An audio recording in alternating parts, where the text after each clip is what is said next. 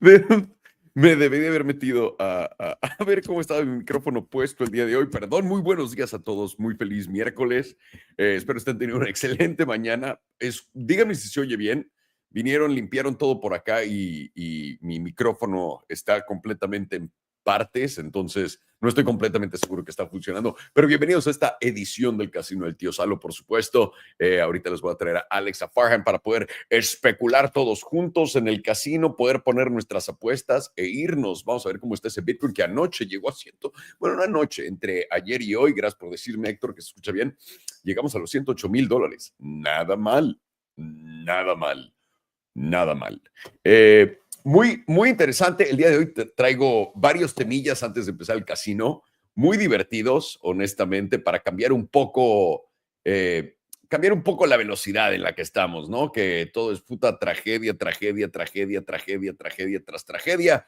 Yo creo que podemos cambiar tantito las cosas. El día de hoy quiero platicarles de exactamente el problema más grande que estoy enfrentándome en este momento, y eso es haber perdido mi trabajo.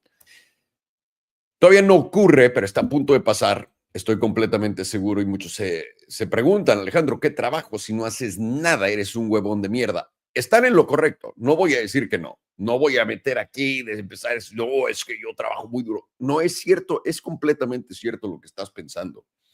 Pero hay un trabajo que sí puedo perder, damas y caballeros. Y este trabajo lo hace Optimus de Tesla. ¿Están listos? ¿Están listos? Voy a poner la musiquita, es todo lo que hace. Quiero que simplemente lo vean. Ah, puede sacar la basura. Un momento, también puede limpiar la caca del perro. Excelente. ¿Qué me dice la de la ardilla? Igualita, sí la limpio. Ok. Puede también traerle las servituallas a Belén y agarrar una si necesito. No mames, que también sabe hacer de cocinar. No, no, no. Se acabó. Se acabó. ¿Para qué? Uy, también puede aspirar, cabrón. ¿Para qué me necesita mi vieja? Además de eso, también en verdad puede construir cosas y no se va a lastimar como yo. Vamos a ver si puedo abrir esos. Si puedo abrir los cajones, puede poner cosas en el microondas, puede cerrar la cortina de la ducha, puede hacer todo esto y más. Optimus, damas y caballeros, quitándole la chamba a todos los esposos del mundo, de izquierda a derecha, ahí lo tienen.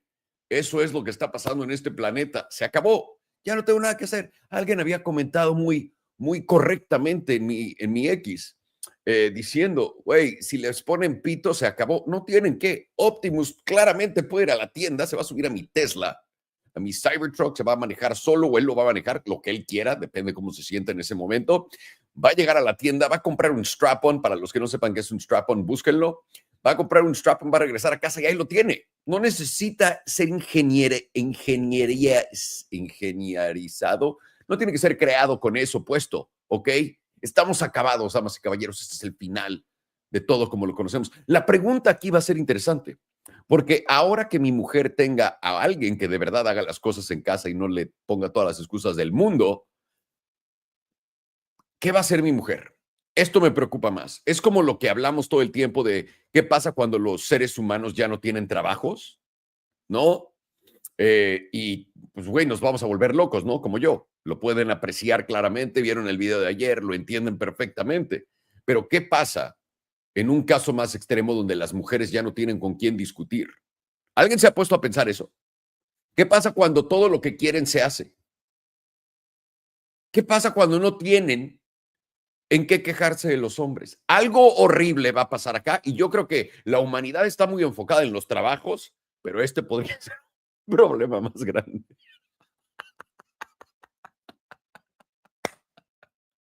Ok, perdón. Vamos un poco más a otras noticias rápidamente para háganme el favor, por el amor de Dios, ¿no?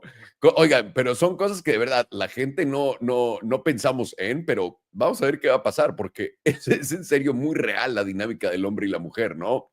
Les tengo varias cosas que enseñar. Voy a empezar con esta. Déjenme, pongo rápidamente los bonos de Japón. ¿Por qué les quiero poner simplemente los bonos de Japón? La moneda de Japón.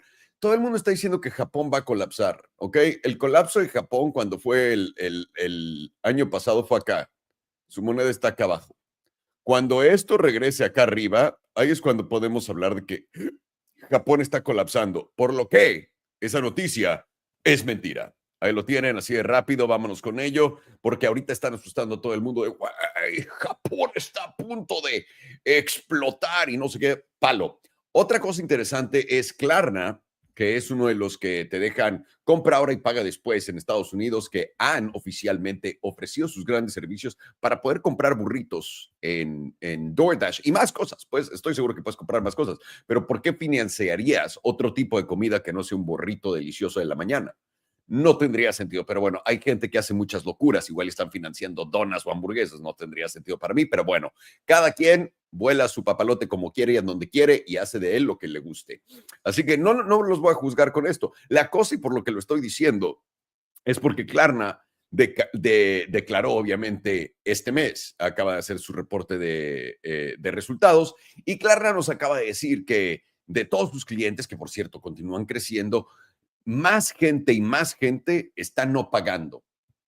Y eso, una sorpresa para todos, porque recuerden, inflación está llegando. Entonces viene esta inflación de la que Jerome Powell nos dice, CNBC, los bancos centrales, todo el mundo nos está advirtiendo, gracias a Dios, de esta gran inflación que viene, pero la gente no está pagando esos préstamos. Pero ahora, si volteamos a ver, por ejemplo, Target acaba de entregar resultados excelentes, digo, pésimos. ¿Y por qué? Porque no hay compradores, la gente no tiene dinero. Y también lo que hacen es cortan todas sus expectativas y las rebajan aún más porque la gente está jodida. Lo bueno es que viene la inflación a rescatar a Target. Todo el mundo sabe que la inflación aumenta cuando la gente no puede gastar en nada y no lo puede comprar y no puede pagar por esos precios. Por ende, la inflación va a aumentar a un paso completamente épico. Es mínimo lo que he leído en CNBC, en CNN, en Fox Finance, en Yahoo Finance, en todos estos lugares muy llenos de gente muy impresionante que ha escrito y leído muchos libritos que te dicen las reglas de todo esto. Entonces, voy a creerles, por supuesto, en todas estas cosas. Les juro por mi vida que la realidad es mucho más divertida que cualquier cosa. Sobre todo si de verdad empiezas ya simplemente a voltear a ver esto como la payasada que es, ¿no? Eh, honestamente es mucho más divertido verlo así que cualquier otra cosa. Una cosa que les quiero decir antes de entrar al casino del tío Salo con Farhan y Alex es esto. Y claro que va a haber un nadie, me preguntó más tarde después de este. Eh, vamos a hablar de las casas, cabrones. Vamos a hablar de eso. Eh, ¿Qué es lo que les iba a decir? Me lleva la chingada. Ah, inteligencia artificial. Fuera de pedo, de todo lo que estamos platicando, de que se están llevando nuestros trabajos y todo esto, acaban de poner un Google, ayer tuvo el día de Google, un pedo así, o antier, no tengo idea exactamente cuándo fue, pero estoy seguro que han visto todos ustedes esos videos que han sido creados por Google. Y si no los han visto, quiero enseñarles uno que está buenísimo. Básicamente esto es creado por inteligencia artificial. Es mi video favorito. No sé dónde está. No me digas que me lo borraron. Les comenté ahí que era mi video favorito de toda la historia. No puede ser. Un segundo, tío. Se los tengo que enseñar porque en verdad me voló la cabeza. Share this tab instead. Ya me los pongo por aquí. Rápidamente quiero que vean esto. No le voy a poner sonido. Déjenme lo muteo. Pero es un video de Google y en lo que está el video les voy a presentar esta idea. Además tiene sonido, o sea, esta mujer va a hablar. This town ain't seen nothing yet. Ahora no les voy a poner la canción porque instantáneamente me van a demonetizar, pero este es un video super feel good con esa gran canción, etcétera. Y mucha gente está diciendo, güey, estamos perdidos, ¿cómo los productores van a poder competir con esto? Esto va a destruir a todo Hollywood, etcétera. Este es un ejemplo muy claro de lo que quiero platicar con ustedes. Digan, güey, este no es un video de los más divertidos que han visto en su vida. O sea, Hollywood nunca hubiera podido crear esto más que con CGI, gastándose cientos de trillones de dólares haciéndolo con un equipo gigantesco, por supuesto. Y también, ahora, si todo lo hubieran hecho CGI, es como sería esto. Si estuvieran contratando actores, imagínense el cagadero, cuánta gente hay, todos los globos, todo. Y se ve súper, súper bien. Hace 2 años tuvimos por primera vez al Will Smith comiendo espagueti. ¿Se acuerdan del gran Will Smith comiendo espagueti que se veía del culo? Bueno, Esto, damas y caballeros, es lo que estamos viendo. Y todo el mundo está preocupado diciendo, güey, se acabó. Ya no hay nadie que pueda hacer nada. La inteligencia artificial nos va a comer. Quiero que entiendan esto. Esto va a ser como lo que estamos platicando de tecnología. ¿Y a qué me refiero con esto? Que los seres tienen que entender, y es por eso que les estoy diciendo, no vayas a la universidad. La razón por la que te digo no vayas a la universidad es por esto. En los siguientes mínimo 2 años, no te puedo decir más allá de 2, vamos a decir 4, pero yo me voy a enfocar en 2 años. En los siguientes 2 años, el ser humano va a ser más productivo que nunca en sí mismo, claro que apoyando su inteligencia artificial, pero sin ser sustituido todavía. ¿Qué quiere decir esto? Esto quiere decir que estos productores de Hollywood que no pudieran hacer esto y que todo el mundo está diciendo, se acabaron, están jodidos, no están jodidos. Van a hacer lo que les estaba contando, que mi cuate me estaba contando de su empresa de desarrollo de software, donde los proyectos que le tomaban 1 año toman 3 meses. Y lo mismo va a pasar con películas. Este tipo de películas tomarían 2 a 5 años en ser creadas, ahora les va a tomar 6 meses. Esto va a hacer que hagan en realidad más dinero en ese in-between y que los productores de películas sean los que lo pongan, porque a fin de cuentas, sean realistas, ellos tienen todos los conductos de distribución. Yo sé que todo el mundo cree que solamente porque voy a crear un video en AI, lo van a poner en todos los cines, pero no funciona así. Entonces, por ahora, el ser humano puede ser lo más productivo posible que probablemente vayamos a ver en la historia por ahora, en los siguientes 2 años. Y es por eso que les digo, no vayas a la universidad, ponte a trabajar, aprende a trabajar. Estas cosas, nada de esto tienes que ir a la universidad para, y puedes usar todas estas herramientas para volverte más productivo dentro de una empresa, dentro de tu empresa, el negocio que crees. Y es el momento en este momento para empujar para adelante. ¿Ok? Que quede claro. No todo es tragedia. Por supuesto que después vamos a ver todo lo que estamos platicando en este momento, pero eso da igual. Vive en el hoy, en el ahora, y el hoy y ahora te está ofreciendo una oportunidad gigantesca de ser más productivo que nunca. No la cagues, cabrón. No la cagues, no te conviertas en el tío Salo. No la cagues, haz cosas bien con tu vida. Vámonos, aquí tengo a Alex y a Farhan. Vamos a empezar el casino del tío Salo, por supuesto, pero no antes de invitarlos a pasar a nuestro Discord, que es completamente gratuito. Para todos ustedes que quieran aprender de trading, que ya sepan trading, aquí tenemos una excelente y hermosa comunidad en Elite Trading Academy. Todos nuestros menús, aquí los enlaces están aquí abajo, ahorita lo pongo en X acabando mi sermón. Todos los menús están a la izquierda en Discord. Tienes el análisis de Alex, el análisis de Farhan, por supuesto. También tienes el chat general. Vamos a ver, aquí andan todos. Por supuesto que Mango nos trajo los mangos en la mañana. Este hombre no falla. Es una mujer creada con inteligencia artificial. Lo puedo ver en el brillo de sus chichis. Es de lo que platicamos en el Discord. Así que vengan para platicar de trading. También tienen todo nuestro criptolingo, por supuesto, en inglés y en español, por cualquier cosa que no lleguen a entender, abreviaciones, etcétera. Aquí lo tienen. También vengan a compartir sus ganancias o sus pérdidas, no mames. Yo quiero buscar a Tomatito. ¿Dónde está Tomatito? ¿Dónde me están escondiendo a Tomatito? ¿Qué le pasó a Tomatito? No lo he visto desde que empezamos a analizar sus trades. ¿Quién se está haciendo pasar por Tomatito en este lugar? Tendría que ser este cabrón, ¿no?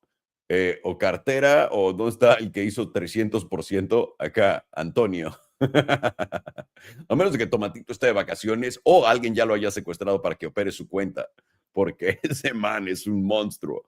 ¿Qué más tenemos por acá? También tienes todos nuestros enlaces, por supuesto, oficiales, pero si también quieres aprender a tradear futuros, quieres hacerlo, ya sabes tradear, solamente no sabes cómo usar esto, muy sencillo, venda a nuestro sitio completamente gratis, le picas en tutos, tío.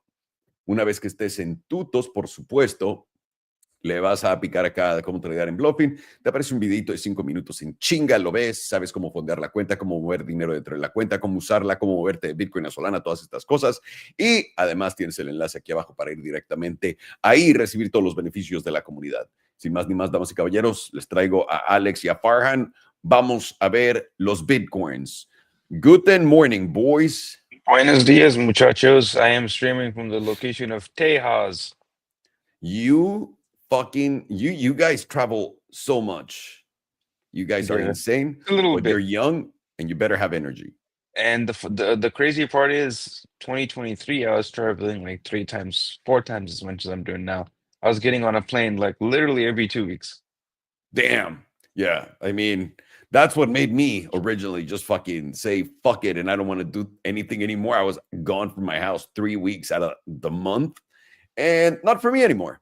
I'm just here being a lazy motherfucking slub. So there Yeah, you at the have it, time I boys. enjoyed it. Now I couldn't do Am that I anymore. on? Are we good? You're on. The problem is your internet is super choppy and slow, sir. This is the one place streaming from where I will never have a single internet issue because the internet is Texas has the godlike in fastest. Tejas. Yep. Yeah, the fastest internet. That's something I miss about Texas. That and the super extreme fucking destroying heat. Now you're still moving, still choppy, Alex. Still choppy. We see you. It's like you're here, and then all of a sudden, oh look, I was here. Wait, I was here. I was looking at the camera. Sorry for the examples, everyone. Sorry you had to see my face so close. I'm sorry. I'm really sorry. Also, I have to apologize for everyone in case you see it anywhere in my social media. It's getting hot, so it's shorts time. So if you see my legs, I'm sorry to everyone. I know it's disgusting and that no one should see that and they should be censored everywhere. We're getting to the era of AI where automatically it will. But just wait a little bit. Just give me this year. Give me the summer. Next summer, AI, censorship, no disgusting legs. Yeah, same thing for me. I'm gonna have to wear them too. So I apologize. Sandals, I don't wear that. I wear jeans in the middle of the desert. Wait, also your microphone. Something's off with your microphone. Oh, okay, I'll just re-enter. I'll reset the Please, internet. please. No, And that's what she said. Yes. Farid, you want to throw your Bitcoin chart? Let's do it. Let's start from there. Let's look at the price. Are we having fun with our Bitcoin? No one's having fun, I tell you. People love having fun. No one's having fun. No one is enjoying. No one's enjoying. They're getting the presidential liquidation. Believe me, I've seen a lot of liquidations, Dude, this market is the fuckiest market I've ever seen in my life by a lot. Like, it's not even close to anything I've ever seen. You haven't shared your screen just in case you thought you did. Didn't I? No. Oh, it said browser can't access your screen. Try capturing a different screen. Let me try There it you again. go. See? I knew that was happening because I saw your face. You're looking at me like my wife when she's like, why are you not doing this? Is it in yet? Well, that's another problem, but we won't focus on that one. Oh wow, $107,000. What I am particularly happy about is that the Academy was able to catch basically every one of these moves. Yeah. Got that long at 103s, short at 106. That came $2,000 down towards about 104s. Pretty nice area. Where this one was still active, you had money on this one. You had a long and a short, both in profit at the same time. Then got another long at the next higher low, and that one is also currently in profit as well. So there are currently two longs in profit, and one of the shorts that was in profit but now has been stopped out. Pretty nice turn of events. I would say that's worth whatever we charge for the trading alerts. I don't remember what they cost. It's like $29. Yeah, I'd say that's worth $30. I would say so too. Now let's switch to the HPDR.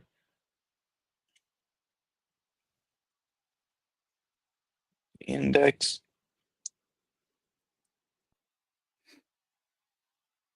All right, so the weekly is now freshly entering into the bullish control zone with volatility support. And you've gotten a fresh closure over this 38.2%. Closing over the 38.2% is very significant. If you were to go back into history and see every time we've closed over the 38.2%, ever so slightly by a ball sack here, did it right here, came back to opened within it and blasted right up to the 50%, almost to the 61.8%. If you go to the next one, this one just blasted right through the 38.2%, went to the 61.8%, based off the 61.8%, and then blasted off again. This one right here, closed over it slightly, came back to retest it, and then blast off. This one right here, closed over it slightly, retested it, blasted to the 50%. This one right here, ever so slightly closed over it right here, it went up to the 50%. This one was more fun one, 2021. in 2020. Ever so slightly closed over it, retested it, blast off, retested it again, blast off, retested it again, blast off. So the idea is that we closed over it, we came back to retest it. Same thing as we did every single one of those other times. Are we gonna blast off like we did every single one of those other times? Kind of looks like it. And if you look at whenever we entered momentum on the bullish control zone on the weekly as well, that's also quite significant. We did it right here, got some nice busting action. Did it right here, got some nice busting action. Did it right there. You got some nice busting action every single time.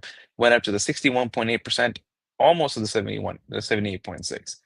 61.8% right now takes us to new all-time highs at around $116,000. 78.6%, which it didn't get to, but it almost did, is around 143. So that even if he gets halfway there, that's like $130,000. But keep those numbers in mind. Keep that 116 in mind. Here's over to the 2-week.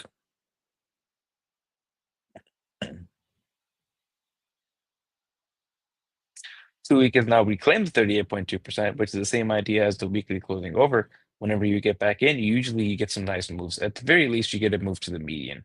And right now, that median is sitting at $118,000. Very close to that $116,000 area. And based on just simple candles, it kind of looks like this median is going to be a magnet for price action, especially if you close anywhere above this meme line, which is currently at about 100 and all-time high. So it's not really that much helpful. But what is more helpful is giving you a number that you can target somewhere around 118. Momentum on the 2-week is getting back up and getting over the moving average, getting to the reset zone. Volatility is now at extreme lows at 11%. And every time you've gotten momentum flipping back up on the 2-week and getting back over the moving average has been some nice busting action. Every single time. There, busting action right there, busting action. And right over here was mark the bottom of the bear market. Maybe Bitcoin's about to bust. Bust some nuts. Monthly is now approaching that median right now with momentum Ooh. flipping back up. Volatility is at 0%. Very likely this is going to be some nice resistance. This is right above our current all-time highs. So what's likely to happen is we're going to get a nice little sweep of our all-time highs, probably get a little bit of a pullback, start looking like a swing failure pattern. And then from there, and that pullback could take us all the way down to maybe $100,000. Maybe it takes us down to $99,800. But from there, I do expect slightly higher all-time highs, maybe somewhere around 118 to 120. And that probably is going to be the final pump for crypto. That one probably marks our all-time highs for maybe like a year and a half. Getting over that median, which our current all-time highs is the projection of the median, takes us to 38.2%, which right now is a little too high. I don't think it's going to get to this area. It's at $178,000. Notably, still not enough to purchase one Lucid Sapphire. Momentum on the quarterly is flipping up, getting over the moving average. Volatility is now extreme lows at 7%. And you are above the median. The median's at 103, $4,000 above that median. Closing over there takes you to 38.2%, which this area it's going to change significantly. But right now it's at about $194,000. Hey, maybe it goes up, and George is right.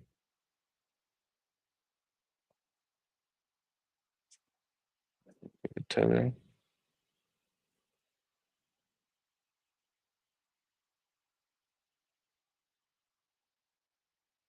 Tether is now getting follow through with its top candle on the monthly. Shooting star getting very close to this wick low at 4.56%, actually below that wick low now. Close anywhere below that wick low, then you're likely going to get your capitulation probably down to this 100 at about 3.43%. Momentum, especially flipping down with volatility flipping up. Quite a bearish setup, if you will.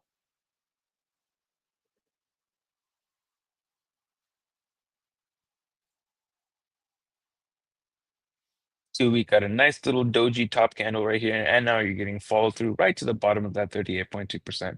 With momentum nicely flipped down, Volatility freshly flipped up, and now the jewel is losing its buy signal. Get a close anywhere below this 38.2%. That's when the capitulation phase starts, taking you somewhere into the threes.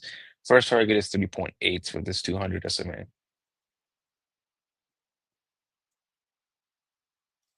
Two-week is getting momentum flipping into the bearish control zone. Volatility is flipped nicely up to support it.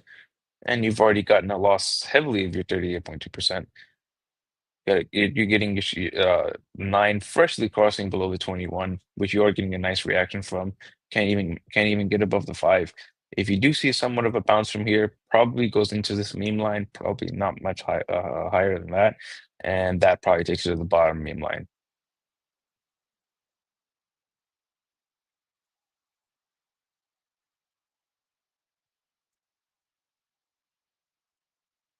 Five days trying to flip back up, still below the moving average though, still in the bearish control zone.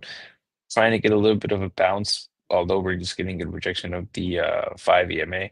We've got an epic silver cross to the downside, freshly happened right here at 9, 21, 55, all bunched up together. And this cross is so powerful, you can't even get above the 5.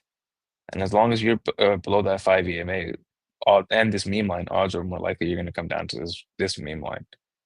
And that is a dump of like 12.5% on Tether, which correlates to like a 25% move on Bitcoin, 20 to 25%. That would be roughly about $130,000. Pretty cool.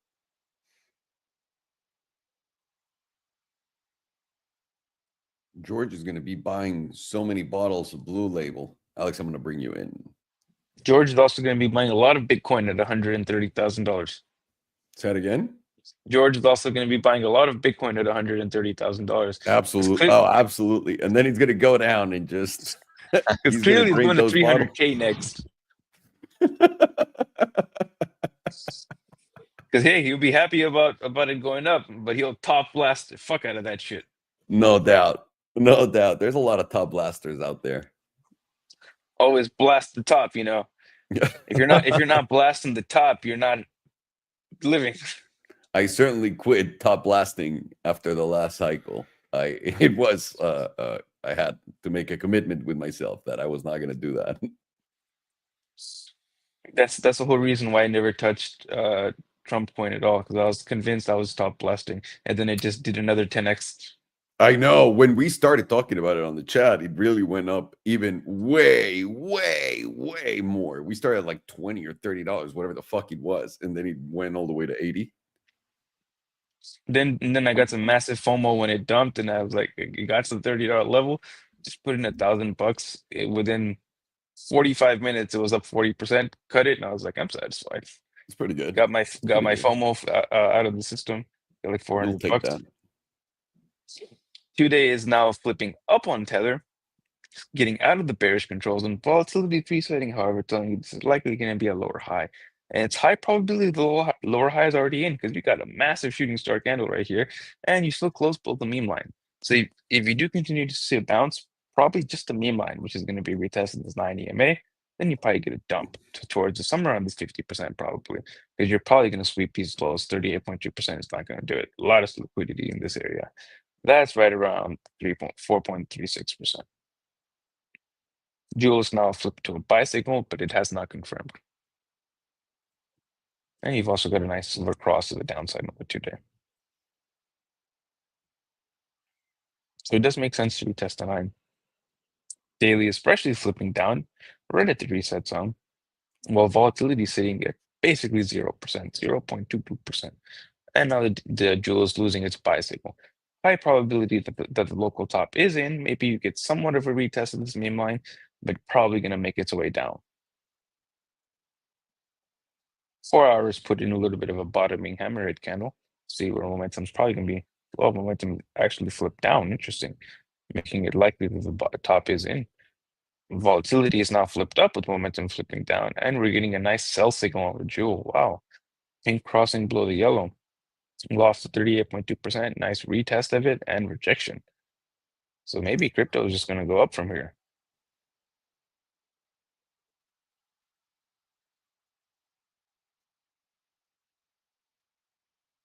Let's go to the other side.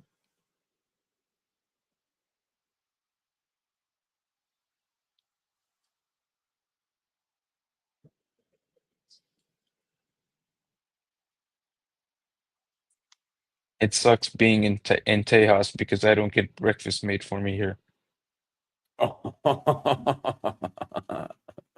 Well, welcome to my life. I ordered some Yeah, welcome to Starbucks. my world. I ordered a bagel and this cheese Danish from Starbucks, and the guy left it outside. And when I picked it up, it was covered in ants. So there goes my breakfast. My God. At The least laundry. at least there was no ants in the coffee. There's Good. no laundry being done for. There's no breakfast here. Welcome to my life. Well, It's terrible. Yeah, well. I like myself some tocino and huevos for breakfast, maybe some French toast. I don't get that here. God damn. Been spoiled, gentlemen. So on the monthly, we got that bearish divergence, which is basically a formality to invalidate at this point. You got to close below 95,871. So we got 10 days. I've seen crazier things in 27,000 or what is that? No, more than 90, 95. That would be 5 plus 7. You've seen crazier things than $12,000 dumps in 10 days. So it's definitely possible we'd have to reverse this entire candle, close it red, and then that'd be a massive shooting star candle. And from there, you're probably going to go somewhere around $73,000 first for a little bit of a bounce. Then you're probably going to rest somewhere around $50,000 at the very, very least, because that would be very bad to turn that monthly into that massive of a shooting star. But as of right now, is seeming like this is going to invalidate. And when this does invalidate, we made a lower low than all of these lows here, while price made a significantly higher low, giving you hidden bullish divergence, giving you a minimum target of this simple moving average, which is going to move down, but right now it's at $140,000. 2-week has confirmed hidden bullish divergence, going to be active as long as you're below 74.4. And your next target is a simple moving average, which right now is at about 118. Wow, very nice. Matches with that median on the 2-week. And volatility is very close to giving you a setup.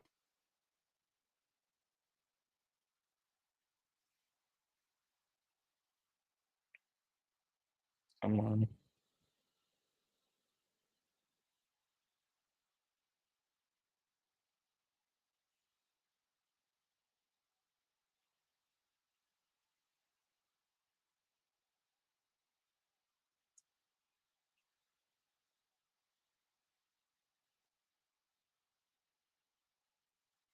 Hmm. 3-day currently has active bullish divergence.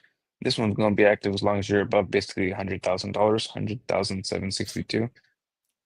Very nice to have that round psychological number as well. Can't really get anything because you're deep into the critical zone. Let's see how far you're at.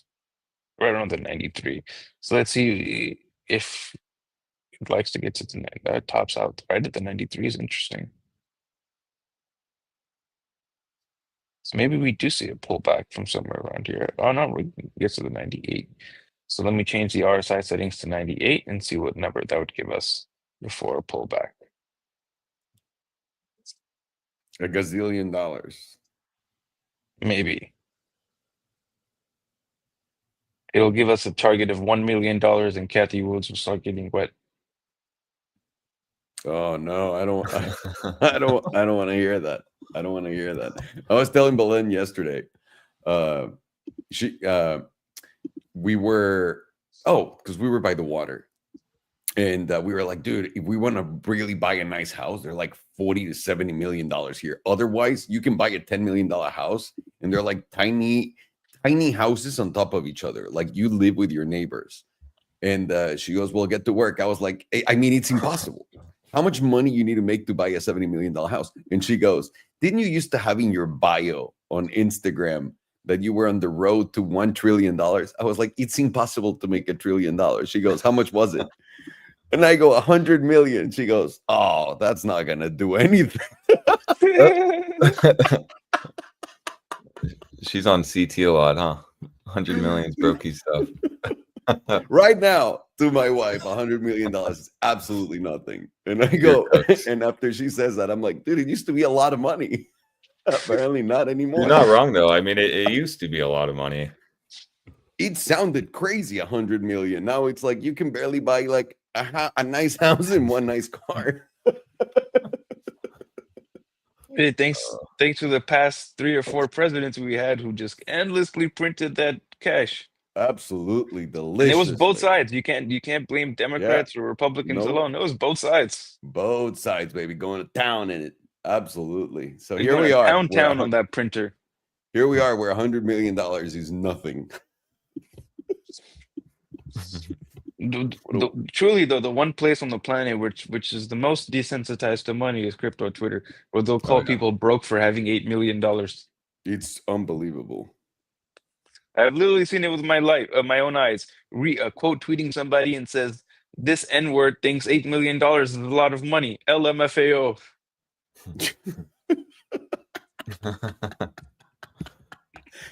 Unbelievable. Sir, can I have $1 million, por favor? Para mi Yeah, familia, if it's not a lot of money.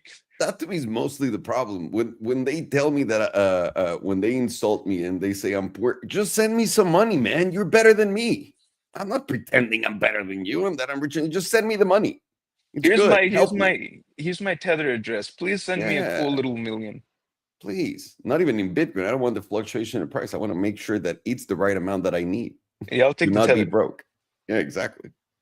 So right now on the 2-day, we are getting a target of this simple moving average, which right now sitting at our all-time highs at $109,700. Very nice area. Right below 110. Like $200-ish below 110.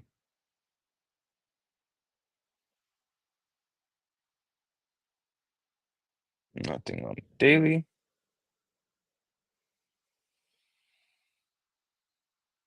12 hours giving us a volatility setup. Let's see if there's any divergences. And there is a 12-hour hidden bullish divergence. Very cool to see a divergence with a volatility setup. Should give us a target right now of the bullish control zone, which sits at 107. We're already there right now. Next target is the critical zone, which is 121. And it is probable with this volatility setup.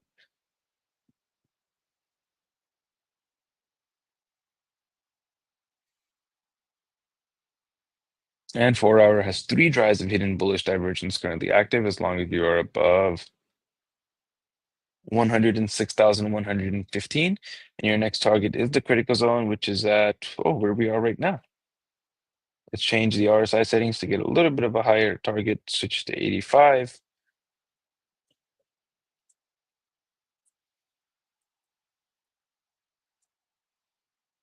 That would give us a target of, come on, please update.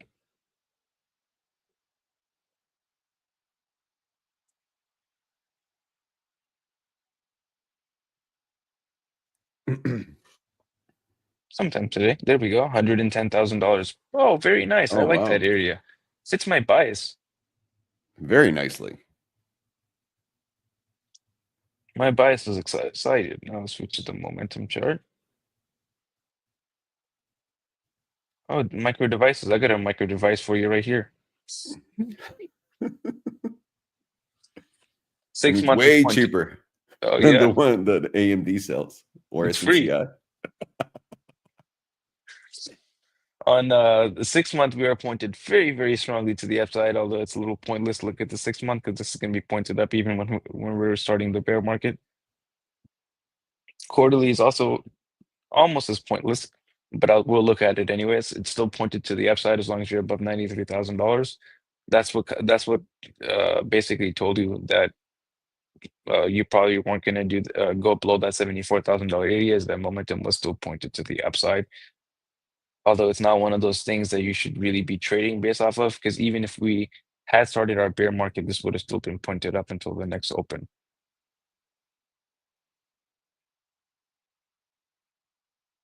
Monthly is now giving us a fresh volatility setup.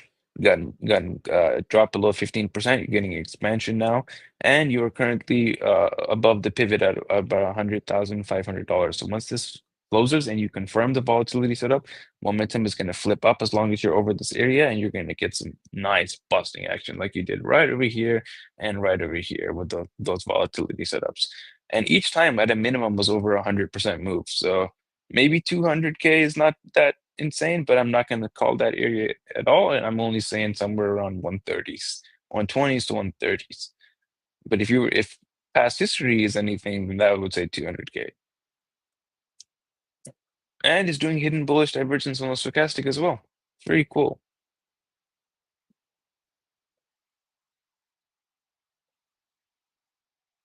Two-week is giving us a possible volatility setup. Momentum's already flipped up, and it will remain up as long as you're above 94.9. Weekly is giving us a volatility setup, many periods of 0%, and we are pointed up above 84,300, like $23,000 over this area. 5 days pointed up with a volatility setup, and it's pointed up above 101,150. 2 days pointed down currently, but we are above the pivot, and we will flip up tomorrow if we close over 106,700. Daily is freshly to the upside after being flipped down, and it is going to be flipped up as long as we're above 106,600. And 4 hours freshly flipped to the upside, and we're going to be pointed up as long as you're above 107,160. So let me zoom in on this a little bit. Okay. So the higher time frames on Bitcoin are looking very, very, very, very prime for another busting action move like we got at the end of 2023. Momentum on basically every single time frame except for the 2-day is now flipped up. We had a short-term daily and daily momentum flip down to the downside, which lined up with that Academy short that we gave out. Got a nice move from 106s down to 104s, about a $2,000 pullback. Then momentum on the daily started flipping back up, and co-aligning with the momentum on the weekly, the 2-week, and the quarterly. Momentum technically is down on the monthly, but we are heavily above the pivot, and so it's likely we're going to flip that up, aligning with the quarterly, and flipping that up will put in hidden bullish divergence, giving us HPDR targets of somewhere around $110,000 for first sweep of our all-time highs. Then 118 is the next level, and then somewhere around 150s to 140s at the area where I personally think we're going to top out at. Don't think we're really going to go that much higher from there, because that's probably what's going to give us the fuck you candle, where everyone thinks we're going to go to 200K for sure. Put in your top somewhere around there and then dump it to 100K. Down for I don't know how much percentage that is, but it'll be down a lot. Right now, maybe we get a little bit of a pullback. I personally don't think we're really going to get one. Probably just going to go up only. But if we do get a pullback, somewhere around 105.8, 106s would be the opportunity zone. I personally would, if I wasn't already in a long, getting one right around that zone. Although it's very risky because your stop is so wide. And the first area that I'm looking for on this move is somewhere around 109 to $110,000 for a little sweep of our all-time highs. From there, you probably get a little bit of a pullback, probably going to be a shallow pullback, and then somewhere around 118 after that. And it's probably going to be one of those moves that gives you very little pullbacks to not let you get an opportunity to get in. And that is Bitcoin. Very nice. Sorry, Vinny was here. Didn't want to. I just see my screen. Have you guys Buenos dias, Vinny. Exactly. Good morning, It Vinny. says good morning to you. Share that. Thank you. Nice. All right, cool. So, yeah, markets are just for the intro. I mean, markets are really cooking up, in my opinion. I mean, we're seeing stuff that we have never seen, especially on like the weekly close. And Bitcoin to me is indicating that we're in easy money mode right now. The last week I was more cautious on my stance because we really had volatility basically compressing on all time frames with this consolidation. false breakdowns with bullish structure. The caveat being, though, that really the daily 9 has been holding, kind of guiding bulls the whole way, which is a nice point. It's a good thing to see this because, and just like Farin mentioned, often the signal strength. Just so you know, so your for me screen now, is frozen. Your screen is frozen. No, it's super choppy. Like you haven't moved from the from the menu. There you go. really. I don't know if you're going through Okay. screens, but it's showing the same one. Yeah, the price is not moving on the right side. Why is today doing this to me? Makes no sense. My apologies. Let me reconnect to the hotspot. Sounds good. I'll present my chart right now for a second. Awesome. Do that.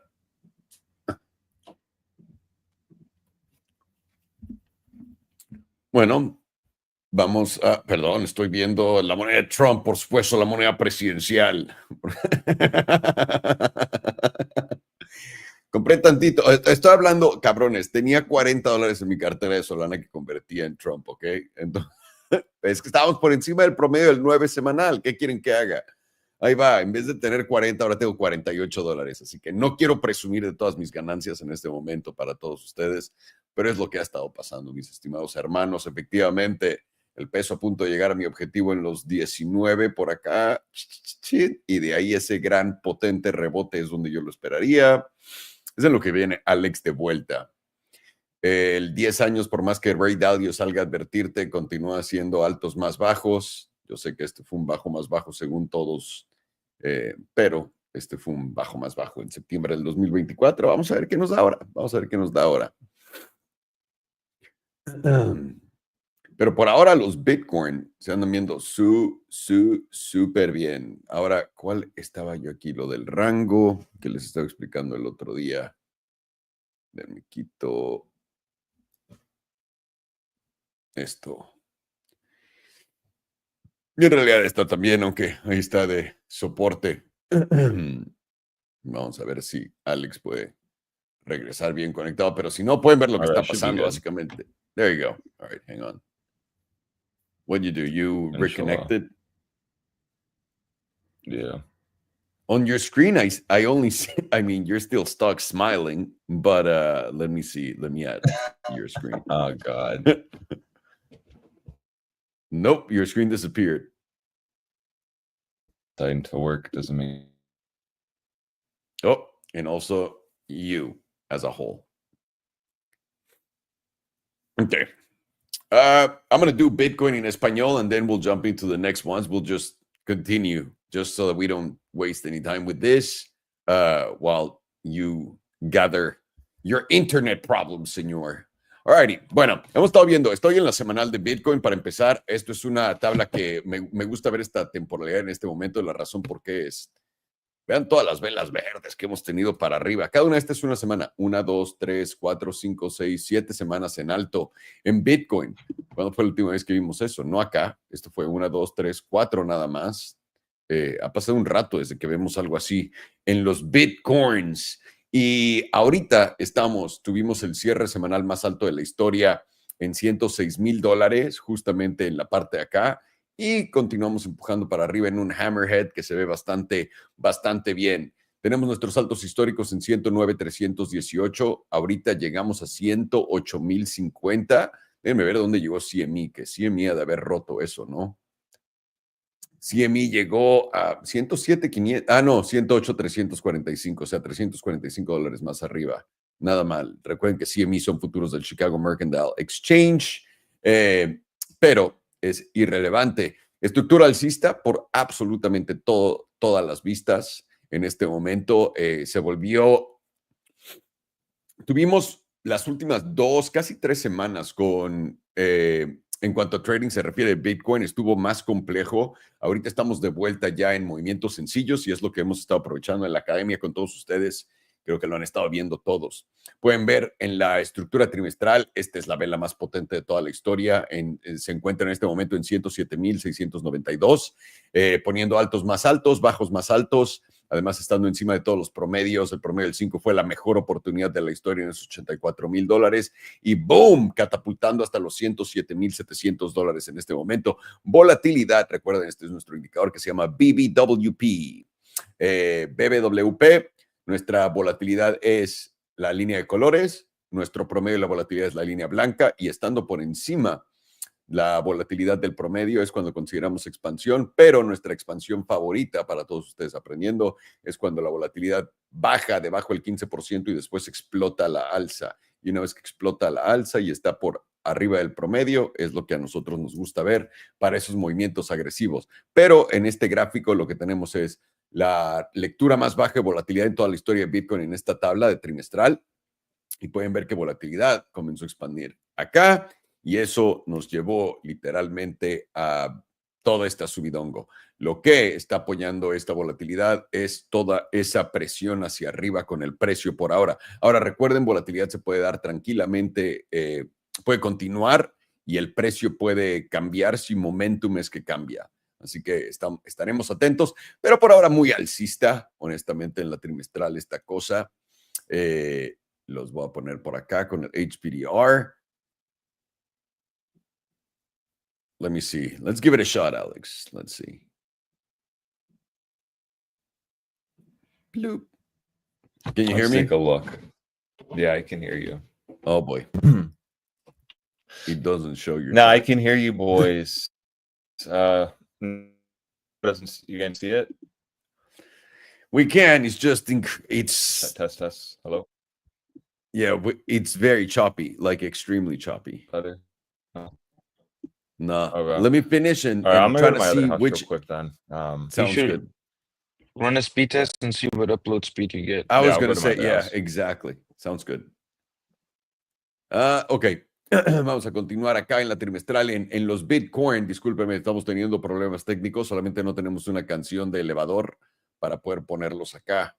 Pero tenemos pornografía de elevador. No, no es cierto, no la tenemos. Pero por ahora estamos buscando la parte alta del 38.2% en la zona azul, después de rebotar justamente en la media de los 88, el promedio del 5 en los 84, y estamos buscando la parte alta de la zona azul. Parte alta de la zona azul está en 113,771. ¿Qué tanto estamos por encima de la parte alta de la zona azul en estos ciclos? Literalmente las únicas veces que lo hemos hecho en la trimestral desde el 2020, encima de la zona azul, correcto, desde el 2018 en realidad, fue el tope en octubre 21. Pardon, have you looked at this on the quarterly? I mean, unless you go Nice. back to like these times, yeah, tell me. It's putting in a nice bullish engulfing now. It And is. one of the girthiest green dildos on the quarterly we've ever seen. Yeah. But what I was getting at is we actually don't like to get out of the blue zone, huh? Like even if No. we did right here, it was just like to tap and then come down into But the switch blue it over zone. to the index. This is Coinbase, doesn't have as much data. I see what you're saying. 1 second. I'm sure you have it here. History index. So this is Yeah, even worse. Yep. Median is right around the area where it likes to top out. One time it made its way to the top blue. Right here on October 21st, 2021. Oh, yeah, Do you remember interesting. what happened then? Oh, interesting. And then that time around as well, we didn't made it to the top blue. And also in October 2017. That when it almost went to the 20. 50%. Almost, but it's still stuck under at the 50%. And what's I had that never top looked blue at area that. right now? What's the price of the top blue area? 113. Oh, right now, no, because this is the index. Hang on. Oh my God. $200,000. Oh, let's see if it updates and moves down. But that would still be pretty fucking high, even if it updates. Wow. That's wild. Still 1 month and 10 days, though. So maybe it updates down to 150 or 160, but that's still pretty fucking high. Yeah. And I'd say before it did this on October 21st, it did indeed get rejected by the median. then it went down, lost it, then it regained it, was above the median, and then closing above the median, which could be the play right here. We close around here, and then you go test that. Yeah, we get a slight little pullback after hitting 113. Maybe we come down to 99.8 Whoa, that's crazy. or 110. That is I mean, a crazy. rejection from 110 and come down to like Yeah. 99.8. And then that probably takes like a month or two. Then end of the year, send it up again. Wow. Pueden ver acá, este es el índice de Bitcoin. No le gusta estar por encima de la zona azul. Lo han visto, está todo por acá en la zona azul o abajo. La única vez que reventó la zona azul fue acá, donde lo había testado la media, rechazo, ¿no? Porque instantáneamente caímos hasta acá, retomamos la media y una vez que retomamos la media y cerramos por encima de la media, nos dio este super salto a la parte alta de la zona azul. Fuera de esta ocasión, solamente tenemos esta otra ocasión donde tocó la parte alta de la zona azul y un poco arriba. Fuera de eso, no hay nada por encima. Ahora, la parte alta de la zona azul en cada tope de ciclo parece ser tocada y hasta el 50%. La parte alta de la zona azul en el índice son $194,000. Lo que podría pasar acá, porque hemos estado intentando pasarlo, nos continúa rechazando. Lo que podríamos hacer acá es simplemente cerrar, ponte tú donde estamos o un poco más arriba, digamos en los 110, que es el siguiente objetivo. De ahí hacer uno de estos y luego bolas, güey, a donde esté la parte alta de la zona azul en el próximo cierre o cuando abre, básicamente, que es lo mismo. ¡Wow! Sería un movimiento bastante potente. Vámonos a la de un mes. La mensual, estamos a punto de tocar justamente la media que está en los 110.76 y hemos visto 1, 2, 3, 4, 5. Este no fue rechazo de la media. 5 de 6 rechazos de media. Vamos a ver si esto es por fin nuestro tiempo de romperlo o si nos vamos a quedar ahí atorados en los 110.776 que siguen funcionando como objetivo para que lo tengan en mente. Ahora, al mismo tiempo estamos viendo que la volatilidad está expandiendo en la mensual y está expandiendo ante una vela verde. Esto es lo que hemos estado poniendo atención a. Vean justamente dónde está expandiendo. Esto debería ayudarnos a empujar, sobre todo considerando que venimos, este es un gráfico mensual, venimos por debajo del 15%, estamos por encima del promedio. Es una de las lecturas más bajas en la historia de Bitcoin. Deberíamos tener un movimiento mínimo de 30 a 40%, donde estamos, y eso es 40%, 150, 30%, 140. Hijo de puta. ¡Wow! Ahora sí que no entiendo cómo esto tiene sentido, pero la tabla está diciendo eso. ¿Que no? ¿Qué? ¿Te vas a pelear con la tabla? A ver qué. Vamos a continuar hasta que nos detenga. 2 semanas, otra vez, volatilidad por debajo del 15%, promedio ya por fin debajo del 15% y estamos expandiendo. Todavía no es oficial hasta que no estemos por encima de la línea amarilla. ¿Qué nos dice eso? Que cuando lleguemos acá, movimiento de 30%, ya lo medimos, mínimo los 118 parecen ser el siguiente objetivo y de poder romper los 118 y cerrar por encima de, en la de 2 semanas, que todavía faltan 4 días y 10 horas. Tenemos 4 días y 10 horas para ir a retestar esta media en los 118. De no poder hacerlo, vamos a ver dónde abre y cierra esto, pero de ahí serían los $150,000 en la de 2 semanas. Semanal, tenemos expansión de volatilidad ante este pompazo por acá, lo puedes ver justamente acá, ahí es donde expande la volatilidad y oficialmente nos está llevando para arriba esta expansión de volatilidad. Estamos en el 50%, vamos a ver si nos rechaza o no. De poder aguantar por acá 4 días y 10 horas, deberíamos de ir a buscar los 116. De no poder aguantarlos, la parte baja en la zona azul está en los justamente $100,500. Importante. 5 días, estamos justamente en el 50%, nos podría rechazar, pero de poder ganarle los 108,402, que es máximos históricos, estoy casi seguro.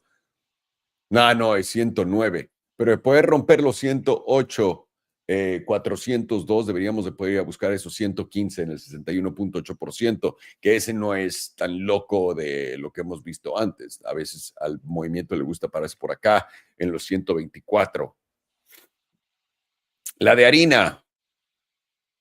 También, la de harina está a punto de expandir volatilidad, lo pueden ver por acá, estamos muy por debajo del promedio, el promedio está aquí arriba, estamos por debajo del 15% y ahora vamos a esperar a que expandamos esta cosa. Por ahora estamos en 107,304 y estamos a punto de llegar a la parte alta de la zona azul en los 109,230 que nos pone en muy cerca de territorios de máximos históricos, a nada, podría ser o podría no. Pero una vez cerrando por encima de los 109,230, 111 sería nuestro siguiente objetivo y el 61.8% donde normalmente pararía en los 114. Yo creo que es bastante sencillo y les voy a poner mi gráfico normal de Bitcoins para que puedan ver con las líneas meme, porque a fin de cuentas eso es lo mismo. Estamos en la parte alta de este rango. Ahora, aquí hay una jugada bastante sencilla. Estamos diciendo esto se ve alcista, la cosa es dónde está tu invalidación, ¿no? Tu invalidación está bastante abajo, entre 105 y, bueno, si te quieres ir exacto, 104 o 170.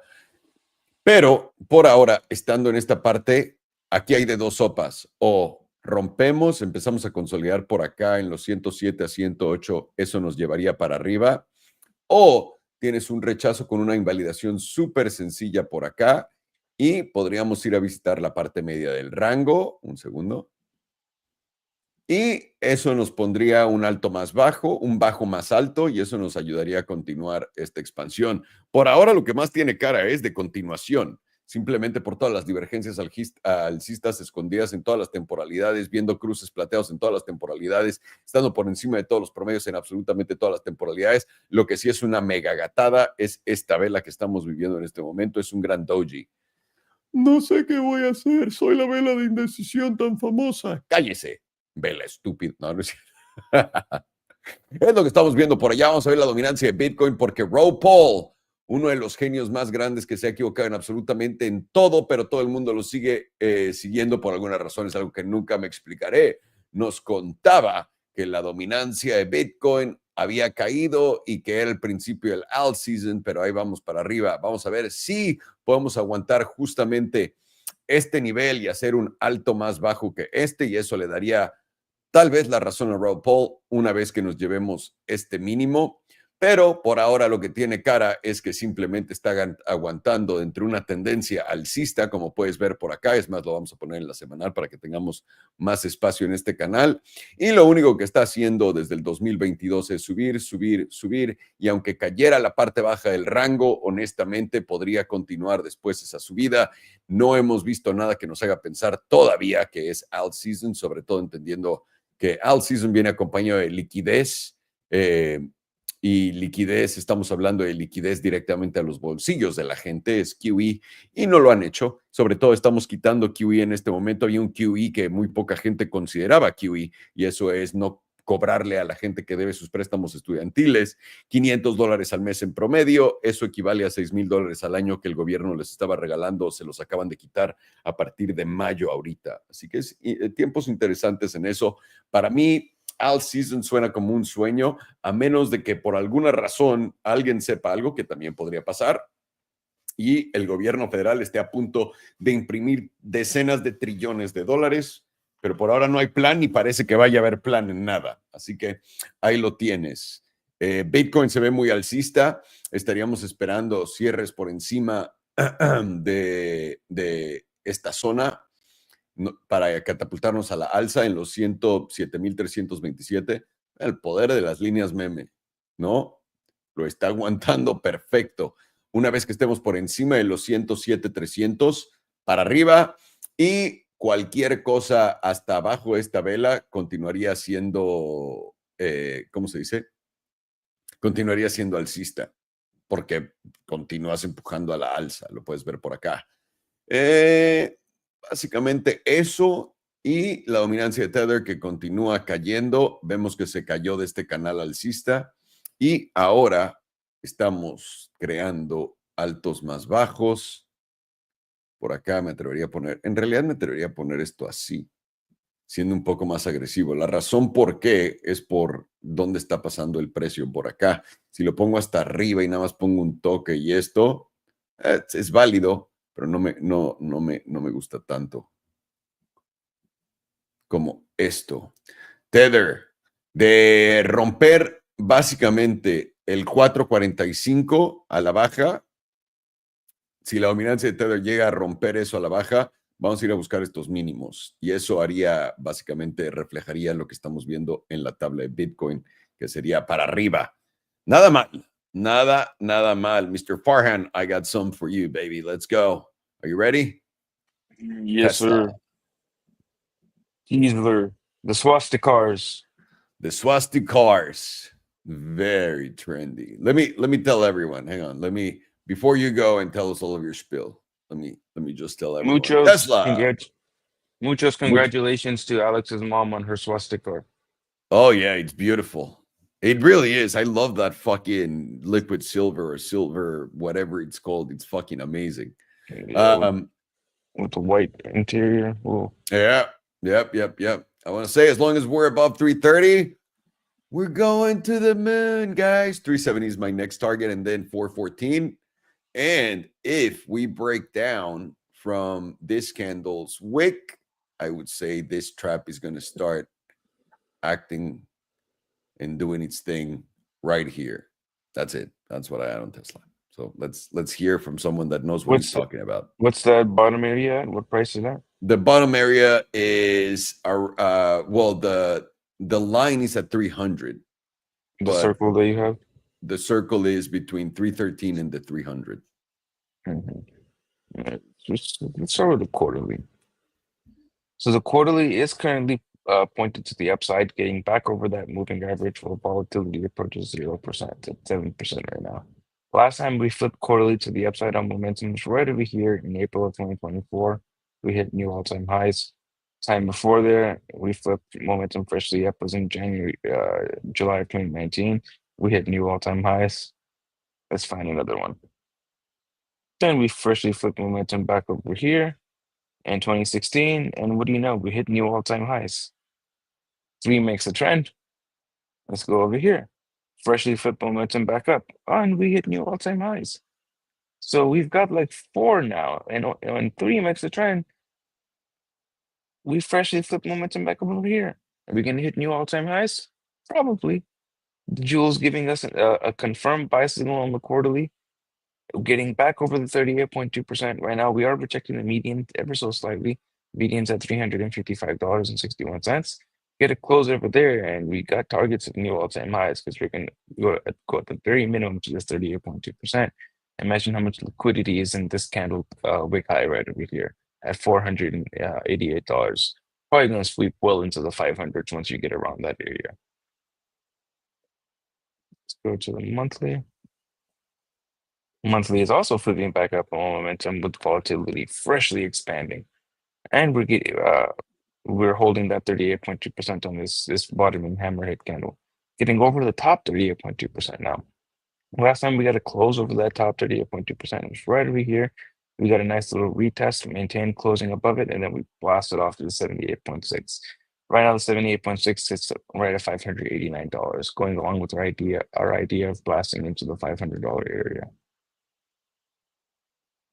61.8% right now sits right around our top mean line. So this is going to be the area where you're going to find, at the very least, some reaction. Even if we're going to be bullish, probably going to reject this area the first time around. And if we're going to be bullish, we're probably putting a higher low somewhere around this $350 to $370 area, and then continue for the next attempt. But whether we're and if we're bearish, we're just going to reject and break these lows.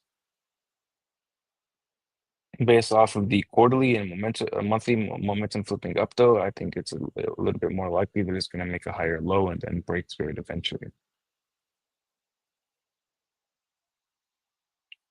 So we could also getting momentum flip to the upside with volatility contracting. It is pretty close to getting to extreme lows. Maybe one more open and it'll be at around 15%.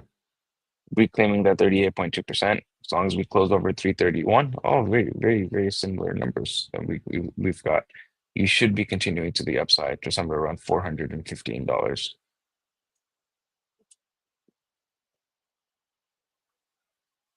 2 week is also now losing the sell signal on the jewel within the bearish control zone, flipping around to a neutral. A little bit of sombering information. We got a fresh sell signal with a pink crossing below the yellow. But as long as we close over that 38.2%, it likely will not really amount to much.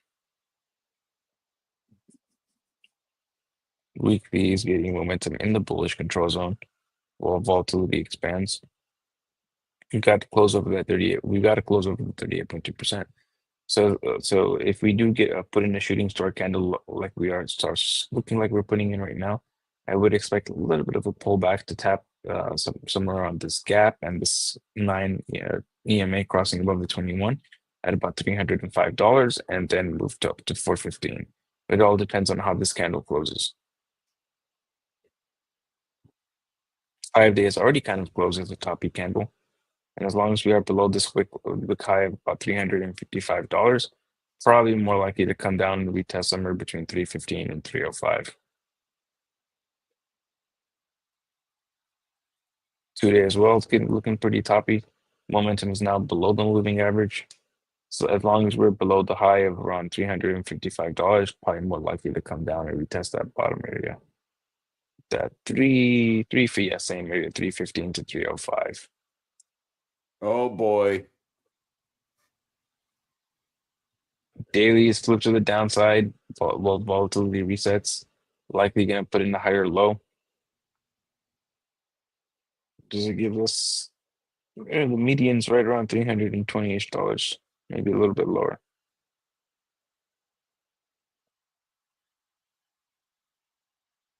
4 hours also flipped to the downside. Volatility is now at extreme lows. Once you got closed below the median and retested the median, which is a rejection, gives you probabilities of coming down to this area right over here, this 38.2%. And that's at about $335. This is going to be the area where your bulls are absolutely going to have to hold if they want to avoid a deeper pullback. You start to lose $335, your next target is 315, which lines right up with this 200 SMA. And this is going to be the area where you're very likely going to put in a higher low and continue to up to this mean line at 400s.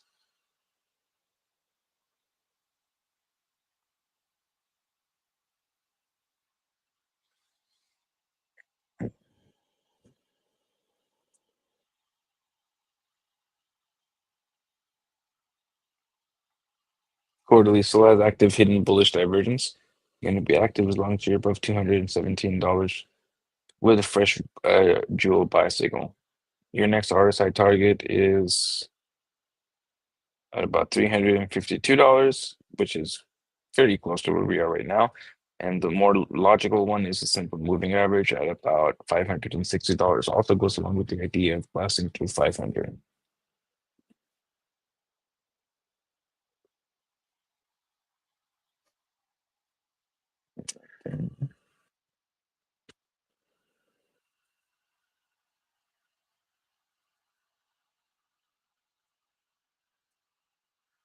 Weekly currently has active many drives of hidden bullish divergence, and it is going to be active as long as you are closing above $311, and your next target is the neutral zone, which right now is at 355. And then you've got the bullish control zone, which is right around 445, right below our current all-time highs. 5 day has many drives of hidden bullish divergence as long as you're above 333. And your next target is bullish control zone at 488. Basically, our current all-time highs, exactly our current all-time highs. Mm-hmm.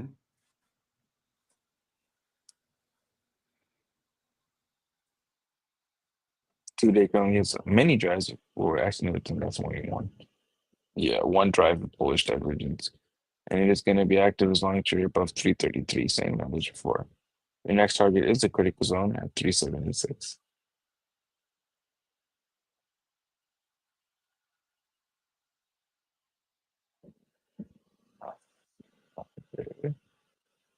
So, man, as long as you are closing above, let's see, 342. What was this close?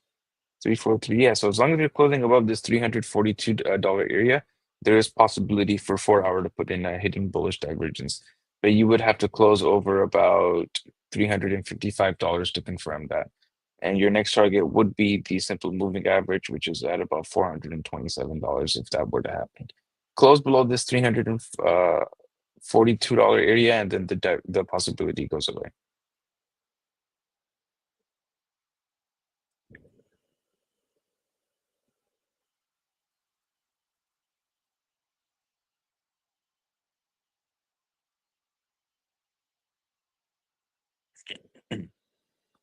Quarterly is freshly flipped to the upside, rejecting getting into the bearish control zone, and it will remain up above $229.50.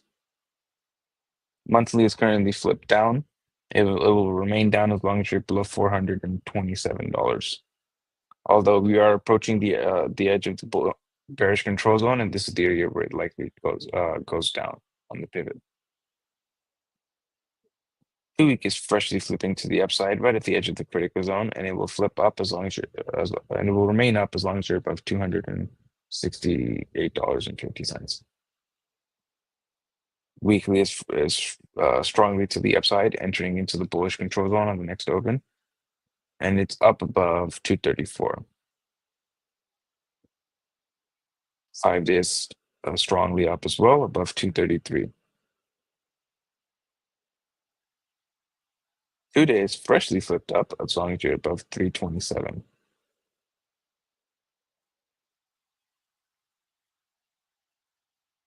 Daily is currently flipped down freshly as long as you're below 353.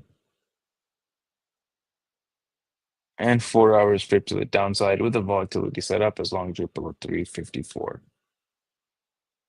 So the high time frames are looking like the local bottom is, or the macro bottom is in on Tesla. You're rejecting the bearish control zone on the quarterly, getting freshly momentum flip to the upside, but volatility expansion from right around the same areas before. You had like a 1,000% move on Tesla before. You have monthly currently flipped down, but it's approaching the edge of the bearish control zone, which likely flips up in that area.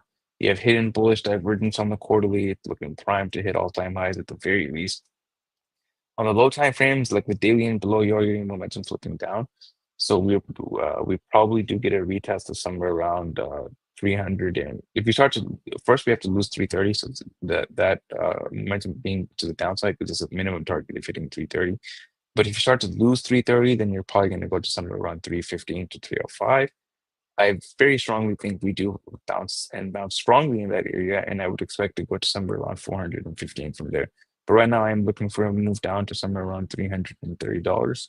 Maybe if we lose that area, it can go down to 305 to 300, but it would still be a bullish retest. And from there, I'd expect to go to that same area of $415. Personally, I think we're going to put in a higher low and then go into the fives. But we'll see what happens. So what you're saying is this. It just turned out to be that, right? You go below this line, you're coming here. You go above, Yep. You're going here. Basically. Motherfucking shit. That's incredible.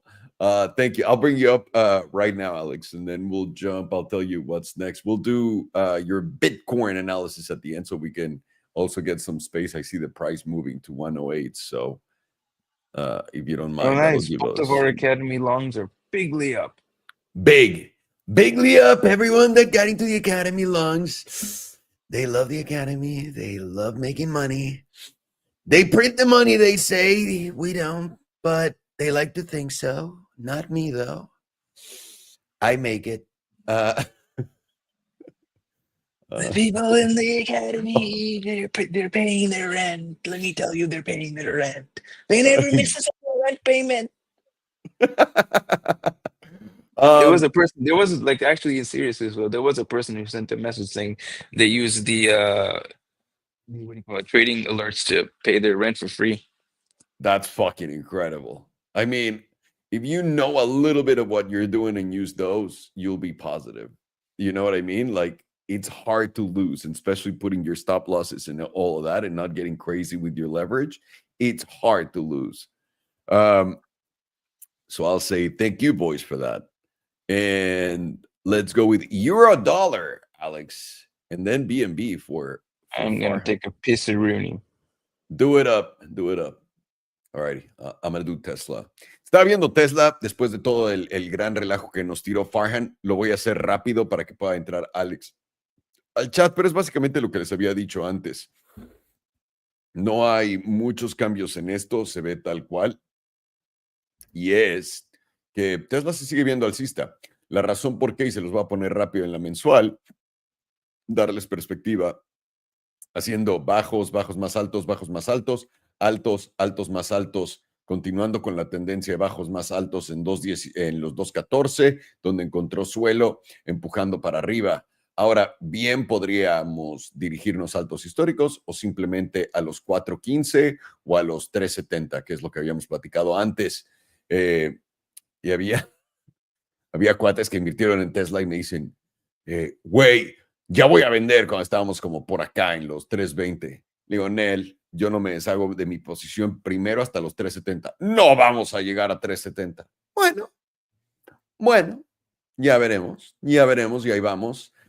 Por lo que podemos ver, estamos en una clara tendencia alcista, muy por encima de todos nuestros promedios. Es un gráfico mensual, simplemente enseñándoles esto. Los voy a llevar, no a la diaria, me parece que es la de 2 días. Correcto. La de 2 días pinta esto perfecto para mí. Lo que tienes que saber es esto. Estamos cotizando en 3.44 en esta zona, ¿ok? Eres bull, eres alcista en Tesla. Ahora sí que quieres agregar a tu posición, ¿no? Agregar a tu posición donde viene la oportunidad más grande de ello. Aquí hay un gap, ¿ok? Este gap y esto con esta línea meme, esta debería de ser tu zona de retesteo si es que llega a bajar. ¿Dónde vas a saber si llega a bajar? Si llegas a perder los 330, que es donde está esta línea meme. Llegas a perder los 330 y vas a venir a esta zona entre 300 a 315. Aquí es donde va a ser un nuevo mínimo para después catapultarte a esta zona. Ahora, esto simplemente podría rebotar acá e ir a esta zona, pero sea como sea, tiene cara bastante alcista. Nos equivocamos perdiendo los 300. Eso quiere decir que pierdes los 300 a la baja. Por ahora es más sencillo. De perder los 334, bueno, no, el bajo de esta vela en los 333, 37, de perder eso, muy probablemente vayas a ir acá. Y eso te da un rango bastante chido para poder operar sin tener que pensarla tanto. Bajo de esta vela en la de 2 días, eliminándolo para abajo, me voy a esperar a entrar en esta zona. Si no llega a bajar de acá, simplemente acumulé en esta zona y nos vamos para arriba. Es un poco más arriesgado acumular acá que acumular acá, en mi opinión, pero cada quien haga de su vida un papalote y vuélelo donde quiera, mis hermanos. Tesla tiene cara que definitivamente viene a los 3.70 con posibilidad de ir a buscar los 4.14 y hasta un máximo histórico. No está fuera de la idea, para que lo tengan en mente. Ahí lo tienen, eso es Tesla. Vamos con Alex para poder continuar. Let me quickly interject and say the second Academy long has now hit TP1. Beautiful. Oh, nice. El segundo long de la academia ya tocó el TP2, o el take profit, perdón. Is it TP1 or TP2 you said? 1. No, I don't know why I got TP2 in my head. Ya tocó el take profit para que lo tengan en mente. Ahí está. Una lana. Felicidades a los que se llevaron su lanita, por supuesto. Alrighty. But we are quite close to TP2, however. Very close on both longs. Well, that's nice. Nice. Alrighty, Nice. sir. Yeah. What do we got here? The euro dollar. Yes, the euro. It's actually looking okay. I mean, Dixie's going in for a pullback. Let's check this out. Let's go to the weekly. So the weekly actually had a very nice pullback to the 9. So it actually held exactly where we wanted it to. You were just looking at this, as a bullish perspective, because, anytime the euro, is above that weekly 9, generally that's just trending moves up.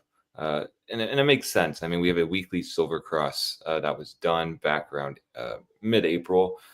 And, that is just a connection of the silver cross while also being above the SMA 200 and now the EMA 100, both touching at this point.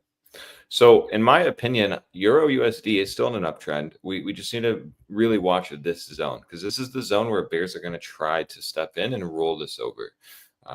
Now, if the weekly closes anywhere above like $1, 1.12876, that to me is going to signal a flip of this high. To be exact, it's 1.12757.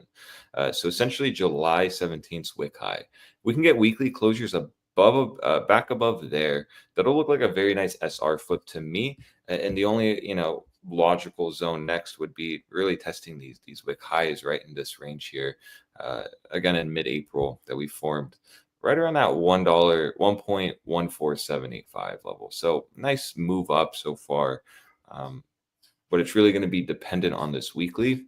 And what you don't want to do is, be an eager bull FOMOing long into here. And then, before 2 days go, before you get the close, essentially, you start rejecting, leaving a nasty wick.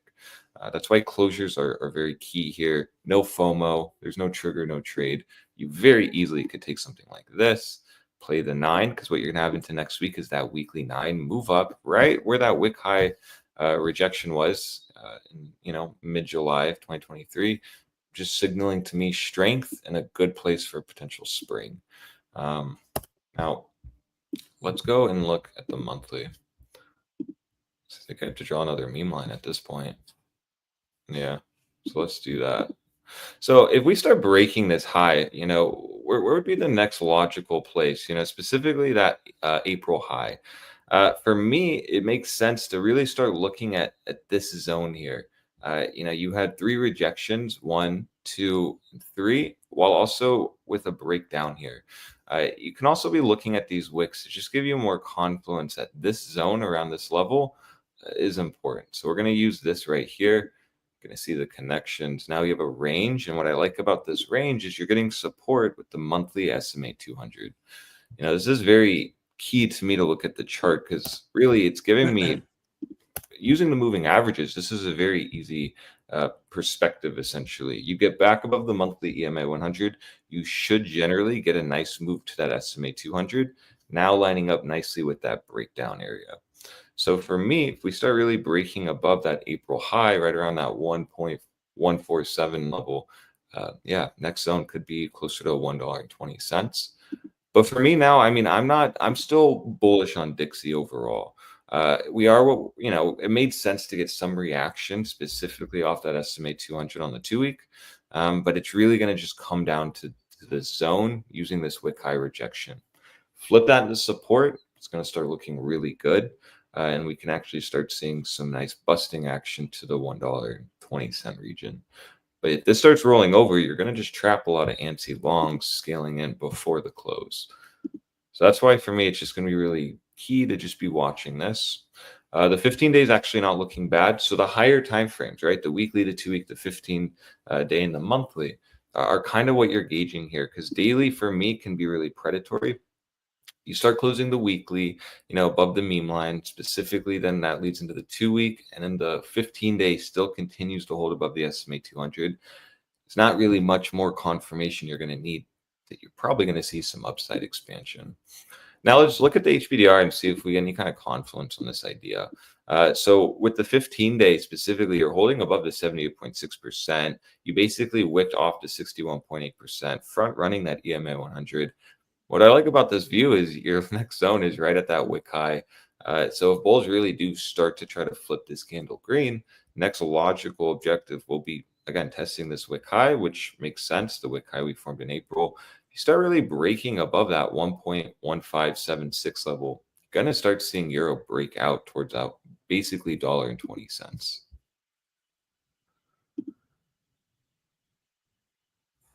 Nice 2-day as well is giving us confluence, but again, just need to close. It's closing in a day and 6 hours. So, you reclaimed it, you're expanding. Can we just hold this region?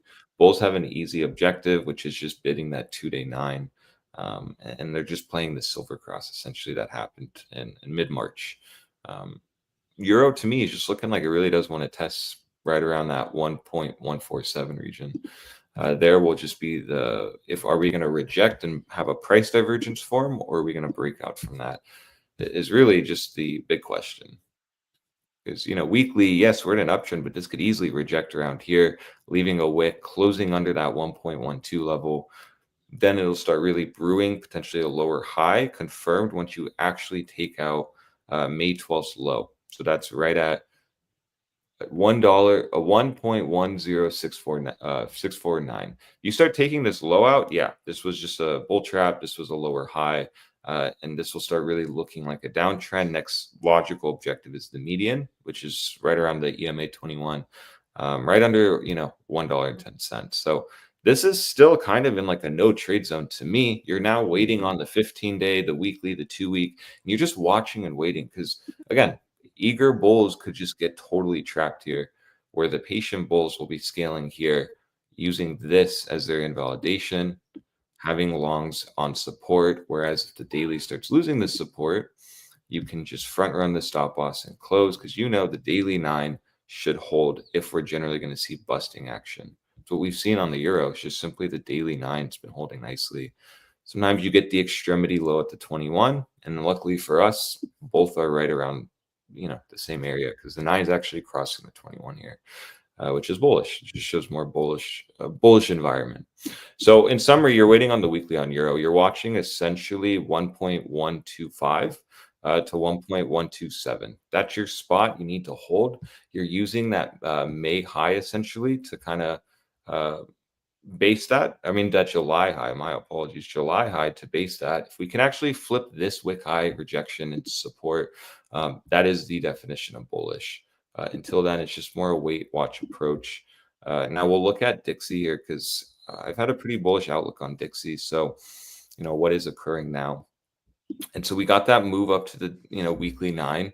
I personally wanted to see this region get tapped before we rejected, but it's okay. To me, I'm mentally noting this because if you're rejecting the weekly 9 this aggressively on the first tap, that is definitely a sign of, okay, is this actually a lot weaker than I was expecting? But for me, it's really easy because now you have an objective as a bull. You simply just don't want this low here to get taken out. And that's right at $97.92. If you start taking this low out, yeah, this is just going to look like another weekly lower high, lower low break. Next zone will be $93.37.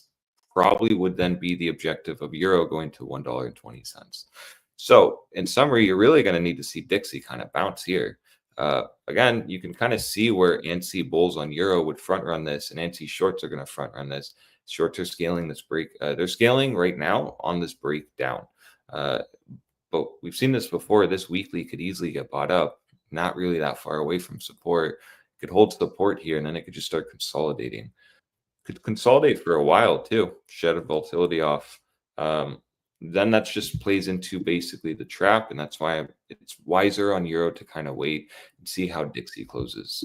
But it's not looking bad. I mean, maybe Dixie doesn't bottom around here.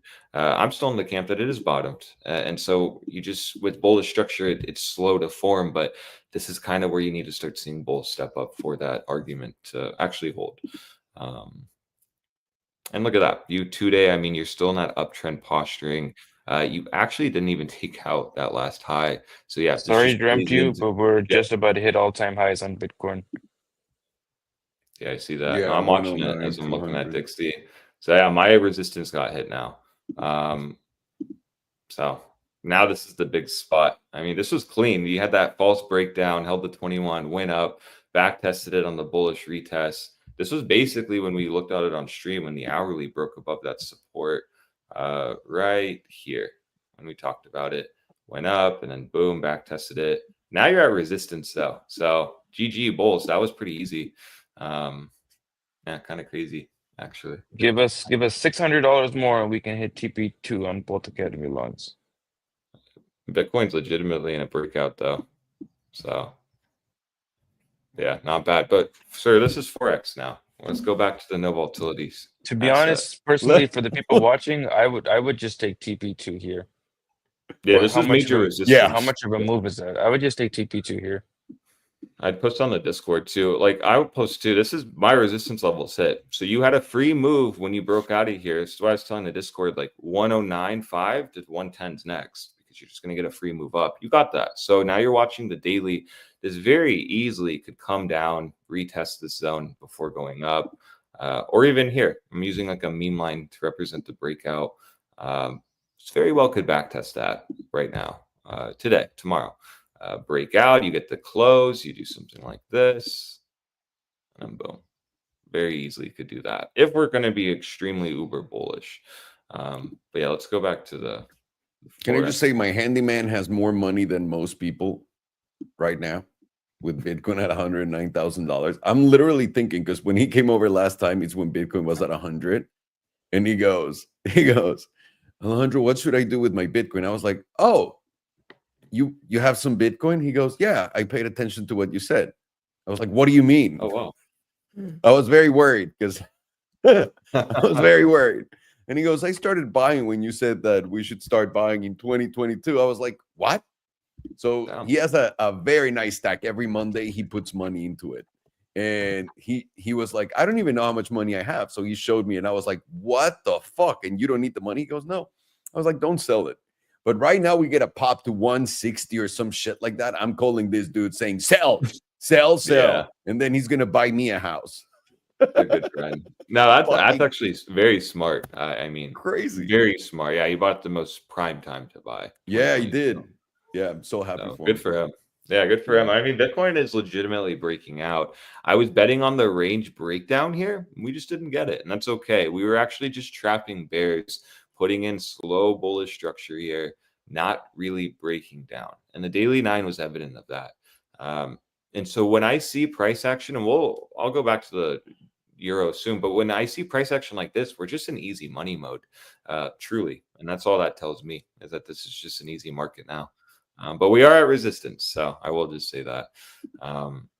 So for me, it's wiser for everyone just to wait on Dixie and euro, getting the at least weekly close, because even the 12-hour here, what you're seeing is now a push with the 9 moving up around that meme line. So just kind of tells me that any kind of rejection around here, if we get it, you should be looking at that 1.127 to 1.125 is kind of an area of interest to bid. And why you can do that is because you just have such a simple invalidation. You can either use this as your stop loss, or if you want to be more conservative, you can use this low. For me, if I was scaling longs here, I would be using this, because this is, to me, going to be my bet on the last higher low. Boom, higher low, we come down, grind another higher low, then we get that higher high break once you actually take out this high here at 1.138. So for me, just wait on the weekly. If the weekly here closes anywhere like this, it's bullish, it's good. And then you at least can start formulating a long setup where if you start longing here, you're just betting on the good weekly close. And I don't like trading like that. I'd much rather just wait for confirmation. And confirmation will be any close above basically July 17th high. So you want that to get flipped into support. That is flipped into support. We should go up to that 1.14 level at minimum on euro. Break that high. We're going to see 1.19 to 120. Perfecto, señor. Thank you. Let's do BNB and then take 2. Perfect. Don't take 2. Oh, Take 2 the the stock. I'd like to say 3.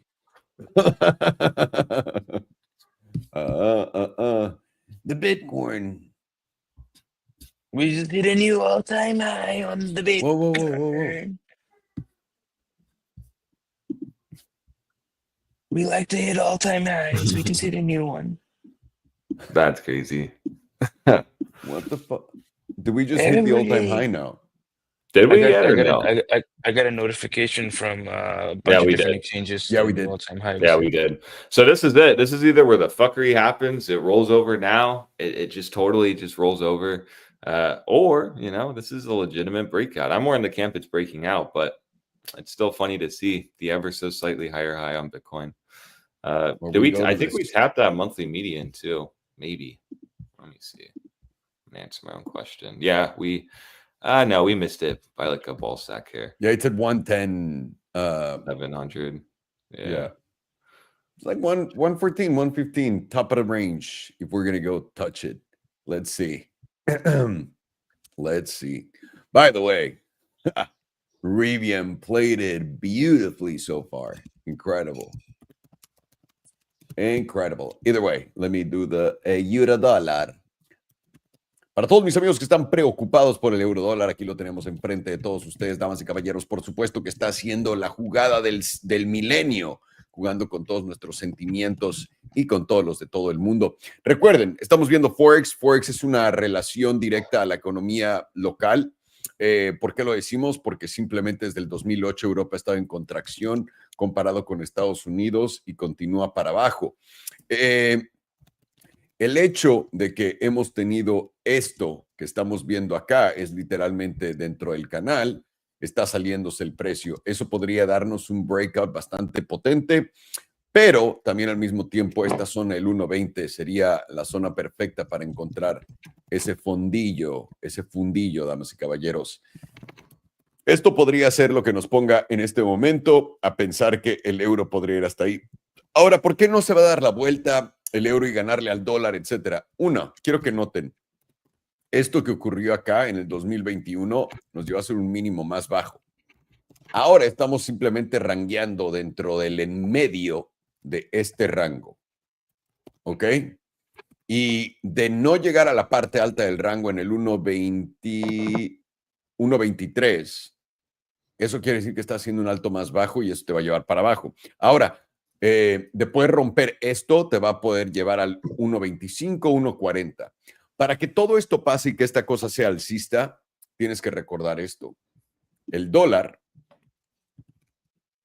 el DXY, tiene que caer. El dólar sigue en una tendencia alcista bastante fuerte desde el 2011. En realidad, del 2008, este fue el bajo más bajo. Está haciendo exactamente lo contrario que Europa. Y el dólar, la única vez en la mensual que se ha apoyado en este 200 desde el 2014 fue en el 2018. Eso es en 91. Ahora, personalmente, yo creo que esta zona tal vez sí nos va a aguantar. No me molestaría para nada verlo venir acá al 91.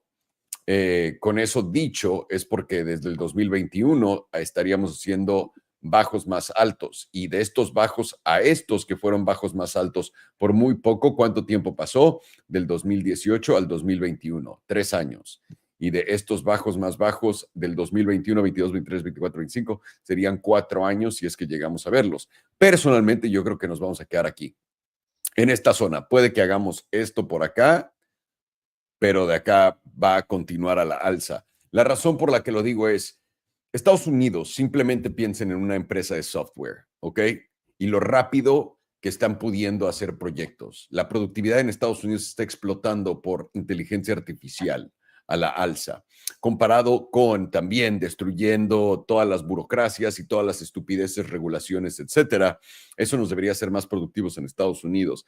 Europa es el balneario del mundo, lo siento y con todo el respeto del mundo. Europa no hace nada más que crear políticas para que nadie pueda hacer ni vergas en ese lugar. ¿Por qué Europa? Ahora, si el escenario de que eres alcista en el euro y crees que va a pasar de acá, si solamente lo estás tradeando, es bastante fácil. Estás haciendo el trade, tu oportunidad de entrada es cada que toque el 1.12, el 1.12 o hasta el 1.10.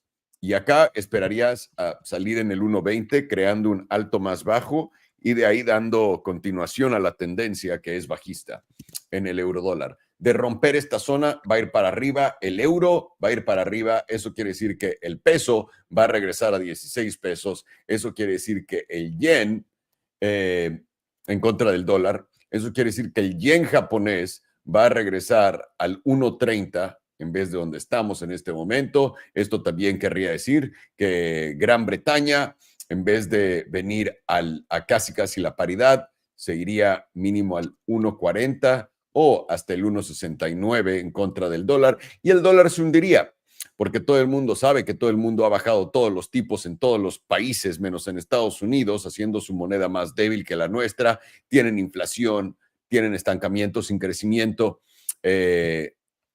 y simplemente no tiene sentido alguno. Estamos ante lo que, en mi opinión, tiene que ser un movimiento muy agresivo del dólar.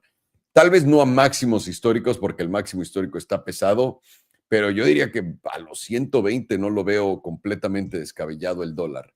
Ahora, esto va a tomar tiempo. Viendo al simplemente el gráfico por acá, poniéndotelo en la de 2 semanas, que es yo creo que la temporalidad más corta que deberíamos de visitar con el euro, y poniendo el HPDR solamente para darte un poco de confluencia, veas dónde estamos en él. Estamos y llegamos a la zona del 95%. Tiene que consolidar. Si eres alcista en el euro, tienes que consolidar acá, no perder el 1.12, intentar aguantar ese 1.12. De perder el 1.12 vas a ir a la parte baja de la zona azul en el 1.10 y de ahí eso te llevaría a la parte a la parte alta de la zona azul, perdón, y eso ya te pone en 1.7 y de ahí tu siguiente objetivo sería la media en 1.5 y para abajo. Pero eres alcista, lo que tendrías que esperar es poder ver una consolidación acá en lo que todos los niveles del HPDR suben para que nos diga que no estamos sobrecalentados, consolidar, consolidar, consolidar y ¡pum! A la alza. Ahora, la narrativa gigantesca detrás de esto es que el dólar está valiendo verga. Quiero que entiendan que si el dólar vale verga, las monedas que están montadas en el dólar valen verga también. Esto es una de las cosas más extrañas que todo el mundo cree. Bueno, no, hay muchas cosas muy extrañas que todo el mundo cree, como la inflación cuando nadie tiene dinero. También el bono a 10 años es importante en Estados Unidos. Ray Dalio ha dado todas las advertencias del mundo, todos tus bloggers favoritos que pues leen todas las noticias, te han contado de esta destrucción del bono a 10 años. El bono a 10 años hizo un bajo más bajo acá, hizo un alto más alto que este, pero no que este, y ahora está jugando la acá con un bajo más alto que este. Ok, pero la realidad es de que esto va a topar y va a ir para abajo. Ahora, la narrativa natural que todo el mundo está diciendo es los intereses tienen que subir porque la inflación va a continuar, porque la gente no tiene dinero. Ok. Literalmente nada. Ahora sí que los traen a todos nuestros lectores de noticias favoritos en YouTube, nos traen pendejos a todos leyendo esas estupideces. No voy a decir que no hay forma alguna, puede existir alguna sorpresa, pero perdón, esto es una estupidez. Ahí lo tienen. Euro dólar, igual que el peso lo estoy esperando en los 19, es lo que les he dicho todo el tiempo, en contra del dólar. Esto no quiere decir que ya ganó en grande el peso. Esto continúa poniendo al dólar en una tendencia alcista a través del tiempo. Lo único que estamos haciendo es simplemente recargando un bajo más alto para ir a buscar un nuevo alto más alto.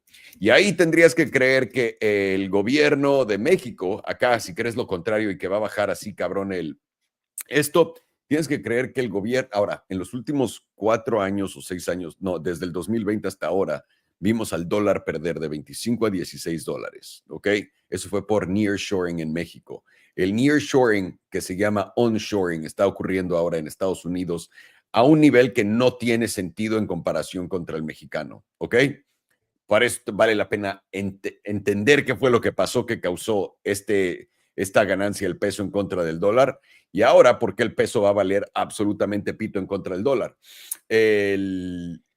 O a menos de que el bienestar en México, porque ya nos dijeron que todo el mundo en México, por cierto, en México todo el mundo tiene dinero lo suficientemente ahorrado para que una recesión no importe. Préstenme una lana del bienestar. Entonces, aquí cuando el peso baje a, digamos, tal vez a 10, ¿no? Porque es el bienestar.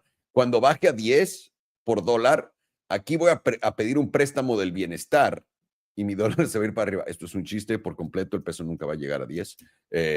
Lo que sí es, claramente, si crees que la economía mexicana, por ejemplo, igual que la europea, igual que la japonesa, va para arriba y el dólar para abajo, pues estás bien. Simplemente tienes la realidad en contra. No sé cómo se diga. Pero ahora no nos quita esto nada de que el euro puede estar simplemente rangueando por estos rumbos y que quiere ir a buscar, a pintarnos en esta zona del 1.20. Eso es totalmente posible. De ahí para arriba, ahí ya se ve difícil la cosa. Yo creo que podríamos estar haciendo tope personalmente acá, si es que volteamos a ver al dólar y creemos que el dólar está haciendo un fondo acá en la parte baja del canal. Si volteamos a ver al peso y decimos que el peso en contra del dólar está haciendo un bajo más alto justamente acá y lo hará acá, eso quiere decir que todo está completamente de acuerdo y eso también querría decir que nuestros bonos van a encontrar resistencia acá, van a caer a ser un bajo más bajo que esto. Eso es lo que yo veo. Ahora, gente está viendo acá, güey, el head and shoulders invertido está potente. Sí, si rompes esto a la alza, los intereses deberían de explotar. ¿Por qué deberían de explotar? No tiene sentido alguno. ¿Por qué subimos intereses la última vez? Por inflación. No hay inflación. Tenemos los intereses todavía altos sin inflación comparado con Europa y con todos lados. ¿Por qué vergas van a caer, van a subir los intereses más? O el colapso del dólar. El yen, la moneda china se ha ido a la mierda y todas las demás están en la mierda en contra del dólar. Me cuesta mucho trabajo pensarlo, pero hay mucha gente que lo piensa, así que entretén todas las posibilidades en tu mundo. What are we doing now? BNB? BNB. Yep, my favorite Chinaman's in town. Oh, BNB. Even though he's Canadian, he's still my favorite Chinaman. But he does talk like a Chinaman, no? I'm pretty sure he just bought that Canadian citizenship. Yeah, of course. At this point, he can buy Justin Trudeau Easily. easily. Justin Trudeau on his knees sucking him off.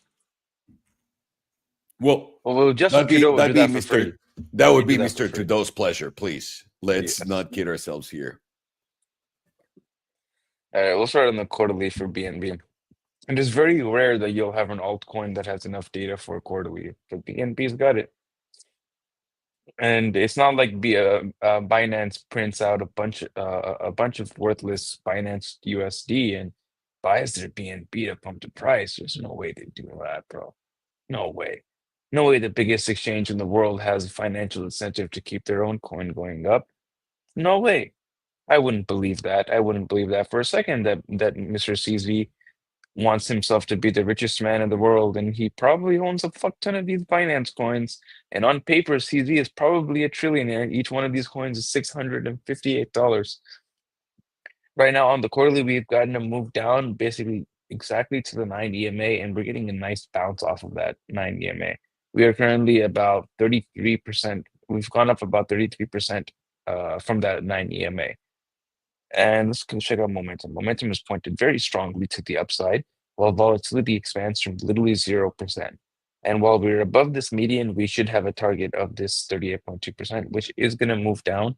But as of right now, it's sitting at a very crazy $1,600 area. Now let's check Binance. First, let's check the monthly, and then we'll check the Bitcoin pairing. Monthly is now also freshly flipping to the upside. Volatility is still, however, contracting. If you start closing over this median, which we are rejecting as of right now at $680, volatility will start expanding, and you're probably going to get a pretty aggressive move to the stop 38.2%, which right now sits at right around $1,000. Now switch back to the quarterly and go to the Bitcoin pairing.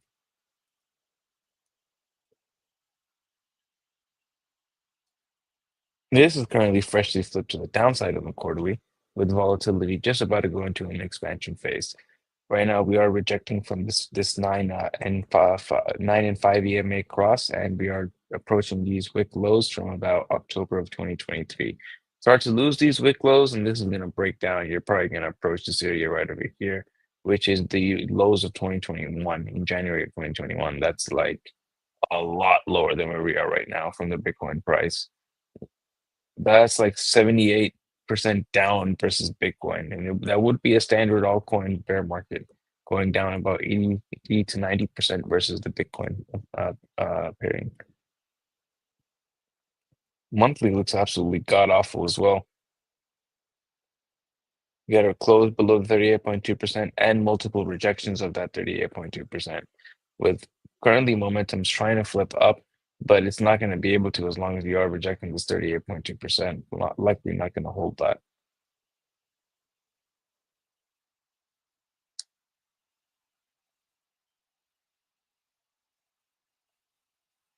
Okay, let's check out 2 week. Well, we're freshly losing this 38.2% and this 200 SMA with momentum currently flipped to the downside and volatility expanding from 0%. Not looking good, bruvs. If we lose this 38 point, I mean this what do you call it? 200 SMA on a closing basis, likely gonna dump somewhere around the 78.6% of at least, if not the 88.3. And 78.6% right now sits in the fives. That is well like 15% down from where we are at the moment. And that's on the Bitcoin pairing. Now let's go to BNB.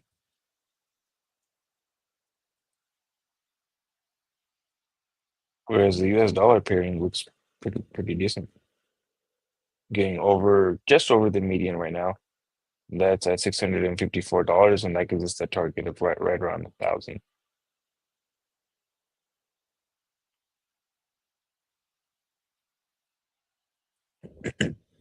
Weekly is also pointed to the upside on momentum with volatility expansion, and we're getting right around this 38.2%. If we can close over this 38.2%, then we should see a sweep of these highs, probably going to take us to somewhere around the 50%, around $708. And at that point, I think we're probably going to do some busting action and breakouts in new highs.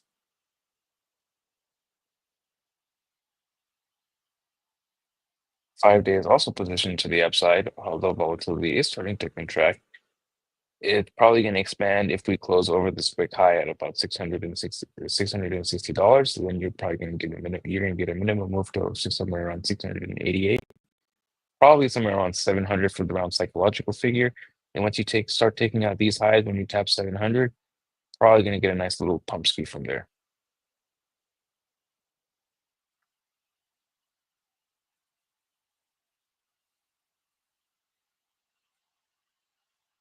Uh, 2 day is now freshly flipping to the downside with volatility contracting, telling you if you do get a pullback, likely going to be a higher low. And it is very probable that that low has already played out, considering we've put in a nice bottoming formation right at this 9 EMA, and we've got a fresh silver cross to the upside. And with the retest of the 9 EMA, that would be a retest of your silver cross. And if you assume you continue to close over this high, what is it? For $655.19, that momentum likely will flip back up, and you probably go towards somewhere around this 38.2% at right at about $688. Daily is also flipped to the upside. Volatility is still contracting, but if you close over the median, $656 likely going to flip up and take you towards 700.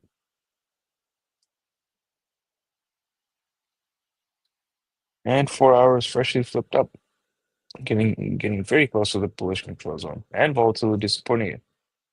Got a fresh 4 did we? No, we avoided silver crossing to the downside, which gave us a nice little pump up. And we're getting freshly over this 38.2%. You get a close over there, we're likely going to fill this wick and probably go towards somewhere around 680 to probably $700. Switch to RSI.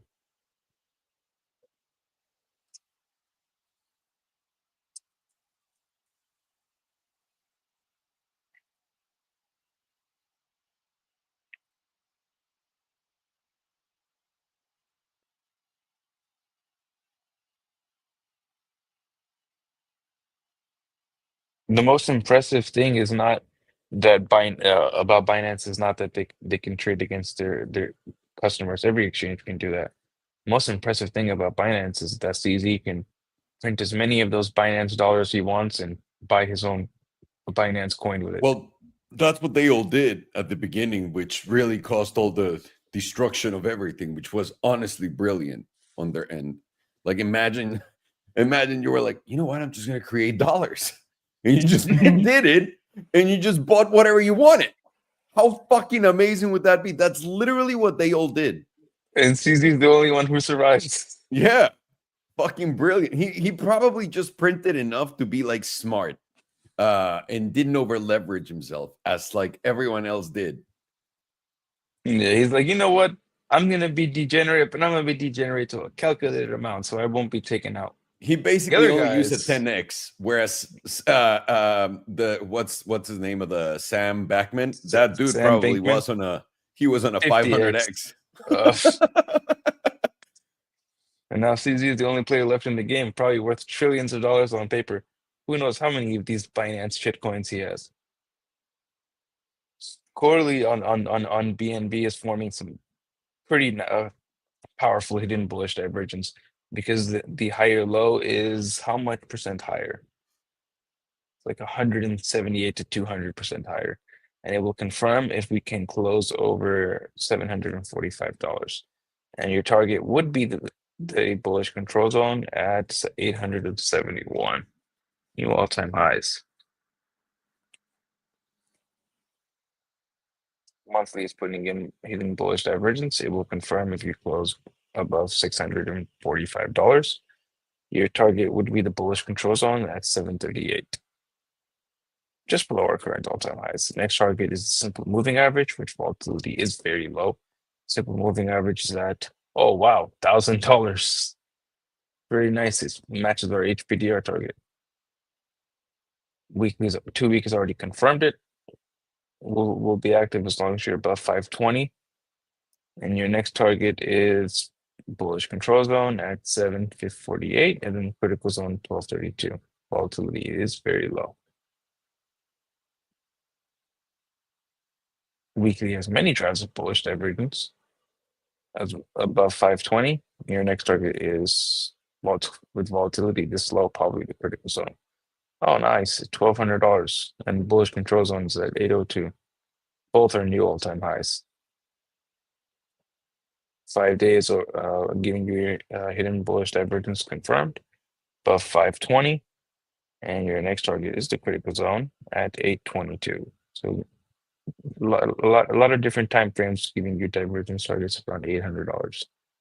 3 day has multiple drives of bullish divergence. Next level is 692.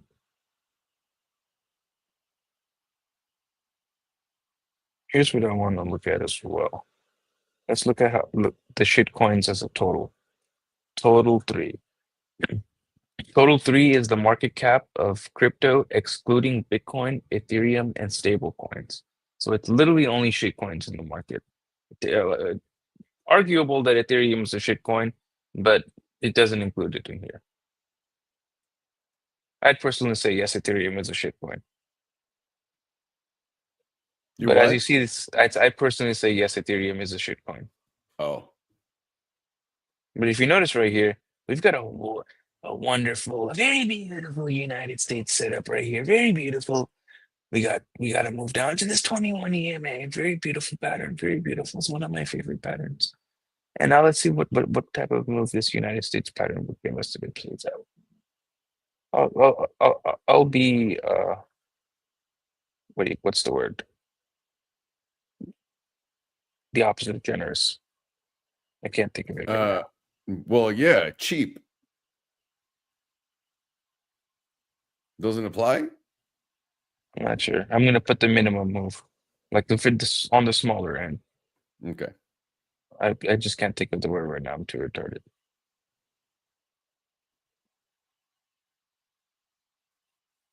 That would give us a target somewhere around 1.45 trillion if it were to play out. Now let's switch over to the monthly.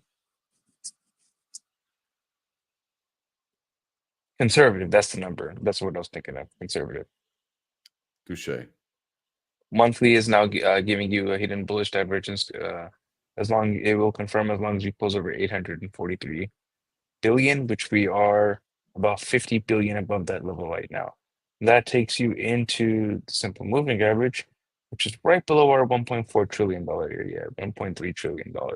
So if the shitcoins are pumping up, how much of a percentage is that? Somewhere around 70 to 80%, I believe.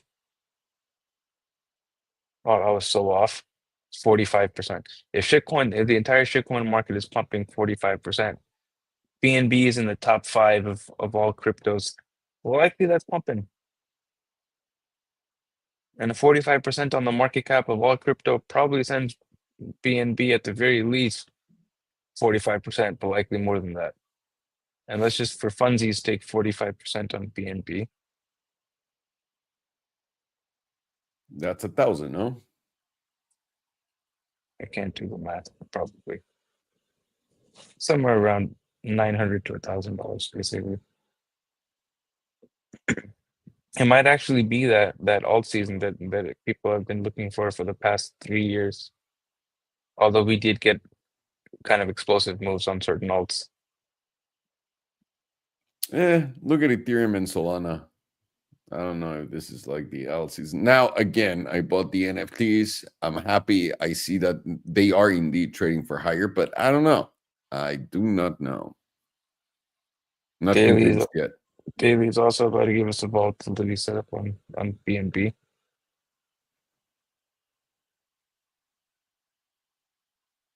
Let's switch over to the momentum chart.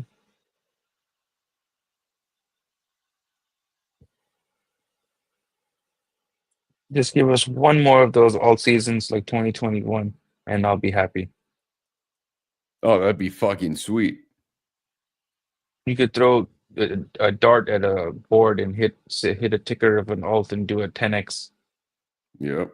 Those were the good old days. Maybe it had something to do with all of that money they were printing. Maybe not. That's what I mean. That's why it's kind of hard for me to figure that out. Well, quarterly is positioned pretty nicely to the upside. Projection is we're going to go right into the critical zone on the next open, and we will be pointed up above $628. Monthly is pointed to the downside, and it's making a lower high while price makes a higher high, giving you bearish divergence in the monthly. It has been confirmed, and it will be pointed down as long as you're below $735.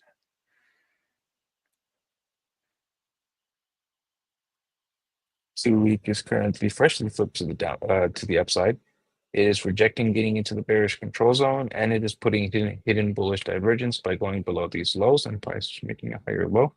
And we're getting volatility expansion, I believe. Very, very close to volatility expansion with the hidden bullish divergence.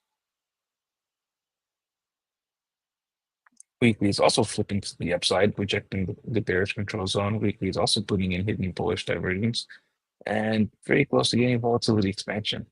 Probably once you take out these highs of $693, you're going to get some volatility expansion. 5 days already getting that volatility expansion for the momentum to the upside above $612.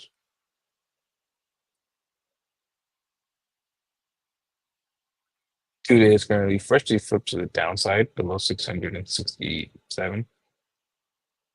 Very close to that number. And daily is positioned down, but right at the edge of the bullish control zone. And you will flip up if you can close above 662, which we are $3 below right now, with a volatility set up just on the edge of firing off at 3%. Last time we fired off that volatility setup, we went up pretty bigly. 4 hour. And 4 hours freshly flipped up, telling you it's likely we're going to flip to daily up. We're only $2 to $4, $3 below the daily pivot. 4 hour will remain up freshly, maintaining the bullish control zone as long as we're above $656.50. So the high time frames are pretty bullish on BNB on the US dollar pairing, but not the Bitcoin pairing. The Bitcoin pairing looks like every other altcoin and looks like complete shit versus Bitcoin. But the US dollar pairing looks very good. It's got a nice United States pattern set up, which gives you a target right around somewhere in the $900 to $1,000 range, and you have similar targets from your hidden bullish divergences, forming hidden bullish divergences in very high time frames. You got volatility expansion on those high time frames as well. Only time frame that's pointed down right now is the 2-day and the daily, but with how the 4 hour is flipped to the downside and how we're so close to that daily pivot, I do think the daily is going to flip back up, and we're probably going to get it moved to somewhere around $700, $680 to $700, and that's where I think we probably get the next pullback. And that pullback probably takes you to somewhere around maybe $650 to $680. I mean, $650 to $660. And then from there, probably somewhere around $750. And I do eventually expect it to hit $1,000, assuming we get a monthly close over about 745. If we get a monthly close over 745, then my target is around $950 to $1,000, and I don't think it's going to get much higher than that. That area there probably should be very satisfied, even if we get that move to $1,000. Seems very unlikely because we have to get the close over 745. I do think we're going to get a move into the $745 area. I just don't know if we're going to get a close over that area. Get a close over that area, then sure, we can see $1,000, but it's going to depend on that close. Wow. Thank you, sir. 1 second. I'm trying to figure out if I had the other chart here. Nope. Same shit. Alrighty. Thank you. Fucking BNB. Favorite Chinaman's money is fucking stacking. Stacking them chips. BNB, damas y caballeros, estamos viendo la moneda de CZ, Binance, por supuesto, la moneda de Binance.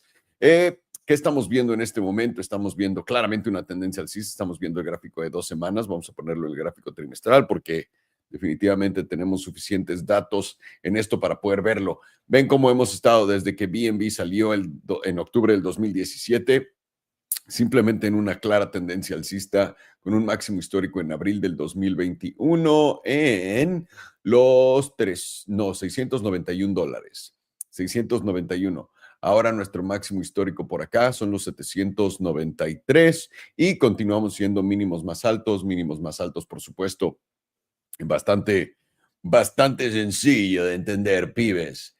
Eso nos pone una postura alcista, bastante como Bitcoin en la trimestral. También tenemos un setup alcista de volatilidad en este momento jugando y se ve muy bien en esta temporada. En realidad en todas, honestamente, se ve muy bien BNB. Vamos a ver si podemos ver algo en el HPDR rápido. Nuestro objetivo debería ser los $1,000, que es justamente lo que está hablando en este momento Farhan, donde de poder cruzar ciertas metas, vamos a ver esos $1,000 pronto en cada BNB. Vamos a la mensual. Mensual tenemos esto que es muy interesante, justamente en el 15%. Acá, este es el 15%, la volatilidad está expandiendo, pero recuerda, no consideras expansión de volatilidad hasta que llegues por encima del promedio. Ahora, esta es la lectura de volatilidad más baja que hemos visto en la historia de BNB, lo que nos debería dar un movimiento bastante fuerte una vez que se dé. Estando por encima de la media que está en los 654 en la mensual, nos debería dar un viaje bastante certero a 934.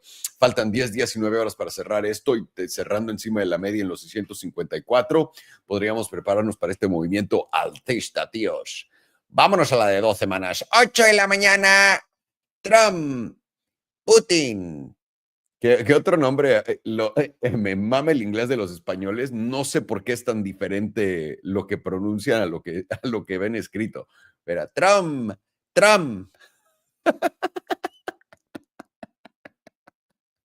Donald Trump. Me mama. Ok, perdón. Ya saben que me gusta decir pura pendejada. Estamos por debajo en volatilidad del 15% también, preparando un supermovimiento.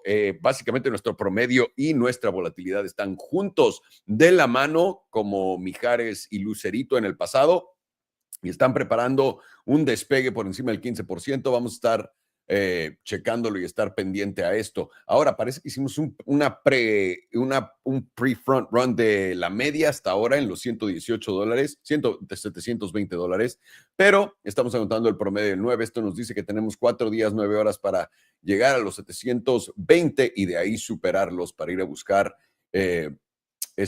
nuestro objetivo más arriba en la parte alta de la zona azul, en los 881. Vamos a ver la semanal. Semanal también está preparando un setup de volatilidad bastante potente. Lo pueden ver por debajo del 15%.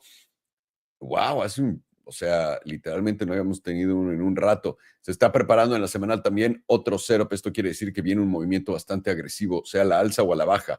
Le vamos a dar más prioridad ahorita a la alza, aunque estamos chocando con la parte alta de la zona azul. A BNB le gusta estar muy por encima de la zona azul. Normalmente topea en el 50%. ¿Qué es esto? El 95%, así que no, el 88.2%, porque es amarillo. No lo podríamos considerar ahí, ¿ok?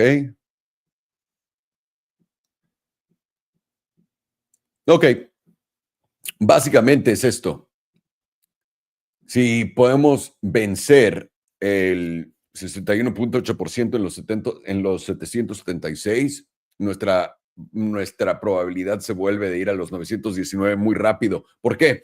Porque eso querría decir que BNB está en postura super alcista como lo estuvo en este movimiento. Esto es la única forma en llegar a esos niveles y se puede dar. ¡Wow! ¡Qué fuerza trae esta madre! 3 días. 3 días también igualito, justamente un rechazo de la parte alta de la zona azul, pero el 50% nos había mandado para abajo, lo retomamos, lo recuperamos, estamos jugando la de nadie, ¿no? En este momento, con lo que parecía ser altos más bajos en toda la tabla, porque venimos desde acá arriba, lo puedes ver por acá, más o menos. Ahí es donde vas a tener tu zona de breakout en BNB, damas y caballeros. Un segundo, lo corrijo. En realidad, en mi opinión, viéndolo en esta tabla, creo que estás consolidando antes de la siguiente patada para arriba, porque estás por encima de la resistencia. No es coincidencia. Es simplemente ruido. Ok, bastante fácil. Un segundo. Aún más fácil. Ok. 690. Vale. Ok, aquí lo tienen, damas y caballeros. BNB en la diaria. Bastante fácil. Vamos muy probablemente a regresar a retestear esta zona en los 640, 638. Al venir a retestear esta zona, debería esto de aguantar y funcionar como la catapulta que nos va a llevar a los 780. De ahí vamos a tener que barrer los 793 en nuestro alto histórico y con eso estamos primeados para altos históricos. ¿Dónde estamos mal? Si te llevas los 620 para abajo. Esto bajista, esto alcista. Ahí lo tienen en BNB y también en la diaria tienes un setup de volatilidad. Lo que vaya a ocurrir va a estar potente. Dude, there's a volatility setup on every step of the chart on this thing. It's crazy. Take two. Yeah, BNB. Right. I think they have their spot. What was it? Spot ETF. Is that what it is? And I also think the CZ's helping. It's some country. It's very tiny country. Start their reserve, and they're going to hold BNB and Bitcoin. Wow. Good for them. Yeah, for them and him, right? He probably has. Oh yeah. Unlimited amounts of those tokens. Imagine that you had a token that you invented that you had unlimited amounts of, and it went to $500 a coin. That's pretty cool, no? One day. Yeah, you'd have Not like us, but one day. 700 quintillion dollar net worth. Basically. The problem is if they let me do that, I would create so many of them that inflation would destroy Earth. Like literally destroy Earth. Go to JP Morgan and say, I need a loan for $60 billion, please. No, for 60 trillion. Remember, my wife said that trillion wasn't enough. Yeah. What a time, right? It's just crazy time. I mean, back in I don't even know when BNB started. What was it? 2017. 15, 17. Wow. Insane. Yeah. Crazy time. Well, here's take two. I'm unsure what they're a package software company, apparently, per TradingView. Looking not bad at all and a very strong uptrend. And often when you make a higher high, you often get higher lows. For me now, I mean, this is now just within a range. I'll show this on the daily. We're just getting caught between this high here, May 1st high. This move down on May 2nd, so it's very volatile, confirms that this is a range. Losing the daily 9 wasn't good. And so now what we're doing is we're catching some resistance after filling that gap. For me, it seems to me like this does want to come back down closer to that 213 region. But obviously there's an invalidation to everything. If you get any daily close above basically $238, it's going to confirm to me that this is about to break out let's see if the HPDR can tell us a level for a breakout. I mean, if we close above there, you could see basically a move to $246. You know, that new higher macro higher high. But even on the HPDR, what you're seeing now is yes, daily's in an uptrend, but essentially you're gauging this low here to hold right at $226.20. You're already rejecting the daily 9, fallen back into the 38.2% range. Losing this median, yes, will give us a target down to that $221, right around the EMA 34 on the daily. What you're going to notice is the last reaction of the EMA 34 on the daily was a major bottoming point. This is what really sparked the move up, and let's see how much we went up from that point. We went up basically 12%. So that's, you know, definitely something to watch as if we do move down, to really watch and look closer into that. And that is sitting at $222.54. So for me, I mean, it makes a lot of sense now. Bulls need to hold this zone, and that's just evident per the moving averages, the EMAs that I'm looking at. I mean, you got to either reclaim back above 230 or just kind of chop and consolidate and maybe reclaim that tomorrow. Because if you start losing the zone, yeah, I mean, just kind of ties into we're just within a range. You hit the top of the range, and now we easily could go to the bottom of it. The weekly here, I'm not really, I just don't like these wicks. Every time it's getting moved up above 235, it's selling off. You know, selling pressure is stepping up here. Often with these wicks, I mean, this often just brews pullbacks, in my opinion. Bears are going to try to flip this weekly red and at least very minimum make a move up to that weekly 9, which is right around 220. Which actually lines up nicely with that EMA 34 idea. If we get that move down, EMA 34 should be your first spot, right around 220 to 222. But if you're just kind of sitting on your hands, patient, you're watching for this $213 level to get tapped again. You're watching this low not to get taken out around, basically it was $211 flat, very easy. And you're actually waiting for this weekly EMA 21 to move up right around this support line. That way, if we start losing the weekly 9, it'll give you good confirmation that, yeah, the 21 should be the next zone. And that's just based on price action history. You know, if you look here, we were consolidating right around the SMA 200 and within a range rejecting the weekly 9. Really wasn't until you got back above the weekly 9 and then held it where you started to really move up. Now what you're going to notice is, okay, we've gone up pretty nice from that point. 25% before the first real pullback, and from that point 56%. So what I'm noticing is, okay, you know, the weekly 9's been holding very strong. This dump here very beautifully held the 21, went slightly below it, but it's fine, front running the 21 here. So if you do see this weekly 21 move right around 213.20, this should be the spot you should be looking to hold. It should be the spot you're looking to long, and you can easily use either this wick low as an invalidation. A safer bet would be this one here, and that way you're playing the trend. And this is volatile, so it can, you know, easily break this low and then go up, maybe hit the 21. Maybe the 21 goes like that, and then we hit it. But for me, it's a lot easier and wiser to just bid the weekly 21 and wait patiently, because what you could be doing is scaling longs here, wanting the breakout. You get trapped. We start moving down. And let's say this range doesn't hold. Then we'd have to really start considering going all the way down to like 196. So it's definitely not something to front run. And something to note is this BBWP did ever so slightly reset. And then it started to expand actually when I get this back. It started to expand when we actually got that red candle down. So now we're expanding. We are going up and we are above the weekly 9, still bullish, but it's definitely not wise, in my opinion, to be scaling longs on a macro higher high. Just doesn't make sense to me. Lastly, what you're seeing is, yeah, 195 would be the second region, right around the weekly, monthly 9. But for me, it's like if we start getting a monthly within this range, it's very good. I mean, you got a breakout, you retested it, you held above. So it just ties into why, if you get any move down, this generally should hold. You really do want to look at this low first, not to break, essentially May low.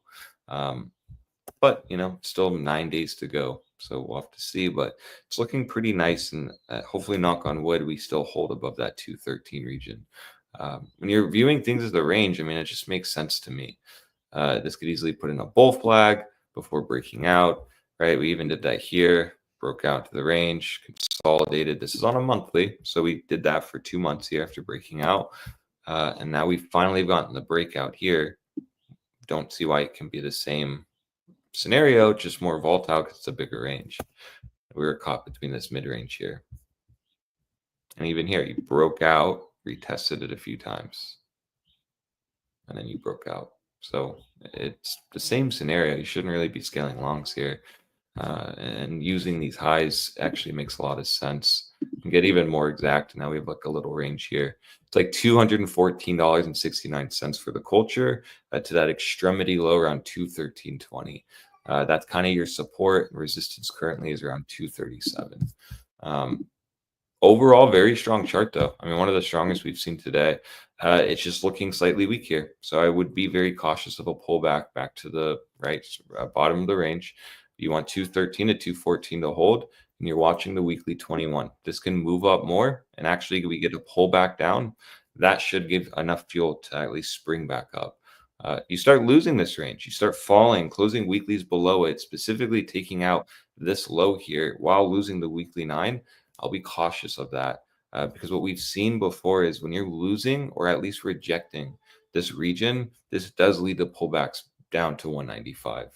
And from that point, I mean, this is potentially a 9% pullback. No reason to be aggressive in taking that if you're starting to lose support.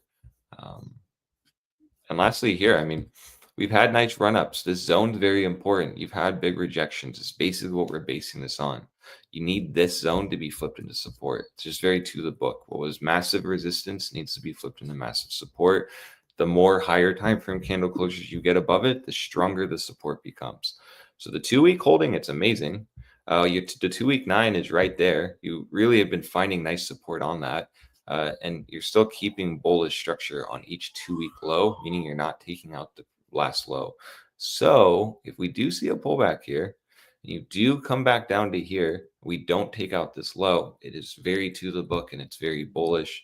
And this is why I'm telling everyone, just sit on your hands if you're playing this and just kind of wait for that 214 to 213. Because at least then you have 2 point of references on stop losses. You're not playing the aggressive kind of gray zone in the chart. And you can at least play the extremity low in the range. Overall, though, strong chart. It's very good. Volatility, though, is a little questionable to me here. I mean, the 2-week is starting to bust and expand above the moving average, confirmed on this next 2-week. But I mean, this wick is still, it's just more in the doji posture. It's kind of indecision while after kind of getting that ever so slightly higher high break. Just strong, and trend is still strong. But it's just more like a pullback here. It's kind of what my gut's telling me. And we're not talking about going all the way to 180, not even 195, just simply playing within this range, right around 214 to 213. So if you are bidding this and you're bullish, just simply watch that. If you start losing that, okay, you can be more cautious then. Perfecto. Solamis is next. Oh, fun. And Farhan, I see the glove that you put on. Interesting. I don't want to get I told you I don't like to get my hands dirty. I know you don't. Yeah. I knew your foot was there. So this is what I was going to suggest right now. Don't forget to bring those gloves with you back to Mexico. Okay. Just pack them. Pack them. The same ones. If anyone's going to need them anywhere, it's going to be in Mexico. People always give me those weird looks. Well, like I said, I'm 40 years old. I've never seen that in my life. It does make, I mean, don't get me wrong. It does make sense. It's just different from everything that we all do. But hey, to each their own. Hey, I got the tism, so I'm a little different. Yeah, I got the tism in the pickle too, but you know, you don't see me bragging about it everywhere. Well, a little bit. Thank you. Thank you, Alex. We're going to do Solamis next. Los Solamis. Full selection. There you go. Okay. Estamos viendo Take-Two, una empresa de videojuegos. Por supuesto que está creando altos históricos. Lo hemos visto en una postura super alcista. En la trimestral tienes este setup de volatilidad a la alza. En realidad, en todas las temporalidades importantes lo tienes y ahorita lo vamos a ver. Pero Take-Two oficialmente empezando a romper estos altos históricos, 240. Vamos a ver qué sigue. Voy a poner el HPDR, que hay suficientes datos acá para poder jalarlo. Estamos, como pueden ver, justamente rechazando el 50%, entrando en la zona azul. Esto es interesante, continuando con esta volatilidad que continúa empujando. ¿Qué estamos buscando si somos alcistas? Queremos arriba de los 230. Eso nos llevaría una vez más a retestar estos máximos históricos y tal vez hasta los 252 por ahora. Pero bueno, todavía falta un mes y 10 días para cerrar esta vela, así que no les voy a decir absolutamente nada ahí. Continuamos en postura alcista, por supuesto que sí. Mensual, ya habíamos tenido la expansión, esta expansión continúa, pero vemos esa vela roja justamente acá ante esta torcedura de la volatilidad. Vamos a pelar un ojo acá, si eres alcista en Take-Two, te gustaría ver que esta volatilidad no empiece a contraer. Si empieza a contraer, probablemente esto vaya a parar, pero también puedes ver que en la mensual ya estás en la parte del 78.6%, que es bastante alto. Recuerda que mientras más altos vas en el HPDR, menos probabilidades de continuación tienes. Por eso, cuando estás en el 95%, te quedan solamente 5% de probabilidades de subir. Y esa sería una apuesta que normalmente no tomas. Por ahora, todavía tienes un 30 y tantos % de probabilidad de continuación. Por lo que lo único que diría es mantengan un ojo en el bajo de esta vela para ver si vamos a continuar haciendo altos más altos o si vamos a hacer un bajo más alto. Ese bajo más alto podría ser hasta acá en los 180, que es donde tuvo una ruptura importante, etcétera. O la zona de los $200 planos también me empieza a gustar, a llamar la atención. Ok.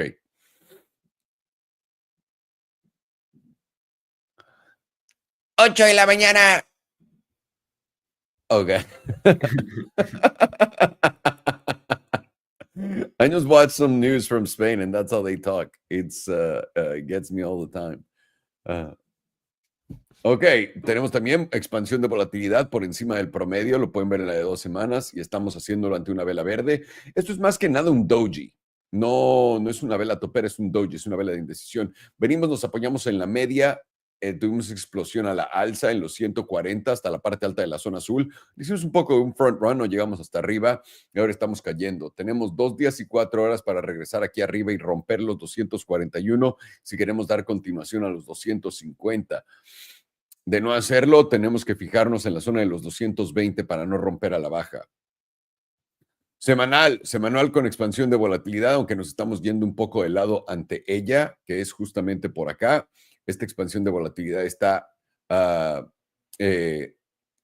todavía no empieza a empujar fuertemente y obviamente el precio en alguna dirección, por lo que todavía no la tomaría como positiva. Estamos una vez más arriba del 61.8%, por encima del promedio del 5, que está en los 225, y queremos romper la parte alta que ya retesteamos por acá, bueno, que ya testeamos y nos rechazó en los, ¿cuál es la parte alta de esta vela? $237.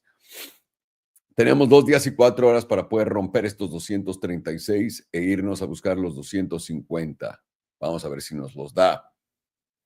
Diaria, volatilidad empieza a contraer justamente acá y ante esta contracción de volatilidad estamos viendo un ajuste.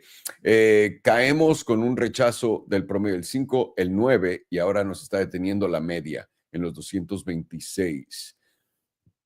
La parte baja de la zona azul de los 200. Interesante. Ok. Lo tengo para todos ustedes. Take-Two se ve muy alcista. Podríamos estar en el principio de una sencilla corrección. Yo lo que diría es, primera zona de interés para mí. Ahora, estás en una tendencia alcista, no quieres comprar nunca el tope, ¿ok? Esto es una regla, por el amor de Dios, en todo. Donde yo empezaría a estar interesado es en esta zona más o menos de por acá. Y lo que me gustaría ver es que no se lleve el 100 o tal vez hasta el 200, porque ya venimos a retestar el 100 acá, hasta acá, en esta zona. Si llegamos a retestear esta zona, sí, sería más o menos por los 190. Sería aquí. Esto es donde yo agregaría a mi posición. De romper el 200 para abajo, cortaría mi trade en long, en esto. pero por ahora todavía tiene cara que va a continuar empujando y bastante bien. Y debería de... ¿Qué es lo que estamos buscando? Básicamente cierres por encima de los 238, 239 es lo que nos catapultaría a buscar esos máximos históricos una vez más y a, en verdad, apoyarnos de la volatilidad de las altas temporalidades. Pero continúa siendo muy, muy fuerte. Take two, damas y caballeros, para todos ustedes. Sí, yo diría que la línea en la arena es los 188 a la baja. 188, rompes eso a la baja y adiós. Por acá, esto es donde tiene cara que va a venir, aunque el 34 podría ser la oportunidad y ya. Esto podría simplemente hacer esto y continuar, pero si estás ahorita entrando, a menos de que sea un trade, yo no sé si me metería en un long en esta zona hasta que no me dé esta oportunidad de por acá abajo. Así que ahí lo tienen, damas y caballeros. Vámonos con Solamis. Solamis, hace un chingo no vemos Solana por acá. Todavía tengo el letrerito, así que ahí lo tienen. Damn, that was perfect. What? On the Solamis, perfect move on the Solamis right here. Are we going to go back, retest this, and then continue? That'd be sweet. That'd be very swell. That'd be swell as fuck. Swell as my balls. Oh, no, that's swollen. Sorry, not swell. A different problem.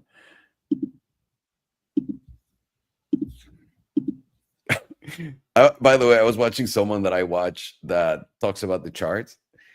Clearly, my guy jumped into our stream one day and heard us like talk shit, like just talk shit. He was like, in our stream, I don't talk shit. I don't do like out of nowhere. He never does that. I was like, someone fell into an elite stream. Hey, if somebody, you gotta let it know. And if somebody's mentioned and it's seems negative, I promise you it's not personal. It's just because it's funny. Yeah, that's it. That's really well. That is my, just so you understand, that is my biggest problem in the online world in general, and has always been like with the John Dillinger guy, whatever, the fucking Techno Buffalo guy. When I started doing videos on YouTube about phones, I was joking around, and I can't remember how, but I did indeed call him a faggot. Like it was, but it was like jokey. And man, he blocked me from everything to the point I completely forgot he existed. Like completely. I was like, this guy retired. And I just looked him up like a few months ago, and he has me blocked everywhere. I still blocked. I was like, damn, that's hilarious. That's some fucking hate. But yeah, no one can take jokes. No, especially nothing. online. Yeah. Nothing. It's crazy. That's actually the secret to life, though, because once you can take those jokes from people and shit, and then you can joke about yourself, nobody can really hurt you. Yeah, because it's just stupid. So they're like, "Oh, you're a gay retard," and then you're like, okay." Yeah, they got no it's like response. Yeah, I've always said it's like when a kid insults you, you have a booger face. Oh no! Imagine freaking out about that. That's how stupid everyone is getting mad about anything. Like recently, some dude responded to me saying, "Doesn't even follow me. I don't even know why he's on my page." He's like, "Only retards live in Cancun." Responded back to him saying, "Yeah, okay, well, I'm a retard. What then?" Never responded again. Sounds amazing. Thanks for your contribution. Weekly on Solana is starting to look quite nice. We have taken out the last major lower high. We've gotten several closures above there. We were very close to doing silver cross to the downside, reversed it, and usually whenever that situation happens, we get a nice little pump ski, which ever so slightly closed over this blue 38.2%. This little doji candle did manage to hold the 38.2%, and it did move down. So if we get a closure below this 21 EMA, I would expect to move down to this 38.2%. But as of right now, we are bouncing off of it, and it is still holding up. But and if we can close this candle green, preferably I want to see it close if this candle's closed at 173.3. Then we should see it a nice little move into this other major lower high before we got this dumps. This lower high is sitting right around like $220. Momentum is freshly entering into the bullish control zone with volatility expansion. Last time you had one of those, you went all the way up to the 61.8%. Let's see, another one, 61.8%. This one went all the way up to the 78.6. Interesting. Let's see what the 61.8% is right now. That is sitting at 179, 180 bucks, $99 above where we are right now. 78.6% is a lot higher at 263. That probably won't get to it as long as you're below this lower high at 220. 5-day is now flipping down. Well, volatility contracts, like telling you, it's likely going to be a higher low. And that's what probably gives you this dual buy signal with the pink crossing above the yellow. Right now, it is getting right to that 38.2%. If we can close over the 38.2%, this is going to mark our next macro bottom, and we're probably going to get some expansion off of closing over the 38.2%. Maybe we get a retest of the 38.2% after closing, but closing over it, but likely that is going to end up being an opportunity into a bullish move. Let's see. Volatility would be expanding if you can close over the 38.2% as well. And that would be a reset from about 60%. Now volatility is at like 37%. Pretty as long as it's below 40%, it can do some very nice busting action. Probably towards somewhere around that $220 area for the last major lower high. And we're about to get a silver cross to the upside as well. As long as we're closing over about $163 within maybe one, maximum two closures, this is going to confirm.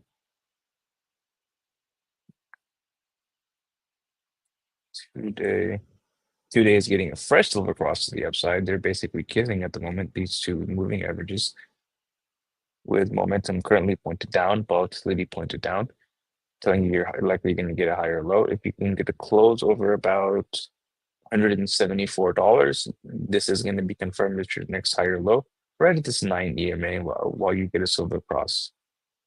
Would give you a minimum target of hitting this 38.2% at 186. Daily is now freshly flipping up on momentum, projecting the bearish control zone. We're making lower low. Let's see what this low is. This is at $165.94. And this is at 166 and 168. Well, momentum went lower. You're hitting bullish divergence. Interesting. And you will confirm that hidden bullish divergence if you can close over $173. Going to give you a minimum target into the 190s. Probably closer to $200, to be honest. 4 hours getting momentum pointed up with the fresh silver cross to the upside and a nice retest of the silver cross while volatility expands, and the 4 hours now giving you a wonderful jewel signal. It's happening above the bearish control zone, but it's still happening below the bullish control zone, so you should get a nice reaction out of this. Let's draw a vertical line whenever we had one of these jewel signals in the in-between zone.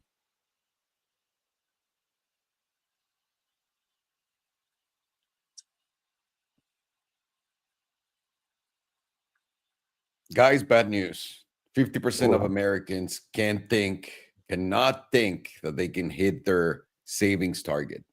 Can I say something? That is the most accurate thing the general population has ever said. Now, the problem is that number is too low. It's not just 50%. It's a lot more. Probably closer to like 75 or 80%. I asked on a YouTube video and then on X too, like a few months ago, I was asking people, how the fuck are these people afford? Like, how are people paying for everything? How is this right? Like, how is this going on? Everyone replied to me, like 9 out of 10, dude, I'm not affording anything. I'm just putting it on my credit card and letting it roll. I was like, oh, this is quite a high number of you guys doing that shit. That's terrible. It's like that scene in The Big Short when they went to the strip club and the stripper was telling them about her properties. The apartment. And as soon as he steps out, he calls this guy and goes, buy 50 million swaps on the exchange. It's a bubble. Yeah. Yep. All right, let's see what happened on these jewel signals. A little bit of a move. 2.8%. That's kind of nothing on Solana. This one's a little bit more respectable. 5.77%.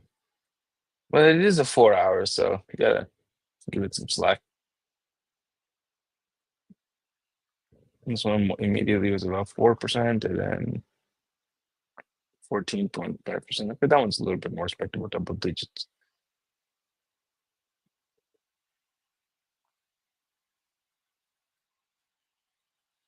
This one about 2%. 2% seems to be the low end move. It's a little bit more respectable. 21%, 23%, 27%. And as of now, we're doing about 2%. So as long as we close over, I'd say its lower high is at about $174. Probably going to do that 20-ish% move, which would be do 21%. It's going to be into right around $200. Very cool. Very nice. Around psychological figure, it lines up with the jewel setup. And we got to end with the first silver cross.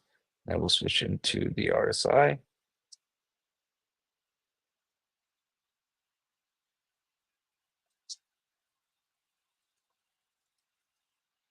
Guys, just in, Michael Saylor says, if you're not buying Bitcoin at the all-time high, you're leaving money on the table. There you go. Very bullish. Michael Saylor, guys, take his word to church right now. Wow, Michael. Buy the top right now. Wow, Do it. Mr. Otherwise, yeah. Mr. Michael Strategy just gave us the best investing advice of all time. Buy all This time is highs. the strategy. Buy the all-time high. I'm doing it. I'm doing Just it had right grandma now. and grandpa buy some right now. Yeah, yeah. By the way, I bought the all-time high last time, right? Like at 63, not 69, even though everyone keeps saying 69. I'm like, yeah, just say I bought it at 85. Fuck it. Like, let's go with that. I bought it at 85. I bought the all-time high, and everyone destroyed me. Michael Saylor buys billions and trillions of dollars of Bitcoin at all-time high. Everyone's like, ah, what a national hero. And Kathy Wood's dry pussy gets so wet. Makes no sense.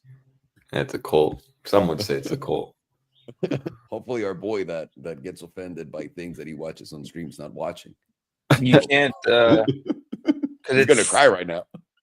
You gotta blindly praise Michael Saylor because he's the only liquidity you've got. Yeah, he's the scam QE market. of Bitcoin. Please, Michael, please buy some more Bitcoin. I Satoshi will would be suck your ashamed. cock.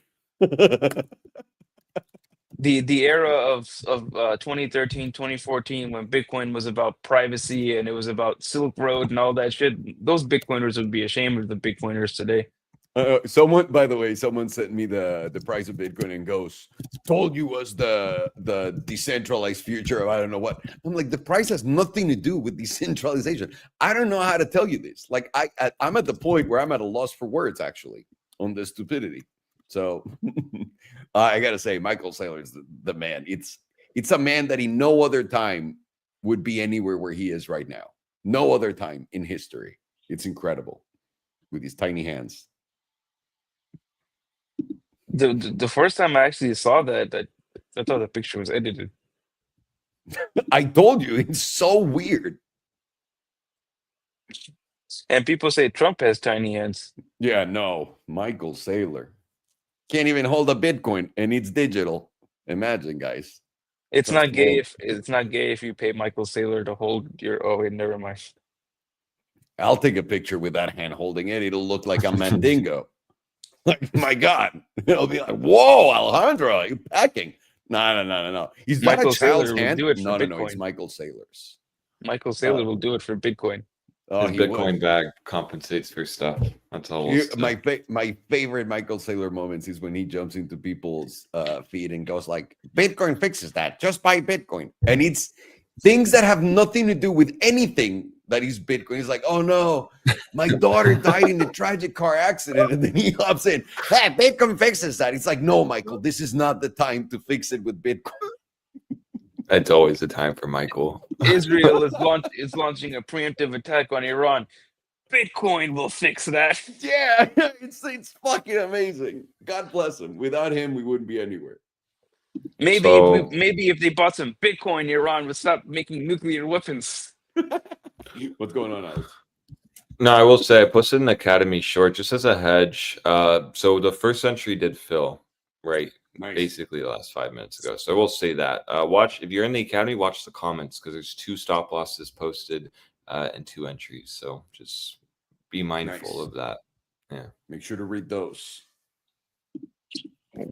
We currently have some active bullish divergence on the 3-day. You're going to be active as long as you're closing above about $164. And you're already in the critical zone, so about 172 exactly there. I can move. I'll move the RSI to about 85 and see what target we can get from there for the critical zone.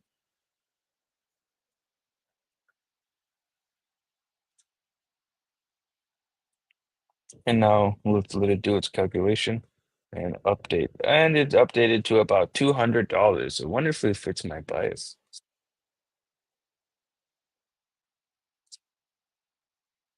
Let's go down a little bit. Nothing on that. Daily currently has active hidden bullish divergence. Gonna be active as long as you're closing over $159.44. Your next target is into the simple moving average, which sits at about $185. And nothing on that. Let's go to the momentum. US formally accepts luxury jet. Oh, of course he was going to accept that jet.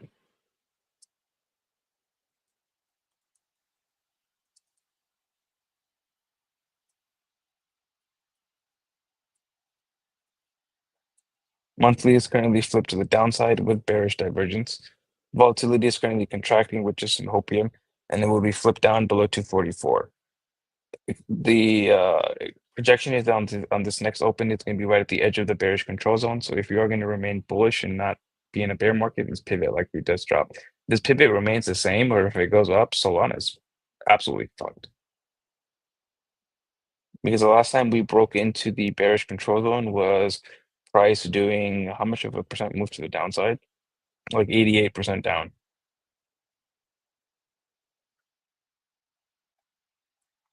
Community members, close your eyes. I'm just curious.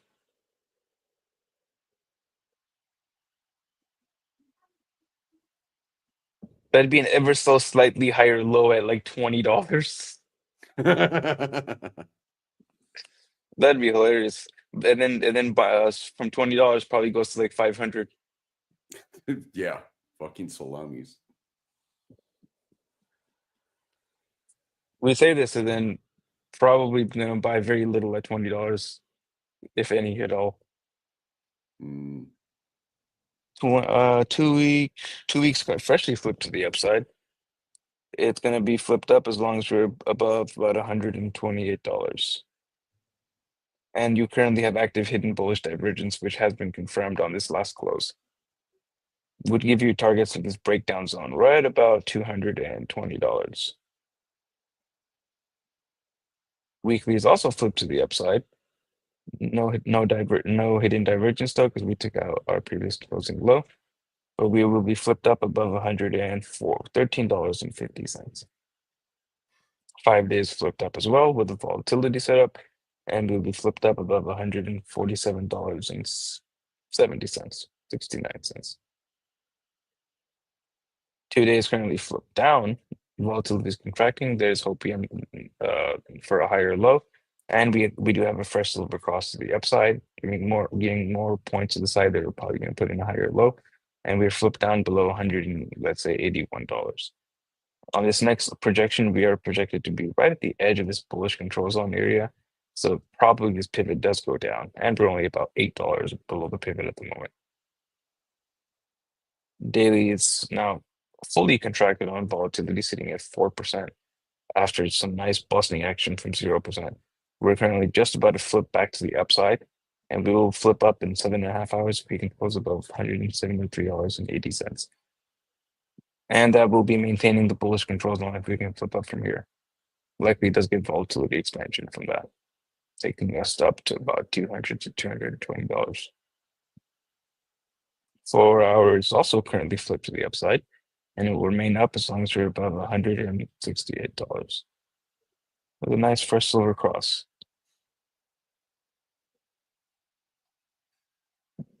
This was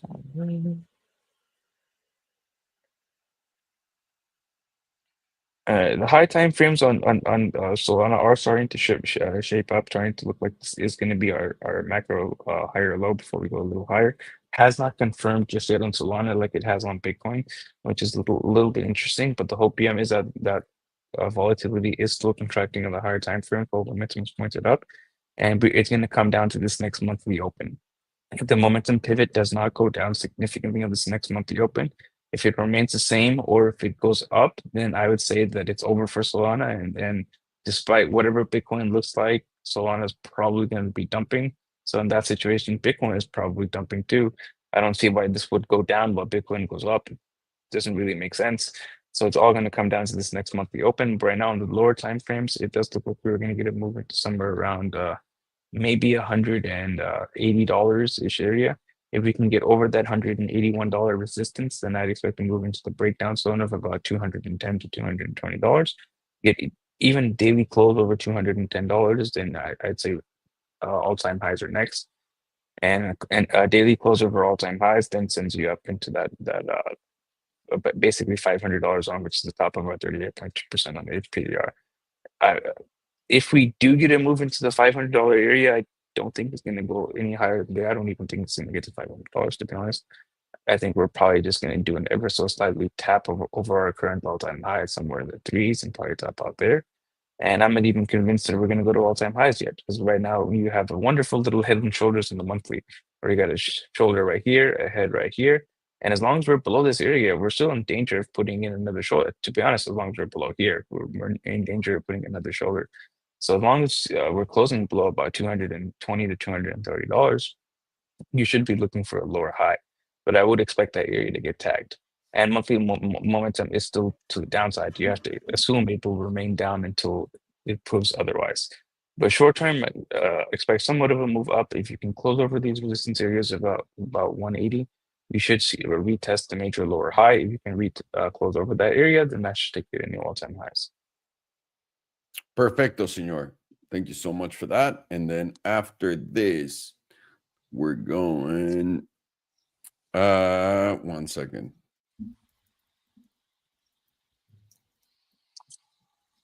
Eric, que estás pidiendo el enlace de bluffing de referidos, métete a nuestro sitio web en elitetradingacademy.us. Está pasando por abajo en la pantalla.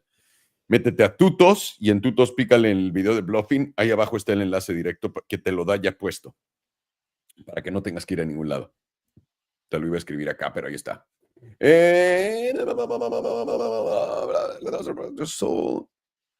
Good morning, bros. Link would be next. Chainlink, cool. Right? Link mines. Very stinky linky. Don't touch my stinky linky. Oh, that's a stinky linky, of course. Michael Saylor, of course. What a great guy. He buys the top. He loves the top. He loves being a top? He loves being the top. At least he's not a bottom. Where is the guy that I'm mocking from? It's that actor. Which one? His name's I think Walken. He's an old actor. Christopher Walken. Yeah, that guy. That's what Christopher Walken. I can't think of any movies with him right now. With Christopher Walken, dude. I know him, but simple. I can't think of any movies. I'll give you one real quick. Wedding Crashers. Did you ever see that? Nope. Oh my fucking God. Okay. I quit. I absolutely quit. If you're thinking of a classic movie, just assume I haven't seen it. Oh, I know. I just figured maybe this is a comedy. Maybe he's seen it. Maybe he has, but no, of course not. Of course not. Ah, ok, sorry. Nos vimos Solana en la de 2 semanas. Yo se las voy a poner un poco más resumida. Los voy a llevar a la diaria rápido para que lo puedan ver en tiempo real. Sabemos perfectamente que Solana hizo nuestro máximo histórico. Ahora, esto es algo que quiero ver. Y es algo que valdría la pena notar para todos nosotros. ¿Ok? ¿Cuándo fue que Bitcoin hizo este máximo? ¿Y cuándo fue? Esto es Solana. ¿Y cuándo fue que Solana hizo este máximo? Su primer máximo histórico y luego el segundo, ¿no? Que fueron así. Ok, vamos a ponerle fecha para poder tenerlo acá. Esto es el 23, 24 de noviembre. Vamos a ponerle 24 de noviembre. Ok, acá, a este tope de Solana. ¿Cuándo fue? 25 en enero. ¿Qué día exactamente de enero? El 19 de enero, justamente un día antes de la presidencia de Trump, que fue cuando hizo el Donald Pump, por supuesto. Lo vamos a poner acá, 19 de enero. ¿Ok? Ahora, vamos a ver cuándo Bitcoin hizo sus saltos históricos. 17 de diciembre.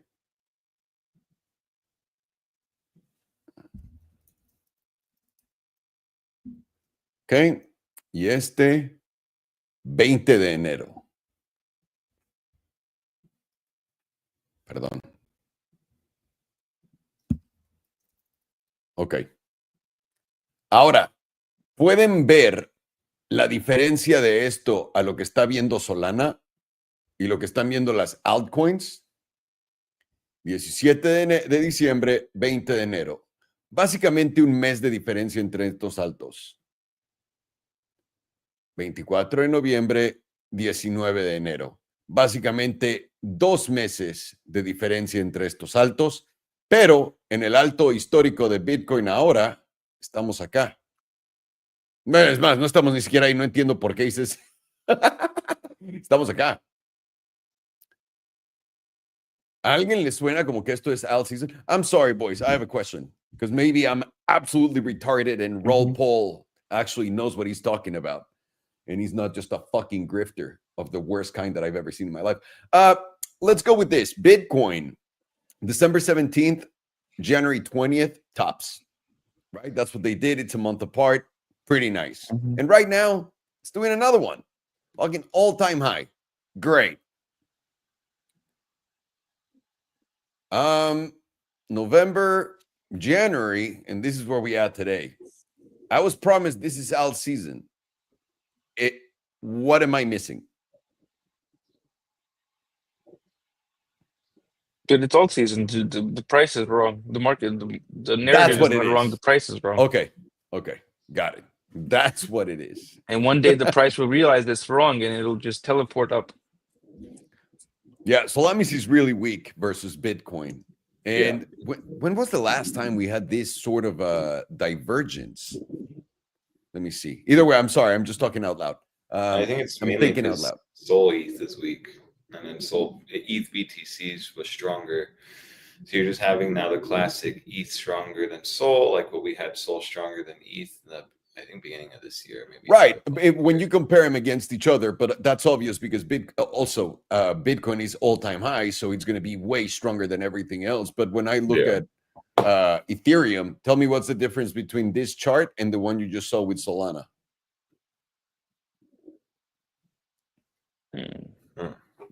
Majorly weak. It's identical. Yeah.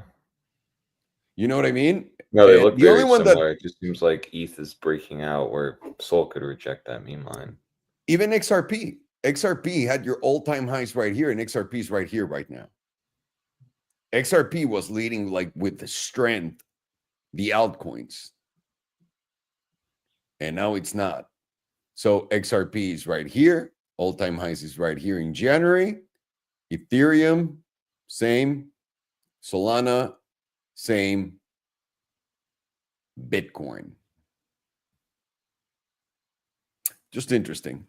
Interesante para todo esto, ¿no? Como pueden ver, les voy a poner el gráfico rápido de Ethereum. Pueden ver altos históricos. Aquí estamos hoy. Solana, altos históricos. Aquí estamos hoy.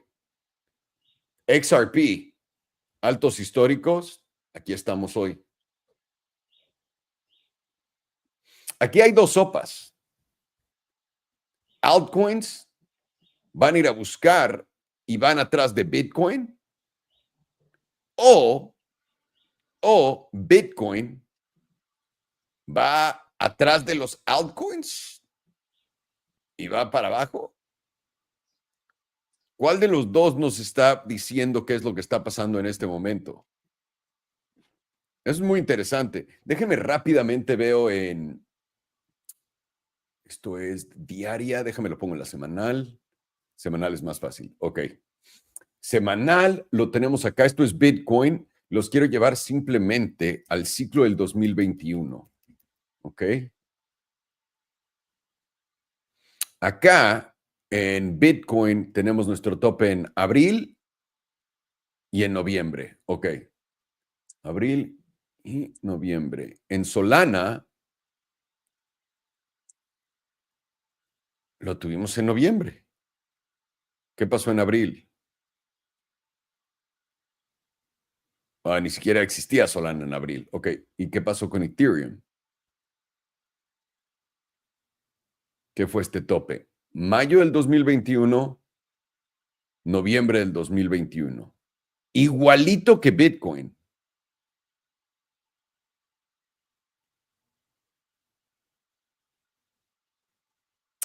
Normally these stop at the same time as Bitcoin. This is really fucking weird. Maybe Michael Saylor is putting in new liquidity as we speak.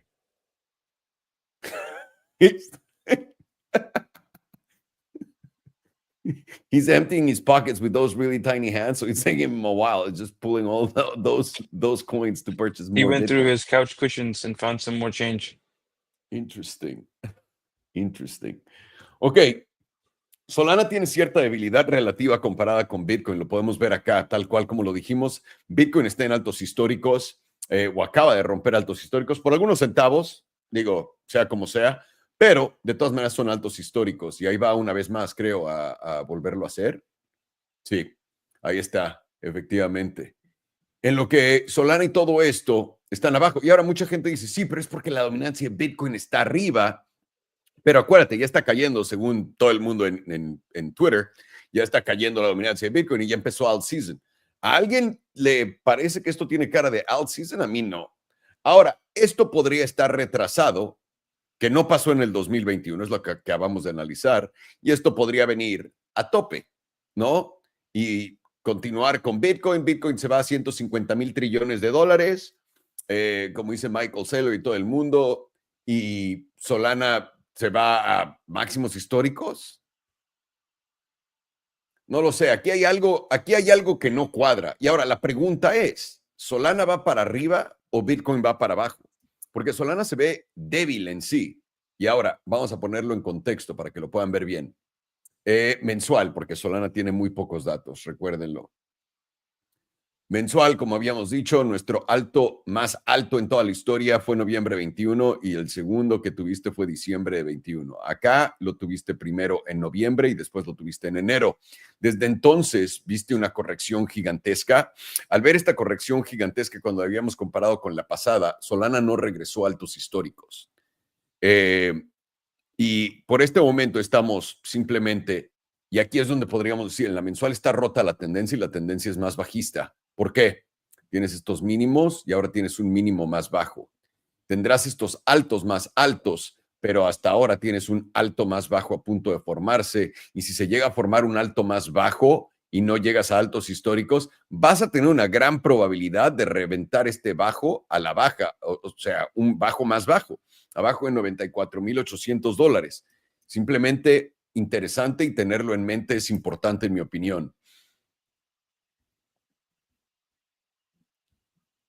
Vamos por acá. Estamos justamente siendo rechazados por la media mensual. Vamos a ver si podemos aguantar. Tenemos todavía 10 días para poder romper los 177. De poder romper los 177, estamos hablando de que probablemente vayas a ver esos máximos históricos. De no poder romper los 177, ¿qué son? 177 es donde está la media, y cerrar ahí en 10 días y no sé cuántas horas. muy probablemente vayas a la parte baja de la zona azul y eso te pone en los 115. Y acá ya estás coqueteando una vez más con romper este bajo a la baja. Vamos a ver volatilidad rápido. Volatilidad está bajando al punto más bajo de toda la historia en la tabla. Está en 25%. Esto nos dice que viene un movimiento agresivo de Solana. ¿Será la alza? Podría ser. ¿Será la baja? También podría ser. Todavía no lo sabemos. Vamos a ver la de 2 semanas. 2 semanas. 8 de la mañana. La volatilidad está por debajo del promedio. Perdón. Perdón, es que si no me aburro yo solo escuchándome a mí, pobres de ustedes, perdón. Estamos también teniendo en la de 2 semanas un rechazo en la media perfecto y de libro. Lo pueden ver ahí, como tal cual la fuimos a tocar, ¿no? Y de ahí nos rechazó, como todas las niñas en la secundaria para el tío Salo. Y ahora estamos justamente en la línea meme en los 174. Queremos romper en 4 días y 8 horas estos 184. De no poder cerrar por encima de ello, vamos a dar un viaje mínimo de nuevo a los 165 y de no poder aguantar a los 155. Ahí empezaría a ponerse la cosa un poco dicey. Eso nos habría querido decir que este fue el mínimo, este fue el máximo y ahora vamos a hacer un nuevo mínimo. Recuerda que todo funciona por tendencias. Después de un mínimo sigue un máximo y después de un máximo sigue un mínimo, sea más alto o más bajo, dependiendo de lo que estén viendo. Semanal. Tenemos a la volatilidad por abajo intentando expandir, pero está por debajo del promedio, ni siquiera se metió al 15%, no la vamos a contar para nada. En la semanal estamos arriba en el rango, que es interesante, sobre todo viendo que Bitcoin no está tan arriba en su rango, ¿o sí? En la semanal, justamente está en el mismo lugar. O sea, vaya a ser el movimiento que vaya a ser, un poco coordinados. ¿Y a qué me refiero? ¿Vamos a reventar todo a la alza o vamos a regresar a la media, por ejemplo? Es la pregunta del millón, porque en los Solamis, lo pueden ver acá, estamos en el mismito lugar. Mismito lugar.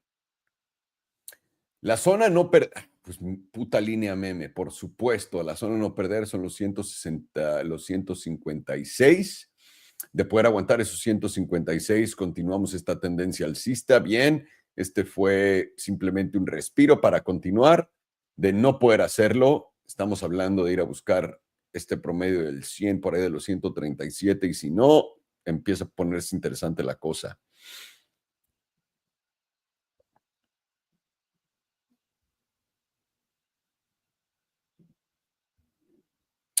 Dos días, estamos empujando por encima de todo, aguantamos, rebotamos en el promedio del 200 y el 9. Esto nos debería llevar a los 183, que de nuevo nos pone en textura de los 184. Una vez que estemos en los 184, esto debería de darnos aire limpio para irnos al cielo. Pero por ahora está jugando Solana, un juego muy peligroso, el juego de en medio de todo. Además, en la diaria también está preparando un cero de volatilidad. Último cero de volatilidad nos dio este Sampompase, que salimos de ¿cuánto? De 140 hasta los 184. Ahora vamos a ver cómo se da este cero de volatilidad. Esperaríamos un poco en la misma acción. Sencillo. Ahí les va.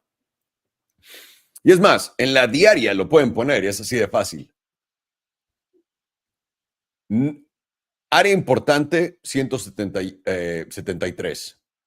Si llegas a romper los 173 para abajo, lo que te debería técnicamente de aguantar acá sería esta zona. Y la línea es la parte baja. Si en esta zona pierdes los 156 a la baja, bajista. Vas a buscar un nuevo mínimo, sea un mínimo más alto, un mínimo más bajo. Para ser alcista, lo único que quieres es retomar este promedio del 200 en esta zona. Quieres volver a ganar la zona y recuperarla de entre... Bueno, no, quieres estar por encima del promedio, en realidad. Olviden cómo lo dibujé. Lo que yo haría es eso, exactamente. Exacto. Ve qué bonita cajita, Alejandro, por fin. De arriba de los 180. Arriba de los 180, vamos para arriba. Abajo de los 156, vamos por abajo. Por ahora, ¿dónde vale la pena hacer un trade? tienes dos sopas. Puedes hacer un corto acá con esta invalidación en los 176.90. Riesgoso, puede ser un long. Tu invalidación está aquí abajo. Este es tu rango en este momento de juego en el que está Solamis. No te estoy diciendo que hagas ninguno, simplemente hay cosas bastante sencillas de ver. Yo no me metería a este trade hasta ver a qué lado se va, porque consolidando por acá encima va a continuar arriba y va a ir a altos históricos. Pero si cae acá y rompe esto y empieza a consolidar por acá, vamos a ir para abajo agresivamente. Y ahora, ven cómo todo el mundo habla de tendencias en Twitter y no sé qué vergas, y la decorrelación de criptos y el mercado normal. Aquí hay una decorrelación entre altcoins y Bitcoin. Y ahora, la dominancia de Bitcoin con todo eso ha estado corrigiendo, lo pueden ver acá. Entonces, no le podemos echar solamente la culpa a esto. Aquí hay algo más. Algo más. Y de nuevo, para mí, en mi opinión, estamos haciendo lo contrario de QE, que ayuda a las altcoins, que es por eso que les he dicho, no creo en este rally todavía. Solana está en una posición muy importante en este momento, que nos va a decir básicamente cómo va a seguir el resto de este ciclo. Me veo algo.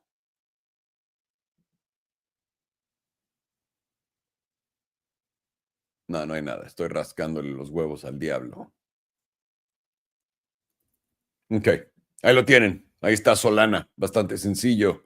Encima del S&P 200 alcista, por debajo de los 157 bajista, y simplemente mantener un ojo en tu promedio del 9 por este momento, a ver si lo puedes aguantar. Ahí está Solana en el Pompi. Vamos a ver si nos lo da y nos puede hacer llevarnos los 184, que es lo que nos gustaría. Una vez que hagamos eso y nos llevemos estos máximos, aire limpio a 203 y de ahí creemos a 237 mínimo. Alrighty. What's next, sir? What's going on? Stinky Linky. Ah, Stinky Linky. Yes. I need to create this shit. Okay. Oh, shit. Let's do this.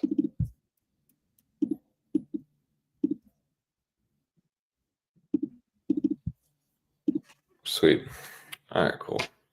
So Link's actually, I was looking at it on the spot chart and I was like, oh, it's not looking the worst, but I don't trust the spot chart after looking at the Bitcoin pairing, which we'll look at after. For me, it's a big close on this monthly. I don't think we should overcomplicate it or trade lower timeframes on alts like this. You're either just going to hold this low at $10, reclaim the monthly 9, which ideally as a byproduct will mean you're reclaiming simply this meme line at $16.26. That'll then open up a new range. We have then the potential to potentially test all the way back up to 1924, and that's a big zone for Link essentially. Chainlink, this is the spot where we either bigly reject or we're going to reclaim and push all the way back up to around that $25 to $26 level. Something we saw in the beginning of, or I guess in the beginning of this year, late 2024, when we had this epic rally up, major wick high rejection, came down, filled some of that out before bigly rejecting. And now again, we're just retesting the zone. We already saw this slightly reject in March. So, if bulls can actually get a monthly close above this, I'll be more keen to say that, 1920 will be the next zone. There, it's just, again, you're just kind of watching out for a rejection or a reclaim into next month. Now, again, I'll start showing why this is looking good, which is the 2 weeks simply basing off the weekly 9 and all major moving averages that I look at after it was held down for so long.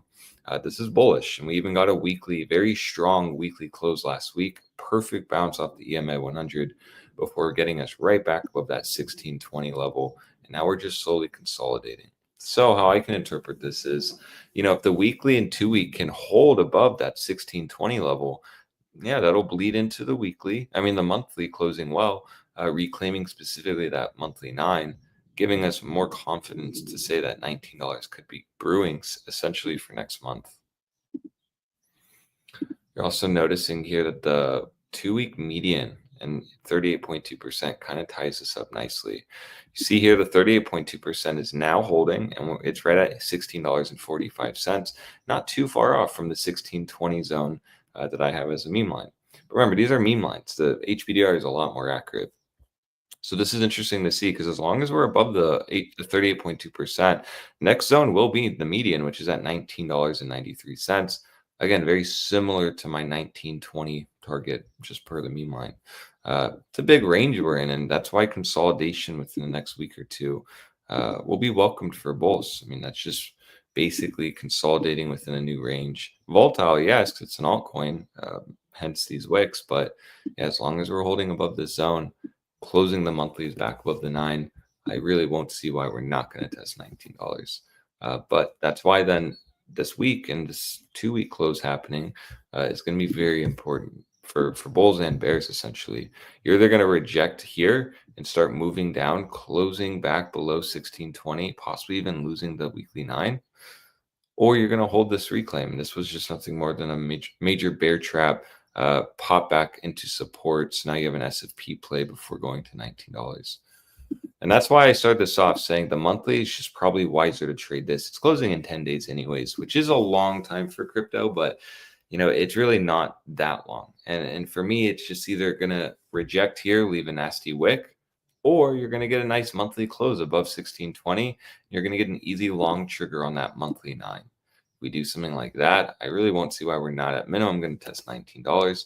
Testing $19 is where really it's either going to bigly reject or bigly break out. And if we do end up reclaiming that, even on lower time frames like a daily, yeah, that could be the fuel to take us, you know, at minimum, we'll say to 23. But then I won't see why we're not going to fill some of these wicks out and actually go up to that $26 mark. So that's Link USD. It's it's very basic in my opinion, very straightforward.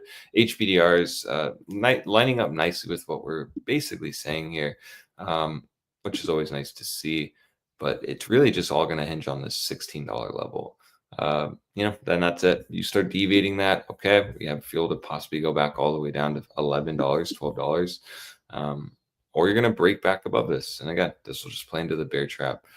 Now let's look at Link versus Bitcoin, because, you know, even though the spot pairing is looking okay, specifically on the higher time frames, it's not the same case on the Bitcoin pairing. And so let's take a look at that.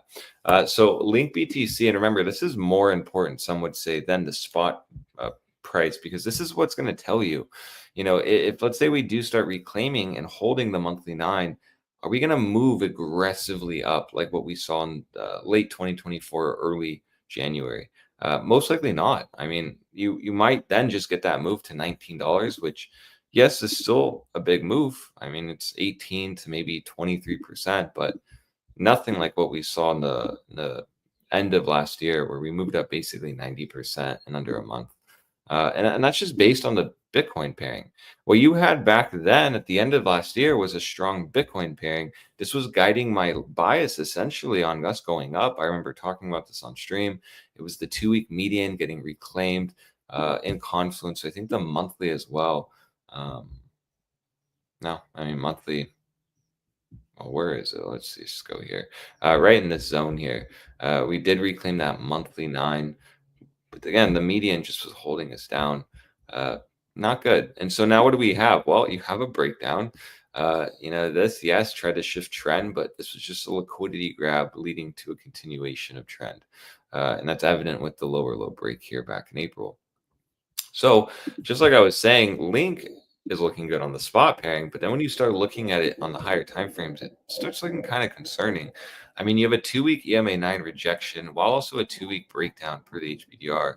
For me, as long as you're under 1817, essentially, that's major resistance. And below that opens up the possibility of going all the way down to 000816. That would have actually put on a 0, I believe. Let me see. 3, yeah, that'd put on a 0. That just shows kind of how devastating this dump could be on Link versus BTC.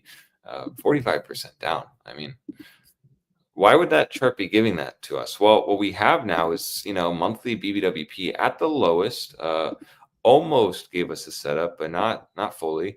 But still, this is significant because, you know, we are at the lowest reads ever. Getting back above the moving average would be a really good sign.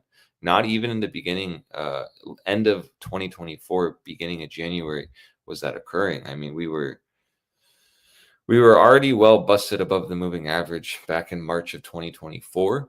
And And what did price do? March 2024. Yes, we are already topping on Link BTC. While volatility was busting, leading us down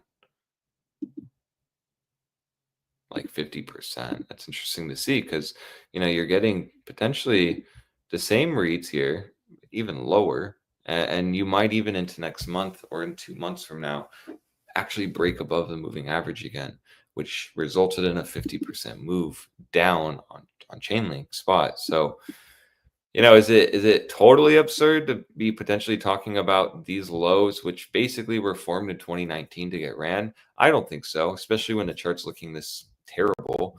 Terrible in the sense of you can't even get it up to test the monthly 9. This meme line, once it got lost, got tested once, rejected. The last 2 months now hasn't been tested. And now the monthly median is simply pushing this down, and next target's going to be the 125 level at minimum. Break that, yeah, you're just simply, you essentially take out, or make it easy, April low on Link BTC, and yeah, that'll just be the itchings of the breakdown. And 827 is going to just be brewing here. So not a good chart, and see how it kind of all changes when you look at the Bitcoin pairing versus Link. Link versus BTC. Yes, the spot pairing can look somewhat okay, but then you just start looking at this, and you're like, I don't know. Just lost the 5-day median, rejecting the 9. The median and the 9 are basically touching tips now. It's very strong resistance with a BBWP set up on the 5-day. This is, at 1111, so it could easily go down more. But the point being is that you are starting to, churn BBWP in favor of bears. No, you're trying to churn the TA in favor of bears on Link versus BTC, with BBWP supporting the idea that, a major move could be coming from here. I mean, if volatility was like not this contracted on like the 5-day, what was it, the 2-week? Oh gosh, no, the monthly. Yeah, my apologies. The monthly, I would be more cautious of, okay, well, maybe we're going to see a nice mean reversion bounce, but I mean, the 5-day and the monthly really do look primed for this to go down another 40%. Which would mean that, the spot pairing doesn't need to go down 40%, but it absolutely could play within this range like this. And how big is this range that we're in? Let's see. 26%. So, not really good. Or, right, like I said, the monthly is going to reclaim this. Maybe then Link BTC tries to actually test the monthly 9 into next month. It's the only hope I can bring. We actually test this region, leading to Link spot to actually go up to that 19 before rejecting.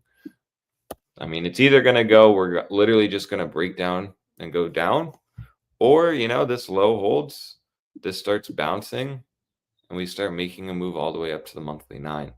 Really not considering this, though, as the higher probability play. And that's just based on everything that I showed on this chart.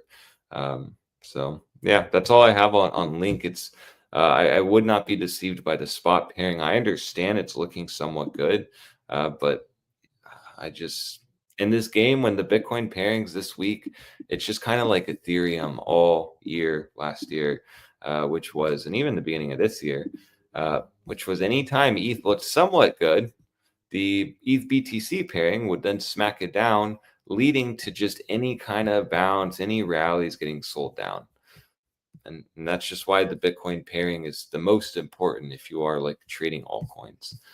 So, in summary, let me go back to the link here. I love how I have all these things on my watch list I just don't use anymore or look at. Here it is. So in summary, you're not really trading lower timeframes on Link, because to me, lower timeframes are looking a bit predatory. They all look like they're about to bust up, go up bigly, while the Bitcoin pairing is telling a different story.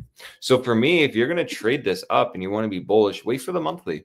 Let's see if the monthly median holds. Let's see if we can reclaim the monthly 9. And if we can do that, then, we actually can start, formulating longs to 19, maybe a move up to 23.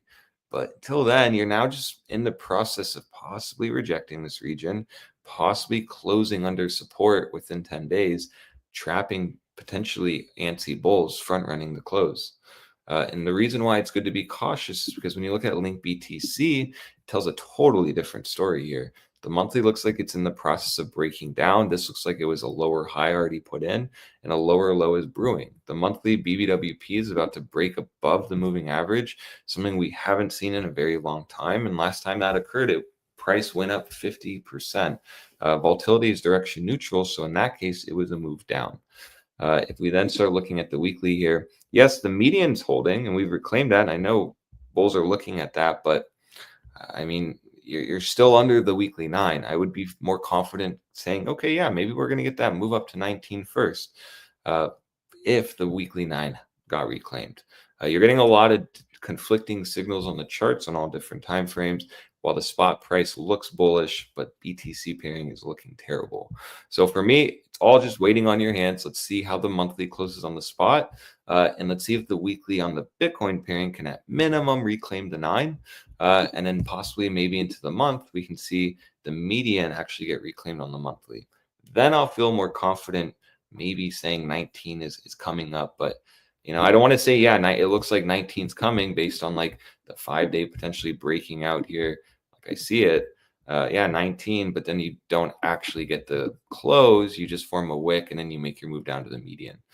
So like that's why I'm like, let's just wait until the monthly on this chart, because the monthly at least will give us a lot more data than what we're working with, specifically on the weekly, 2-week, and monthly. So that's all I have here. You know, 2-week easily could lose the 38.2%.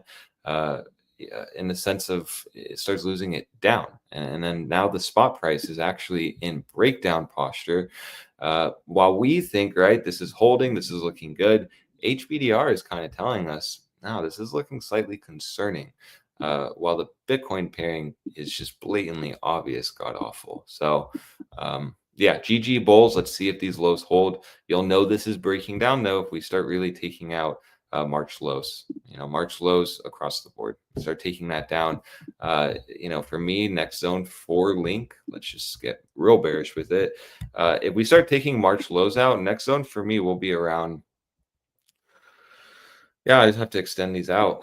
I mean, $8 we have, and then we have another one at like 730. You lose 730, you're gonna move all the way down to like 480, $5. And now you're just testing this bear market territory here. And then you have to really wonder if this is ever going to recover at that point, because this did not make a new cycle high at all. Could not break the cycle highs here. It's just really weak if we can't. So that's all I have on this. Not bad, not terrible, not good, not the worst. But the monthly will really tell us if this is cooked or not, in my opinion, specifically if the 2-week here loses that 38.2% to the downside. Just a little detail here that's like, yes, it's holding the meme line. Yes, we're holding the 2-week 9, but with how BTC pairing is looking, this could actually churn quite ugly quickly. So yeah, hopefully that made sense. That's all I have on Link. Interesting chart.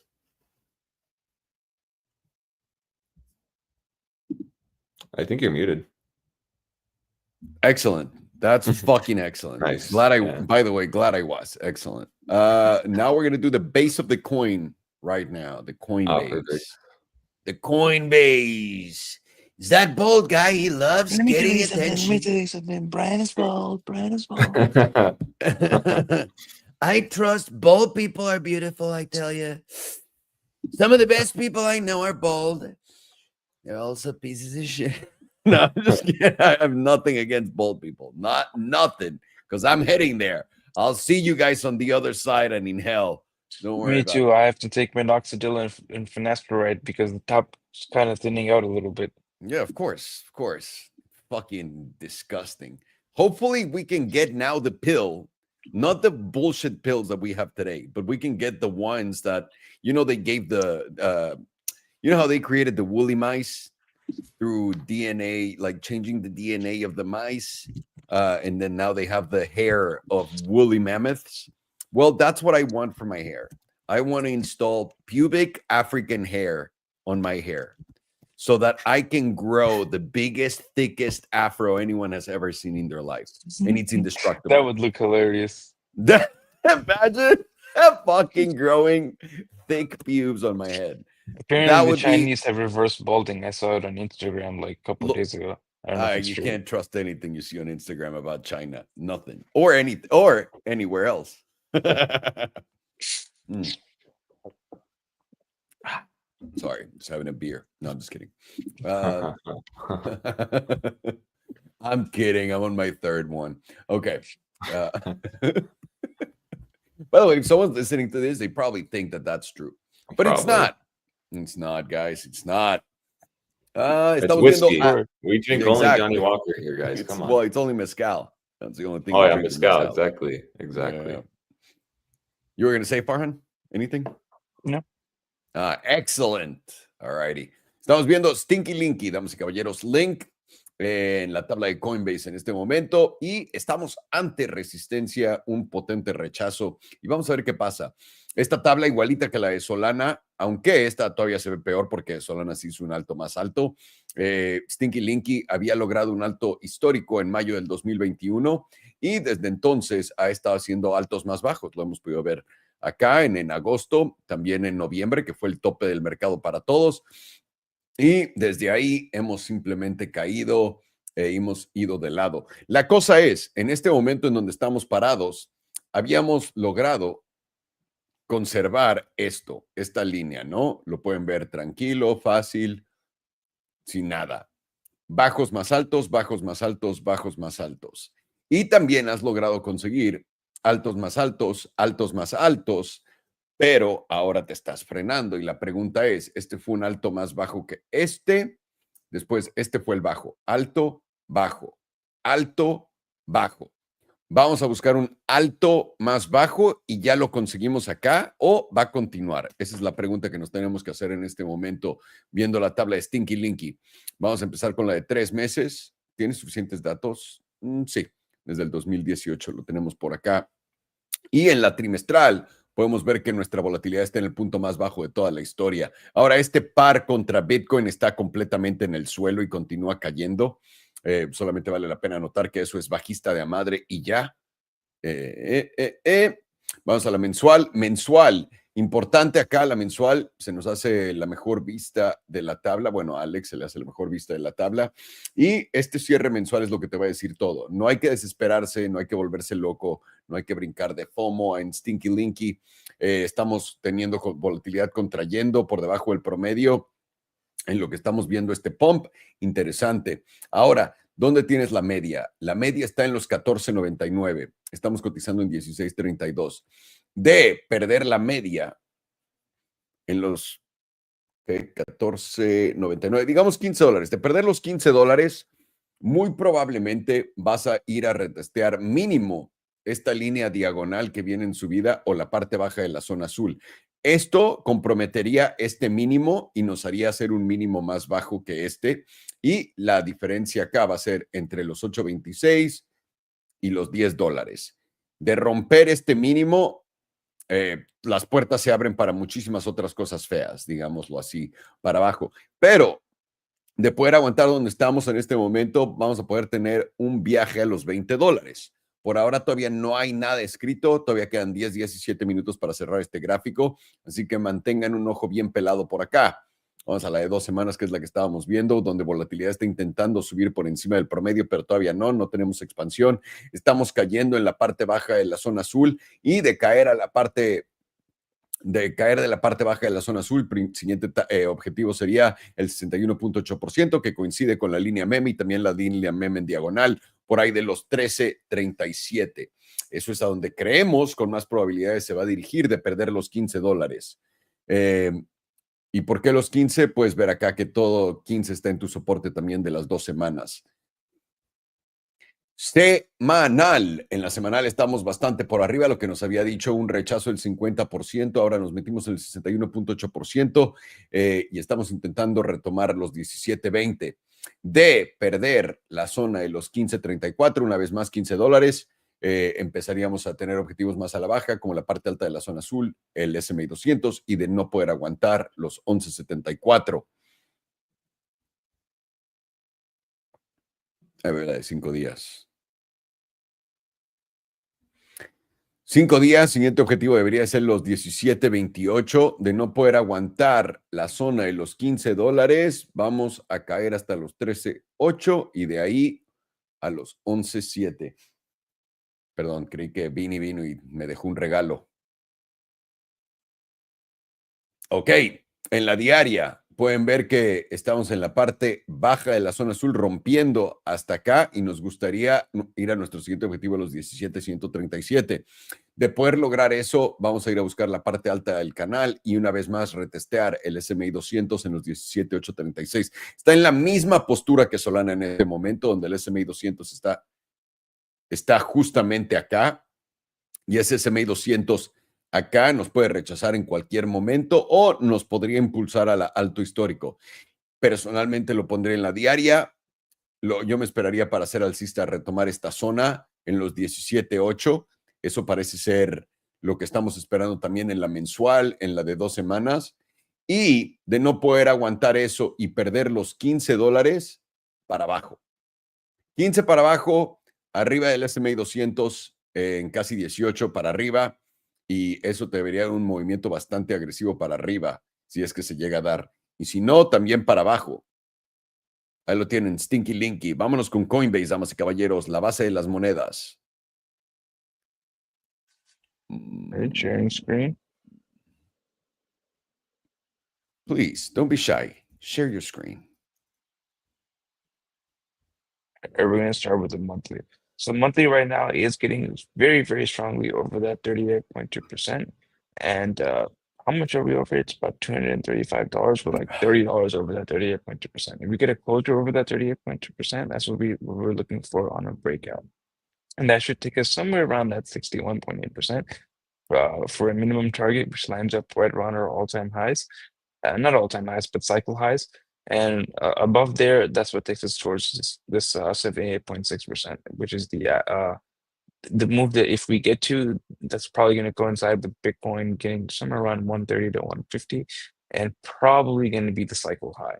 So a slight sweep of our IPO prices, just slightly above our current all-time highs, and that's probably what we're going to get. But you got to remember, we started this journey somewhere around like 20 something dollars. So how much of a move up is that? That's quite a bit. Even right now, we are about 750% off of the current lows. At $500, we're gonna be like 1,000% off of the current off of the current lows. What more do you really want? At that point, at a certain point, you're just getting greedy. And let's go to zoom out a little bit. Momentum on the monthly is freshly breaking into the bullish control zone. Volatility is expanding from about like 15%. Let me get the exact number. Yeah, about 14%. From the just tapping the extreme lows and expanding right after getting into the extreme lows. Let's go to the 2-week. 2-week is also flipping up, getting out of the bearish control zone. We went lower than, let me zoom in a little bit. Yeah, we didn't make the lower lows on momentum. Or did price make a higher low? 147.5. Yep, made a nice higher low, giving you hidden bullish divergence on the 2-week. And we have now confirmed it on this candle closure here, getting a nice move into the 38.2%. As long as we close over that 38.2%, it's in the similar area around 230s, should get a move into the median at a minimum. Likely we're going to go higher than there based on where momentum is flipping up from and how low volatility is. I'd look for somewhere around 38.2%, which is ever so slightly new all-time highs. The current all-time highs is around like $349. That would take us to about like $350, like $1 higher than our current all-time highs. I mean, not all-time highs, cycle highs, my bad. The jewel is also losing its sell signal, marked out with the vertical line. This is probably going to be very significant on the 2-week time frame in the bearish control zone. Yeah, very significant. We've only had it ever happen once. See what kind of a move we had back then. We got to move into the 100% range. That's pretty wild. 64% up. Now, let's measure this one. How much percent up do we get? About 29%. Just for funsies, take it 60-ish%. Bring us basically right to our current all-time highs, at about $345. I'm not all-time highs. I keep saying this, cycle highs.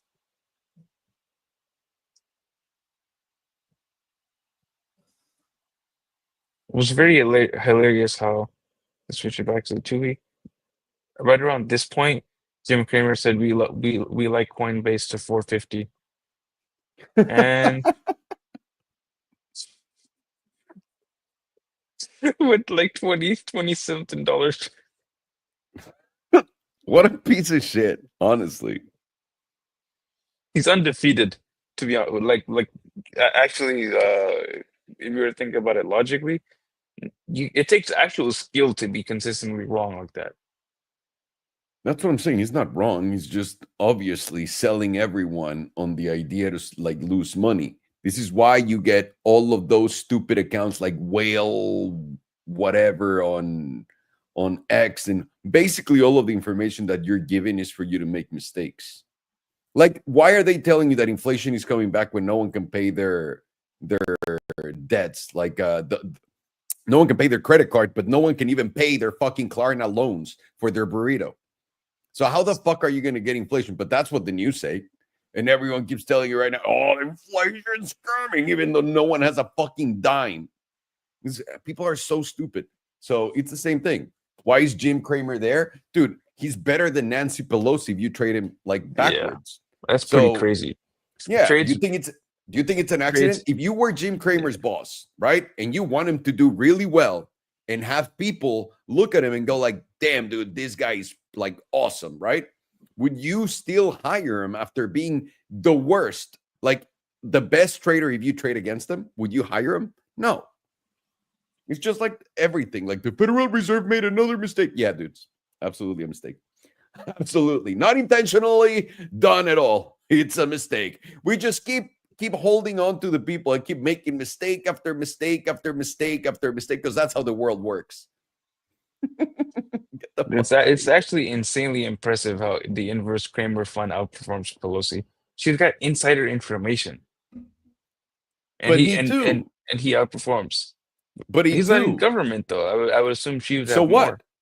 No, dude, are you kidding me? The companies itself, like all of the companies that advertise on TV, are the ones that you're trading. All of them. They're the ones telling him, hey, tell everyone that Tesla's going down or Tesla's going up. He's literally getting paid by those guys in the form of advertisement, which makes it not illegal to tell you what they want to tell you so that you sell your shit and they buy it. Also, the market is not real, if we want to get that deep.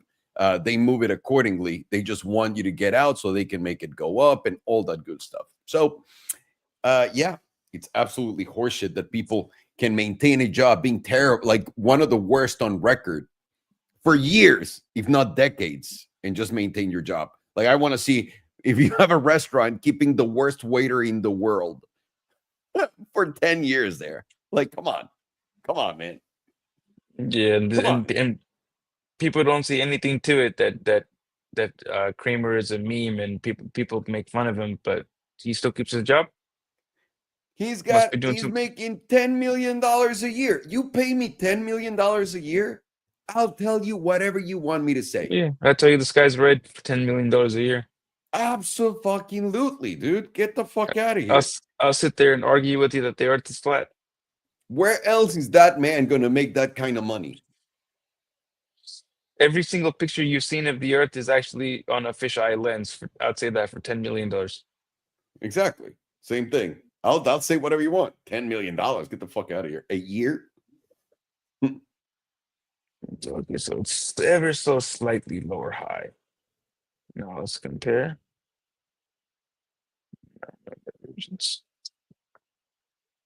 Let's go down a little bit more into the 5-day. 5 days also, just like the weekly in the bullish control zone, basing off of this meme line. Probably going to see one more swipe up into the 88.3%. This is going to be the decision time. This is the breakdown zone right around $280. Want to see a close over this major lower high before any higher, and that would be at about $302. So that nice round psychological $300 figure. Today is now freshly back to the upside, closing over the meme line, kind of front running a little bit on a back test. Next area looking at is somewhere around that same $280. Let's test the breakdown. Daily is starting to flip down ever so slightly, with volatility starting to reset. So you're probably going to get a higher low. Goes along with tapping the 95% on the HPDR. As long as you are below this wick high of about $270.45, you're more likely going to continue consolidating around this meme line, right around this area as the HPD, about $255, $260 as the HPDR ranges step up, and then I'd expect another try to the upside. But as long as we are in the 90% area, I don't expect it to go further up.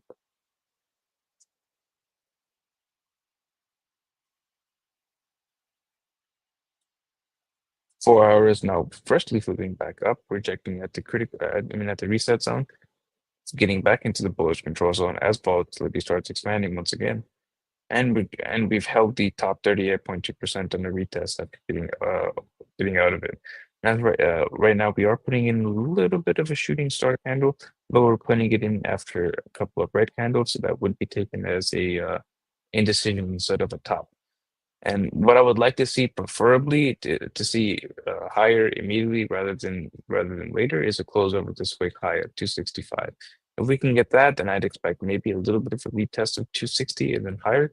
If you close like this, then below this quick high, then probably we're going to get another retest of the 9 and then move higher from there.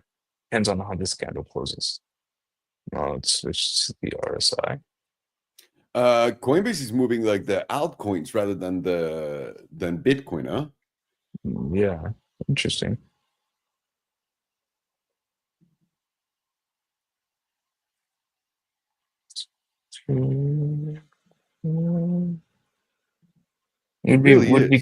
Would be quite the thing if Bluefin eventually does more volume than Coinbase.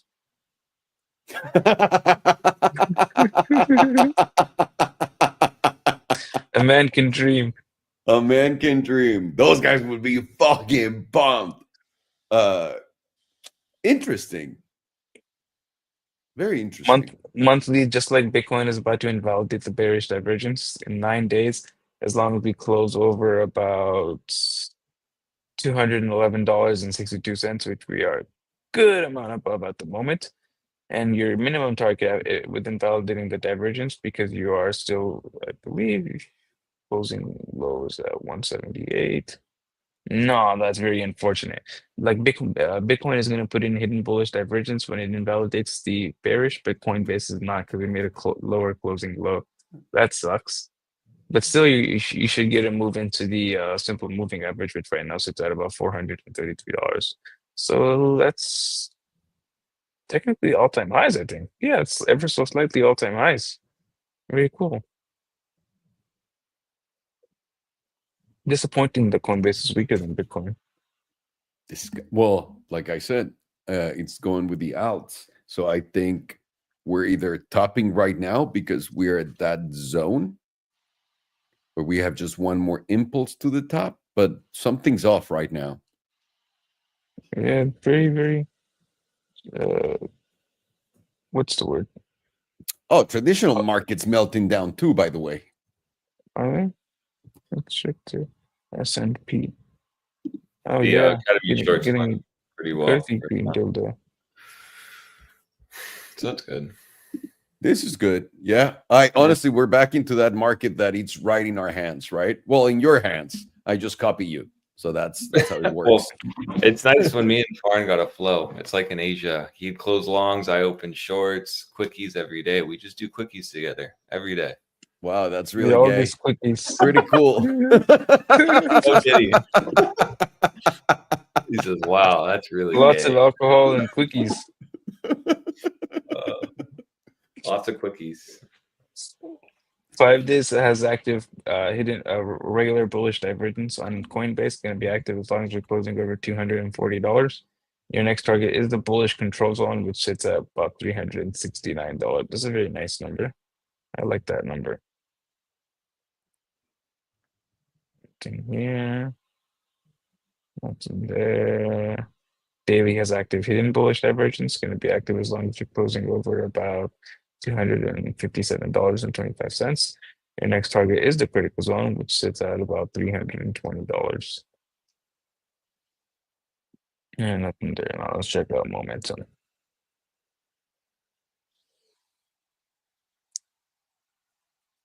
Let's checking a very finely esteemed piece of technology.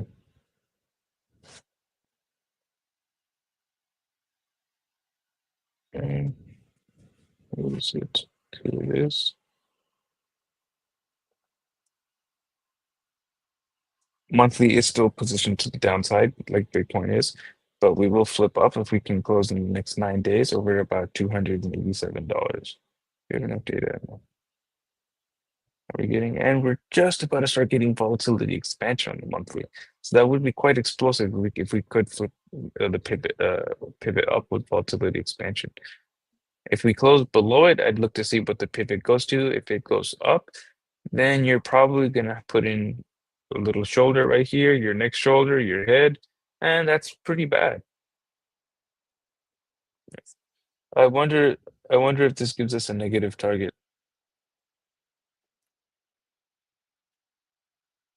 I'm sure it does. Yeah, it has to. All right, let's go to the 2-week. 2-week is also giving you that possibility of a shoulder, the right shoulder, and you're gonna have that possibility as long as you're closing below about, let's choose this one to be safe, about $326. Who keeps calling me? Yeah, let me put my phone silent. Hi, sir. Have you heard about our Lord and Savior Jesus Christ? Well, I'm here to tell you about him. Jesus was a great man. He went on a 40-day retreat one time.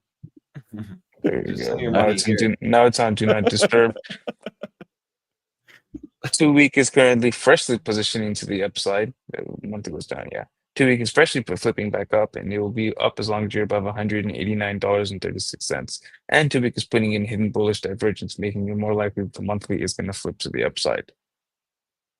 Weekly is also flipped up, just about to give volatility expansion, and it will be pointed up as long as you're above $168. What is Bitcoin? Oh shit, Bitcoin's at 107,600. Short is printing. Shorts printing.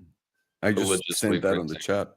Almost Nicely done, Senor Shiva. It's the Asia flow. That's what I'm saying. That was good. It's the quickies. And the non-gateway, the quickies. Yeah, of course. Yeah, claro. 5 days about to give volatility expansion with momentum pointed to the upside, projected to enter into the bullish control zone on the next open, and it is currently pointed up above $176. Stocks extend fall, Nasdaq down 1%. Interesting as Bitcoin hits new all-time highs. 2-day is currently flipped to the upside, and it will remain up with volatility expansion as long as you're above $249.50. My girlfriend texted me asking why they keep calling them dildos in the call. Oh my God. Good luck with that. Daily is starting to, well, actually, daily is especially flipping back up as well, with volatility starting to contract. We're still technically in an expansion phase because it's still above the moving average, and momentum will be up as long as you're above $268.50. So we got about 2.5 hours for the bulls to pump it up about $9 to keep momentum to the upside on the daily. See 4 hours looking like, and 4 hours currently flipped to the downside. Closes in about 30 seconds. Let's just sit here and watch it while it closes. If it closes below $268 and about 40 cents, it will remain to the downside. But let's just sit here. Maybe we'll get a $10 pump for the next 20 seconds. Just watch it. That'll tell us likely what's going to happen to daily. Daily is going to remain down as long as we're below 268 as well. Let's see. 5, 4, 3, 2, 1. No, the pivot remained roughly the same, and it remained to the downside as long as you're below 268, making it highly likely the daily is going to remain to the downside. Switch back up. So on the high time frames, Coinbase is looking a lot weaker than Bitcoin's looking. It's in a territory where you could easily just put in a right shoulder over here and play out and head and shoulders and dump pretty bigly. It doesn't have the it does have the possibility right now, strong possibility of invalidating the bearish divergence. But unlike Bitcoin, it would not put in a hidden bullish divergence because it made a lower closing low, which Bitcoin did not do. On all of the time frames, momentum is currently pointed up except for the daily, and with the 4 hour currently remaining to the downside, it does look like daily is going to remain down. So it doesn't. I don't think you're going to get your breakout just yet. I think you're probably going to, if we're going to be bullish, get a little bit of a pullback, and to get targets on that pullback, you switch to daily and look at your EMAs right here. And I'm thinking somewhere around this 200, somewhere around $220 to $230. We look at for a target for that pullback. And as long as it's holding that area, I would expect it to go into the threes next. And if we do break our current all-time highs, I don't expect it to be by that much. I expect it to be maybe maximum 10 to 15% higher than our current all-time highs. If we even break our current all-time highs right now, I'm slightly leaning that we don't break the all-time highs. Maybe somewhere close to them, like a little bit higher than our current cycle highs. But if Bitcoin does go to $150,000, then I do think this is going to go to new all-time highs, ever so slightly new all-time highs. Short term, a little bit of a pullback to about 220, 230, and then long term continuing to the upside towards 300. Very, very nice, sir. That's awesome. Interesting with Coinbase. Very interesting. And with everything else, because Bitcoin went all the way down to 106, like 800. 600, and now it's back to 107, 300. Let's see how this plays out. Anything else you boys want to add? We're basically donezo. No, I'm about to fuck off back to Mexico from Tejas. That was quick. That was a quickie. There was some news. Texas House approves bill to create Bitcoin reserve. Dude, that's why we found. By the way, why would anyone care about that? Aren't they approving no capital gains? Are they? Yeah, I think so. That's fucking huge. That would be insane. Yeah, because that even helps Bitcoin. Either way, all right. I see that you just went to Texas to eat a bagel and with ants, and now you're heading back to Mexico. Bagel. That's right. Yeah, I had an appointment at the passport office. Of course. All right. So thank you so much, boys. You guys have a wonderful day. And I'll see you guys on Friday. Buenas tardes, and hasta luego, muchachos. Adiós, boys. Bye. Ok, estamos viendo Coinbase, damas y caballeros, Coinbase. Interesante también Coinbase, no se está moviendo con Bitcoin, se está moviendo con las altcoins. Y estoy seguro que lo pueden ver, ¿no? Vamos a simplificar un poco el gráfico, vamos a acercarnos un poco más y verle esta estructura. Este fue el tope de las altcoins. Desde ahí caímos hasta acá y ahora estamos acá. Una vez más.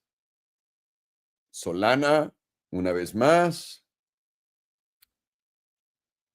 No. Ethereum. Una vez más. ¿Dónde estás, hijo de puta? Coinbase. Y quiero que nos quede muy claro, donde estamos encontrando resistencia en este momento en la tabla es uno de los puntos más importantes para esta tabla. Y les voy a decir por qué. A mí me fascina encontrar puntos donde hay rechazos grandes y movimientos grandes en un mismo lugar, para bajistas y alcistas. Rechazo. Pre-rechazo, rechazo. Una vez que lo logras, ¿qué pasa? ¡Pum! Pompazo hasta los 350.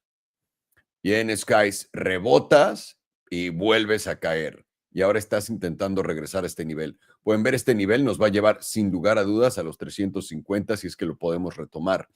Y esto es un poco más fácil de lo que les estoy pintando la fotografía por acá. La razón por qué es...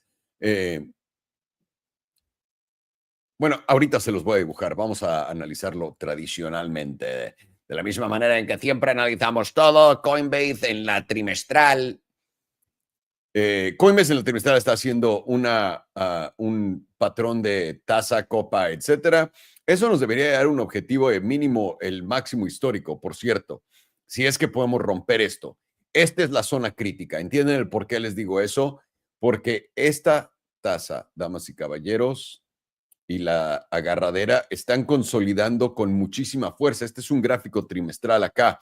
El movimiento, ¿cómo lo medimos en este tipo de patrones? Vamos al punto más bajo del precio, vamos justamente a donde está la parte alta de la tasa y digamos que lo rompemos acá, nos debería de llevar a $500, ¿ok? El romper esto nos debería llevar a $500 con certeza, pero pueden ver, hemos tenido ningún solo cierre por encima de esta línea en los 266. Este fue nuestro primer cierre trimestral, segundo, tercero, cuarto. Este intentó, pero no pudo y ahorita estamos intentando, pero a ver si podemos, ¿ok? También estamos poniendo en el gráfico trimestral otro extremo en volatilidad, lo que no nos dice absolutamente ni madres, no nos ayuda con nada. 2 meses, digo, la mensual. Mensual nos cuenta un poco de la misma historia, excepto con la volatilidad, donde sí estamos expandiendo por ahora, pero muy poco y no está, digamos, apuntando agresivamente para arriba.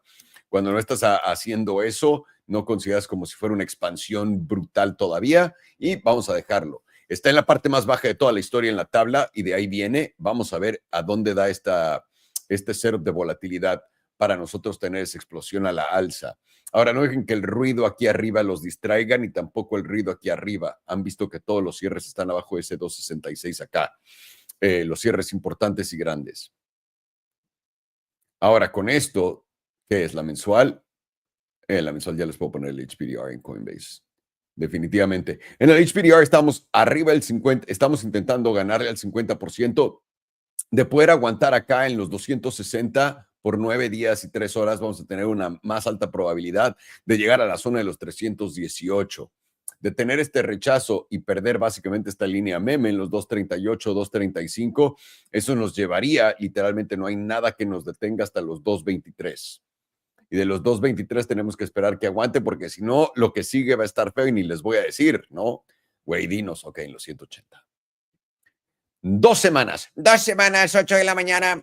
En la de 2 semanas vamos a ir a buscar esta media. No sé si ya le hicimos el pre-front run a esto y literalmente ya hace un rechazo y vamos a empezar a doblarnos para abajo. Pero por ahora, tal cual como estamos postulados en la de 2 semanas, deberíamos de tener probabilidades más altas de llegar a los 280. De perder la zona de los 266 y no retomarla, yo diría que entonces tu oportunidad más grande, bueno, que tu siguiente posibilidad más grande sería tocar los 248. Ahora, volatilidad está contrayendo en la tabla de 2 semanas. Vamos a la semanal. A ver si nos cuenta algo de lo que pasó. Estábamos entrando en la zona azul. ¡Uy! Atención. En la semanal ya estamos en extremos en la parte alta, hasta el 88%. Estando en el 88%, ya nos había rechazado el 78.6%, que es la parte baja de acá, y ahora estamos buscando este 78%. Necesitamos un cierre arriba de 266 para empezar a colocarnos acá, pero sobre todo necesitamos consolidación en esta zona. De perder la zona de los $250, vamos a ir a buscar justamente los 220. Diaria. Todas las temporalidades, por cierto, en Momentum están apuntando para arriba, menos la diaria y la de 4 horas que empiezan a apuntar para abajo. Eso podría ser el principio de algo, sí, pero también podría ser simplemente algo pasajero que simplemente nos indique que va a haber un ajuste. Y acá, ¿qué es lo que tenemos? El S&P 200 en los $226 y la parte baja de la zona azul en los 220. Atentos y atención, porque estamos muy por encima de esto. ¿Qué esperaríamos en este momento viendo lo que está haciendo Coinbase? Una consolidación. Somos alcistas, queremos ver a Coinbase consolidar en esta zona, aguantar. Tal vez me gustaría a mí más, para ser más alcista, empezar a verlo consolidar por encima de los 266 y eso me diría que vamos para arriba. Lo que personalmente pienso es, aquí hay un gap gigantesco que va a jugar como trampa en este momento. Lo que no sabemos es si va a rebotar para arriba después una vez que entre acá o no. Pero vas a tener una oportunidad de entrada en largo en 229 a 216. pierde los 211 y vas más para abajo. Y puede que lo que empecemos a ver en Solana y todo eso se contagie a todos lados y esto en verdad esté cocinado. Pero por ahora seguimos en postura alcista, queremos superar los 266. Al superar los 266 nos pone una mejor postura para ir a esos 300, de esos 300 a buscar máximos históricos con varios cierres por encima de ese 300. Invalidación, una vez más, sencilla, perdiendo esta línea en los 211. Ahí es donde somos más bajistas que alcistas en ese caso y estaríamos buscando un nuevo mínimo más bajo. ¿Por qué? Porque venimos de este alto, sería un alto más bajo y después de un alto más bajo vas a crear un bajo más bajo que el pasado en los 140. Es como debería de funcionar en teoría, pero como sabemos, nada en este mundo está firmado. Y ahí lo tienen, damas y caballeros. Eso fue el mercado el día de hoy. Agarraron bien ese cortito que se reventó Alex en Bitcoin. Está en 107,200 en este momento. Interesante esa divergencia con los altcoins, lo que estamos viendo en el mercado de criptos y también el mercado tradicional cayéndose un poco, aunque está recuperándose. El VIX empezando a incrementar. La razón por qué parece que le están echando la culpa a los intereses, a que el de 10 años está subiendo de nuevo. Estos movimientos no tienen tanto sentido para mí, pero están acompañados de lo que está haciendo Forex, donde yo pensaba que íbamos a encontrar, donde yo pienso todavía que vamos a encontrar un fondo en el euro, en el peso, en el dólar contra la libra, etcétera. Y eso nos debería de poner en un buen lugar para ese rebote que estoy esperando, que nos va a dar con muchísima fuerza. Y de nuevo, eso no tiene nada que ver con la bolsa ni tampoco con Bitcoin. Estamos hablando del dólar, las monedas, etcétera. Pero por ahora lo que están vendiendo es el riesgo del bono a 10 años, que de nuevo todavía no crea un nuevo máximo, solamente hizo un mínimo más bajo, un máximo más alto por nada que el pasado y ahora está por debajo. Entonces, todavía estamos por acá viendo qué pedo. Interesante año en todo esto. El mercado mínimo regresó a nuestras manos, donde estamos viendo ya los movimientos una vez más fáciles, que estoy contento con ello. Y vamos a ver cómo se continúa desarrollando esto. Gracias a todos los que están por acá, a toda la gente que me ha escrito que están haciendo lana con Rivian, de qué hacen, qué no. Señores, si ya, para empezar, felicidades a todos ustedes los que entraron me han escrito entre 9, 10, 11, hasta $12 andan contentos ahorita con esas entradas. De corazón, hagan lo que sientan que es correcto con su dinero, dependiendo de su plan y el plan que hayan tenido antes de empezarlo a poner. Así que es lo que yo les diría. Me da muchísimo gusto que les esté yendo bien. Espero que podamos continuar este rally, que siga con la continuación que nos ha dado todos los años Rivian y también Tesla. Julio es normalmente donde topa y luego de ahí se da esa corrección. Vamos a ver cómo continúa esto, pero por ahora mínimo muy interesante. Los veo en un rato para otro. Nadie me preguntó, por supuesto. Gracias a todos por estar acá. Les mando un fuerte abrazo. Ya saben que lo que necesiten está aquí abajo en la descripción para ir a nuestro Discord, que es gratis, o para tradear futuros también en Bluffing o BTCC. Ahí están nuestros enlaces. Les mando un abrazote, cuídense mucho y muchísimas gracias por su atención. Pórtense bien. ¿Cómo de que no? Oye, ni te peinaste.